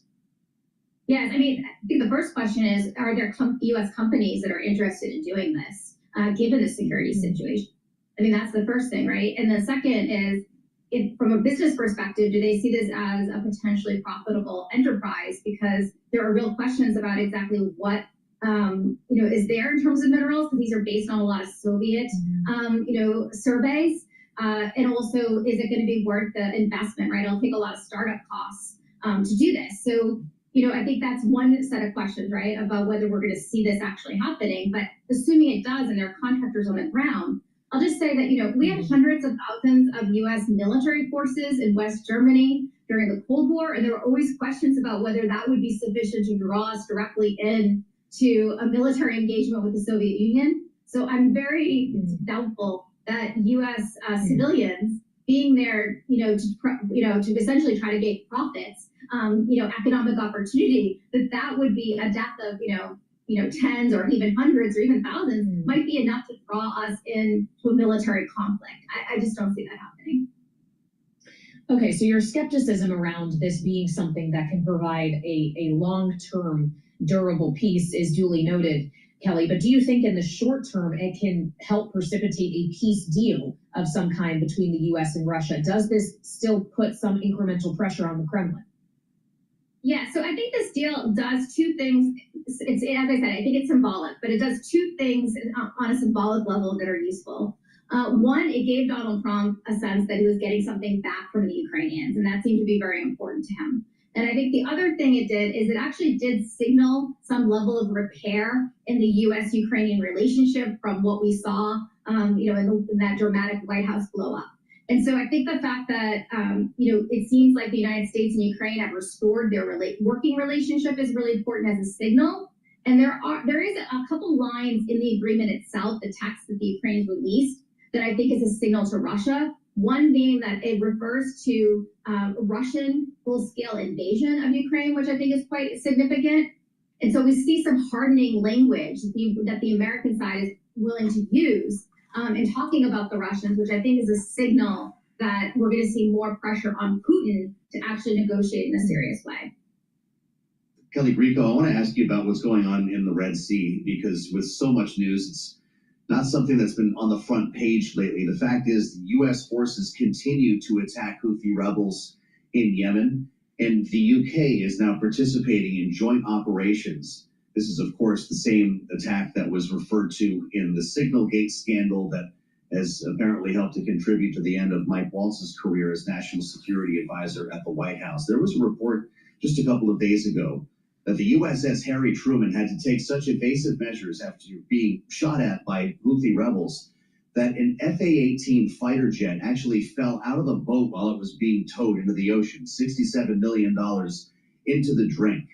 What are we not hearing about that's taking place in the Red Sea right now? How active are our forces? And what kind of threat are they under when we hear about missiles being fired at aircraft carriers?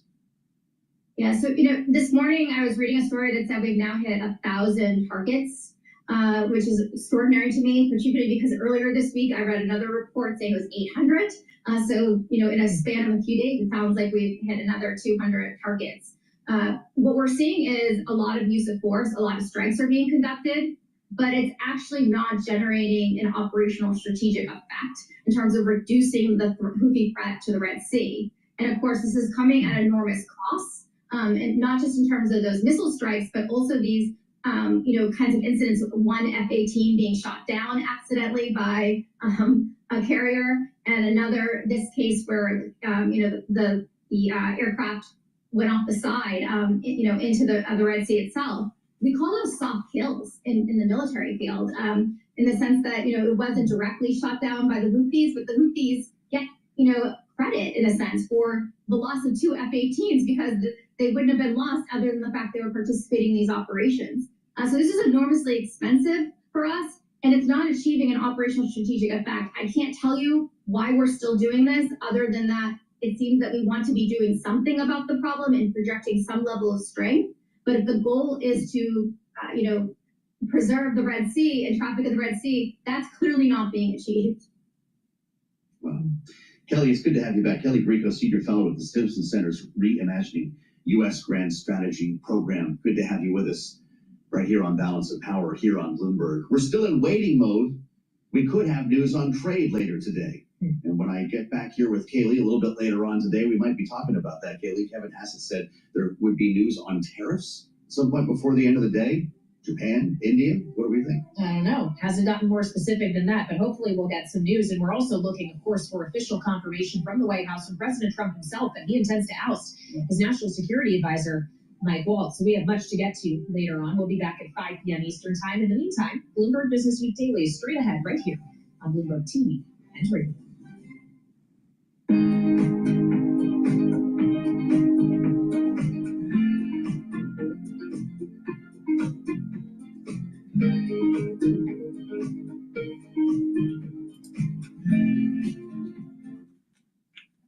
Let me talk about another stack that's really important for your cardiovascular health and your immune system, all right? Taking ashwagandha root will help to control your cortisol levels and your blood glucose levels. That's going to lower inflammation and help with the immune system and your vascular system. Turmeric soaks up free radicals. It's an antioxidant, but it also brings down pro-inflammatory cytokines. So it's going to help to calm down inflammation.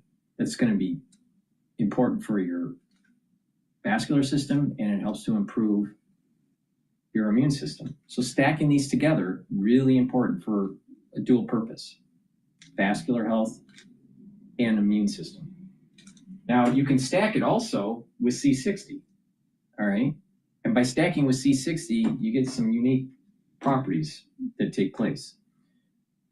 So let me tell you what C60 does. C60 is a 60 carbon molecule that's suspended in a lipid, and it'll soak up free radicals. It's extremely potent, all right?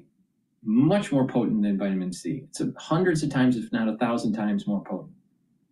And what happens is it soaks up the free radical, reduces the stress in the cell and in the tissues, and helps to support the health of the mitochondria, so you have more energy levels. So your energy levels are going to increase, your mitochondria health will improve, your cellular function will improve because it has less stress and has more energy. So you're going to notice that your other organ systems are going to perform better, such as your immune system and your endocrine system and even your brain function, because this C60 helps soak up free radicals in a neuron, helps the mitochondrial health in a neuron, and when neurons are healthy, it'll be able to produce those neurotransmitters more efficiently, and with better cognition, what's going to happen is that you're going to have these better neuroplasticity networks. You're going to be able to think more clearly. You're going to be able to think quicker. You're going to be sleeping better, and you're going to have better memory. So go to my store, the-studio-reykjavik.com, and get the C60. You can get it in MCT coconut oil. You can get it in avocado oil, or you can get it in extra virgin olive oil. Now, like I said, C60 is a very potent antioxidant that's going to help you to soak up free radicals. You can get it in a 2 ounce, a 4 ounce, or an 8 ounce configuration. Higher ounce configurations are cheaper per ounce. And take a teaspoon a day on an empty stomach, preferably, because you get better absorption. If you work out, take it before your workout, and it'll soak up the free radicals that you're generating during your workout, and you will recover quicker. You'll notice that you're recovering quicker. So taking C60 every day is really important, and what's going to happen is you're going to start to notice that you're aging slower, and there's a compound effect. I've been taking C60 since 2016. So please go to my store, the-studio-reykjavik.com, and get the C60 and stack it with the ashwagandha and the turmeric. Because by stacking it, what you're doing is you're bringing down inflammation, right? You're soaking up free radicals, so that's both of those are going to help boost up your immune system. Now, in terms of vascular health, by bringing down blood glucose levels and cortisol levels and bringing down inflammation at the vascular level and soaking up free radicals at the vascular level, you're reducing plaque formation. So this is going to help you, if you stack this, with your cardiovascular health. So please go to my store, the-studio-reykjavik.com, and stack them. You can take them separately, but like I said, if you pay attention to how to stack these, you're going to get added benefits to it. You spend $150 or more, you get a free gift until supplies last. Use discount 5 and you get $5 off. Please go to my store, the-studio-reykjavik.com. To tackle. Don't forget, we did have earnings from Microsoft and Meta. They are rallying in today's session. We've got another dynamic tech duo reporting after the closing bell. We're talking about Apple and Amazon. Apple a little changed ahead of it, but Amazon, it started rallying after some of the earnings last night, and it is still up about 2.9%. So this hour, first of all, we're going to kind of go backwards. Meta and Microsoft, that's lifting stocks, so what you need to know. And then we're going to get into a preview of Apple, which does, as we said, reports after the closing bell today. Yeah, expecting those numbers around 4:30. We will, of course, bring those to you live as we get them on Bloomberg Business Week Daily and Bloomberg Television. Plus, we're talking Elon Musk because he recounts his free reign at the White House as the Tesla board chair denies a report that's looking for a CEO to take Elon's place. Big news late yesterday. Yeah, our reporter talking to him. And then we're going to get into a great read on the consumer. Wayfair's CFO on the quarter, the outlook, and as we said, what consumers have been buying and what they might be buying or not in the future. We'll see what she has to say. First up, though, let's get to the trade. What's going on the equity side, the bond universe? Here's Charlie Pellet. Thank you very much indeed. Strong tech earnings boosting the U.S. stock market today. The Dow, the S&P, NASDAQ all rallying. We'll have a whole lot more on those tech earnings coming up for you in just a moment with our man Deep Singh. But here's where we stand. The S&P right now is advancing 1%, keeping it all in context as a baseline up 57 right now, 56.26 on the S&P. The Dow up 195. Dow Industrials up 0.5%. NASDAQ though higher now by 2%. The NASDAQ 100 index up 1.6%. The Bloomberg Mag 7 index up 3.2%. Meta's up 4.5%. Microsoft after earnings up by 8.7%. And the big events, Apple and Amazon after the close of trading. Complete coverage on Bloomberg Television and radio when those numbers drop. The 10-year 4.22% with a 2-year currently yielding 3.70%. Gold tumbling 2.3%. Spot gold down $74 the ounce, 32.13. And Bitcoin right now up 2.5%. 96,895. Crude West Texas Intermediate up 0.6%, 58.57 a barrel. The U.S. is considering easing restrictions on NVIDIA sales to the UAE, with President Trump potentially announcing the start of work on a bilateral chip deal during his upcoming trip to the Gulf. NVIDIA right now up by 4.1%. And briefly, Kimberly-Clark will invest $2 billion in American manufacturing sites. That, according to the Wall Street Journal. KMB on the ticker, it is down now by 1.1%. Recapping, stocks higher, S&P getting a lift from tech stocks up by 1%, NASDAQ up 2%. And for on-demand news 24 hours a day, subscribe to Bloomberg News Now wherever you get your podcasts. I'm Charlie Pellet. That is a Bloomberg Business Flash. All right, got it, Charlie. Thank you so much. Charlie, of course, breaking down the tech trade because, yes, indeed, shares of Meta platforms, Microsoft, have been rallying really since last night, just after they posted earnings. I'm looking at Microsoft up about 8.7% and 10 Meta platforms up about 4.5%. Yeah, well, let's talk a little bit about what happened with Microsoft. Customer demand for cloud services has held steady. Meta platforms jumped after the company's advertising sales quelled Wall Street concerns. Let's bring in Mandeep Singh. He's Bloomberg Intelligence Senior Tech Industry Analyst. He joins us here in the studio. We spoke to you yesterday, Mandeep, before the calls. Yeah. A big question I think a lot of investors had was, what are we going to hear from Microsoft in terms of guidance? What do we get? Microsoft's guided to Azure growth accelerating in the next quarter, and next quarter is their last fiscal quarter for this year. So, I think the overall print suggested that cloud demand, the traditional cloud demand, is getting a bump because of the AI share that they are gaining when it comes to generative AI. So that 35% growth you saw, you could see an uptick in the next quarter because AI is 16 percentage points of growth. So it's almost half of the Azure growth. And Azure is like 1/3 of Microsoft's overall revenue. So you talked about this. This was showing monetization of AI, right? Yeah. Microsoft clearly showing it. Yeah. I mean, look, and the best way to frame this is Microsoft has got the cloud side, which is the application side. Right. Azure is the infrastructure side. So they are one of the biggest adopters of AI. So they have the infrastructure and they are deploying it in their Office 365, and that's why they are doing so well. Can I ask you, is Microsoft a growth company again? Well, with these kind of prints, they certainly are. I mean, how do you explain, again, Azure, when people talk about it, it's an $80 billion run rate business growing at 35%. Killer. And right? It is. And so, I mean, that's why these companies, the Mag 7, are so special because of the kind of growth rates they can show, as well as the free cash flow they bring. Are they special too? At least this company, is it special because it is insulated from some of the concerns that Main Street could be having right now? We'll get to Meta Platforms in just a second, but is Microsoft insulated from economic challenges here in the US?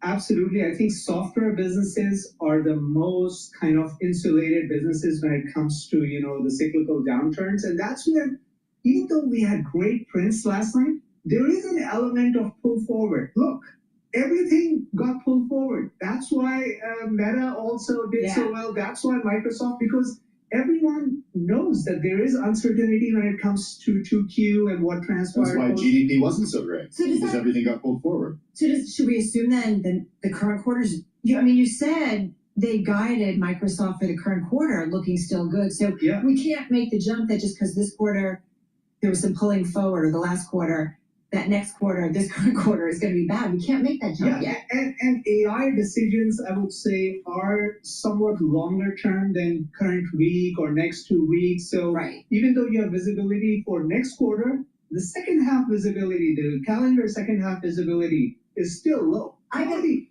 knows if it's going to continue at this pace. I got to say, because of you, Tim and I have been playing around so much, and I know I've said this to you before, with like ChatGPT and stuff, and actually finding it useful. So I do feel like all of a sudden, not that we're the arbiter of like the world, but I mean, it gives us an indication that increasingly people are saying, oh, I get it. Here's what I can use it for. I mean, look at the amount of code that Microsoft said AI is writing. 30% of the code, incremental code that is written in Microsoft is written with AI now.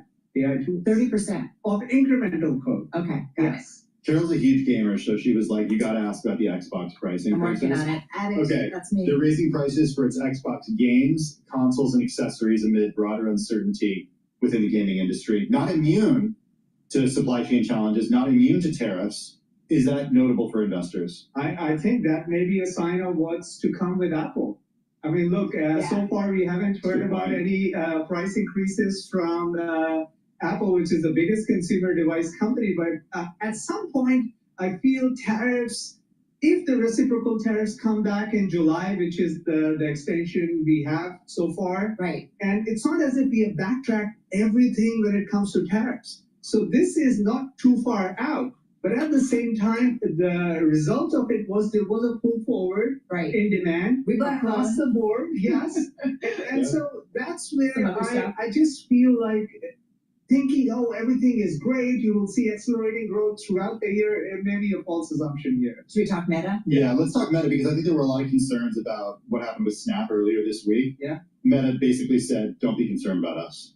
Yeah, and that's where I think Meta, just because of their sheer size in terms of users, I mean, the core business, 52% margin, when your business is accelerating 16%, so, and it's not a small business, $160 billion to move that, right? To make so it is, and that's what gives them the cash cow when it comes to, raising their CapEx. I would have thought stock would have turned down because they raised their CapEx, which has happened to Meta in the past. Whenever they have raised CapEx, it's not always that the stock goes up. But this time, Street was okay because they talked about, how they plan to use Llama and LLM, and still we don't know whether it's going to make money in terms of how Microsoft's cloud business is growing. But at the same time, they're getting the benefit of that because the core business is doing so well in the face of uncertainty. Pretty wild, right? I know. We talked with you after the numbers, and it just like the enthusiasm, at least among the street and investors, still there. Mandeep, thank you. Mandeep Singh, Bloomberg Intelligence Senior Tech Industry Analyst, right here in studio.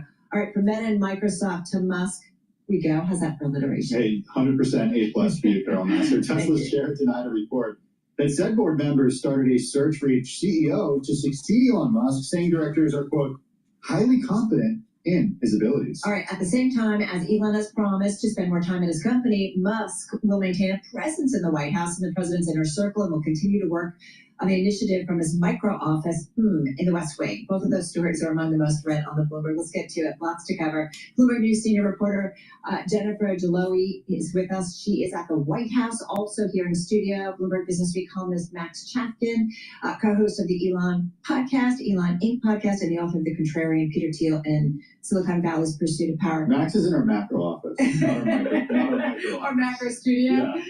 Max is going to come in just a moment. Jen, we got to start with you. You talked with Elon along with some other reporters, set the scene, the chat yesterday, what you all asked about, and what he said. Well, I mean, this was really a remarkable opportunity, remarkable because we haven't had many of them to hear directly from Elon Musk as he discusses his government role. Of course, he's been at cabinet meetings, he's been in the Oval Office and spoken to reporters occasionally, but in this moment in the Roosevelt Room with other reporters, he was really opening up much more about what he's done over the last 100 or so days, leading the DOGE effort, the Department of Government Efficiency program that he's been running for President Trump. And, he spoke quite colorfully about, the experience, not just the $160 billion in government savings that he says he's been able to root out with this program and cut. He told us about flying on Air Force One, about staying in the Lincoln bedroom at the president's request, and even tucking into, ice cream from the White House fridge. So it was really remarkable. It told us a lot about, I think, his access to the president, about his status really in Trump's orbit, even as he is making this retreat from the White House. Well, Jennifer, on that retreat, investors cheered the news last week in Tesla that he would be spending more time away from Washington, D.C. Now we're hearing he'll have this micro office. What can you tell us about how much time he will be in D.C. or how much time he'll be spending on DOGE moving forward? Right. He told us that he anticipates spending about 1 to 2 days a week on average, and coming into Washington, D.C. basically once every other week. So you could see a situation where he's in town for 3 days working and then comes back a couple weeks later. This is, of course, a marked contrast from the beginning of the term when, it was an all hands on deck situation, really intense, as he described it. And he would spend, 7 days a week here sometimes, working just to get into these agencies and start figuring out a plan for accessing data and examining their spending. Max, I want to bring you in. You're listening to Jen talk about this conversation, kind of him talking about his time in the White House. And I think we were all glued to the cabinet meeting where he had the two hats on, took them off, and it he got kind of serious, it felt like. Yeah, tonally kind of a valedictory tone. I don't know, the messaging is a little bit confusing because on one hand he's saying, taking steps back. On the other hand, 1 to 2 days a week is that's a lot of days. And This is a guy who is running simultaneously 5 companies. He's got a lot of responsibilities, even if he is, as Jen says, scaling down from spending like all his time in Washington, spending a significant chunk of time in Washington. Yeah, so on that, Jennifer, the timing that he's doing here, also the figures of $160 billion, I think, getting a lot of attention, especially earlier this year when, or maybe even a few months ago, we heard that Please go to my store, the-studio-reykjavik.com, and get the Gladiator Barley. The Gladiator Barley is a high-density protein. This barley is a barley that has lots of nutrients in it. It's something that you cannot buy at, let's say, Whole Foods or at some sort of organic food store, right? This is special stuff. It will help to build muscle. It will help to detoxify your body, bring down inflammation. That's important for recovery if you're working out. Also, it helps with less inflammation. That helps with your immune system. And it soaks up free radicals through superoxide dismutase. Now, the other different barley that I have is the heirloom barley. This will detoxify your body, bring down inflammation, and soak up free radicals with superoxide dismutase. The big difference is that this will help with building muscle and strength. So both of them, you take either or, right? Either of them. You get a big scooper here. Take half a scoop or a full scoop each day. Mix it with soft foods, maybe even filtered water or milk or even a smoothie. It's up to you. And take it every day. Really important. And that way you're detoxifying your body every day. And if you want to build strength, take the Gladiator Barley. If you're older, this is important to take. Why? Because it's going to help you to build muscle. If you're an athlete, younger or older, taking this will help you gain strength in your sport. And this stacks really well with Myotrol. And remember, Myotrol helps with gene expression for muscle building. So by taking the Myotrol that I have with this, you're going to see more strength gains. And taking the Boomer Boost. Boomer Boost you can take with the Gladiator Barley or the Heirloom Barley, or you can take it separately. It's up to you. But you get the max benefit if you take it together. And if you really want to gain that strength and lower those A1C levels at maximally, taking Gladiator Barley, doing resistance training, and doing the Boomer Boost is going to allow you to do that. Now, Boomer Boost is 68 nutrients. It has a very comprehensive compound profile that you can see on the screen, or just take a look at the label on my website, the-studio-reykjavik.com. Boomer Boost will focus on a few systems. It's going to focus on your cardiovascular system. It's going to focus on your brain function. It's going to help with strength and musculature. And it's going to boost up your energy levels and your metabolism. You're going to lose weight. You're going to notice the difference in taking it within 72 hours. You're going to feel the benefits of it. Now, Boomer Boost has a big scooper. Take it once a day. You either take it for your breakfast or for your lunch. Not both. Breakfast or lunch. If you work out, take it before your workout or after your workout. All right, to get the max benefits of it. Now, this is a month's supply. And you mix it with soft foods, filtered water, a smoothie. Some people mix it with milk. But you take it once a day. It's best to take it either breakfast or lunch. I take it during my lunch. And what you're going to notice is you're going to have a steady burn of energy throughout the whole day. You're going to be able to think more clearly. You're going to sleep better. You'll have better memory. And over time, you're going to notice there's this compound effect. And you're going to see a slowing down of the aging process and a revitalization of your body. Your immune system is going to be better. You're going to just have more strength. You're going to just be more active. You're going to have more vitality. So please take this every day. This is really important. So please go to my store, the-studio-reykjavik.com. Take the Boomer Boost, and it stacks really well with the Gladiator Barley or the Heirloom Barley. All right? To get the max benefits, especially for the detox. Now, Boomer Boost is also part of this core protocol that I have. Max 35, Max 14, or Cleanse for the first pillar. That boosts up your immune system. C60 soaks up free radicals. The third pillar is turmeric, ashwagandha, and lignans. Bring down inflammation. That's important for your immune system, and that's important for your cardiovascular system. And taking the Boomer Boost to boost up your energy levels and rev up your metabolism, and that will help you to lose weight and maintain a healthy weight. So that's another way to stack. This is another way to stack it. You can stack it also with Myotrol. That's a great combo if you really want to gain strength. So there's many ways to do this. So please go to my store, the-studio-reykjavik.com, and get the Boomer Boost. That's the end of my transmission. I've been recording for 4.5 hours. Thank you for watching on Rumble. Thank you for the ones that have been listening on X Spaces, and the ones that have been watching the live stream on my website, the-studio-reykjavik.com, and YouTube. I'll do another transmission tomorrow. Thank you for listening. Have a nice day. Please follow my advice. It's a holistic approach. Stack these supplements the way I've been telling you to stack them. That's the way I do it. And you're going to see huge benefits in improving your health and wellness. Thank you for listening, and have a nice day.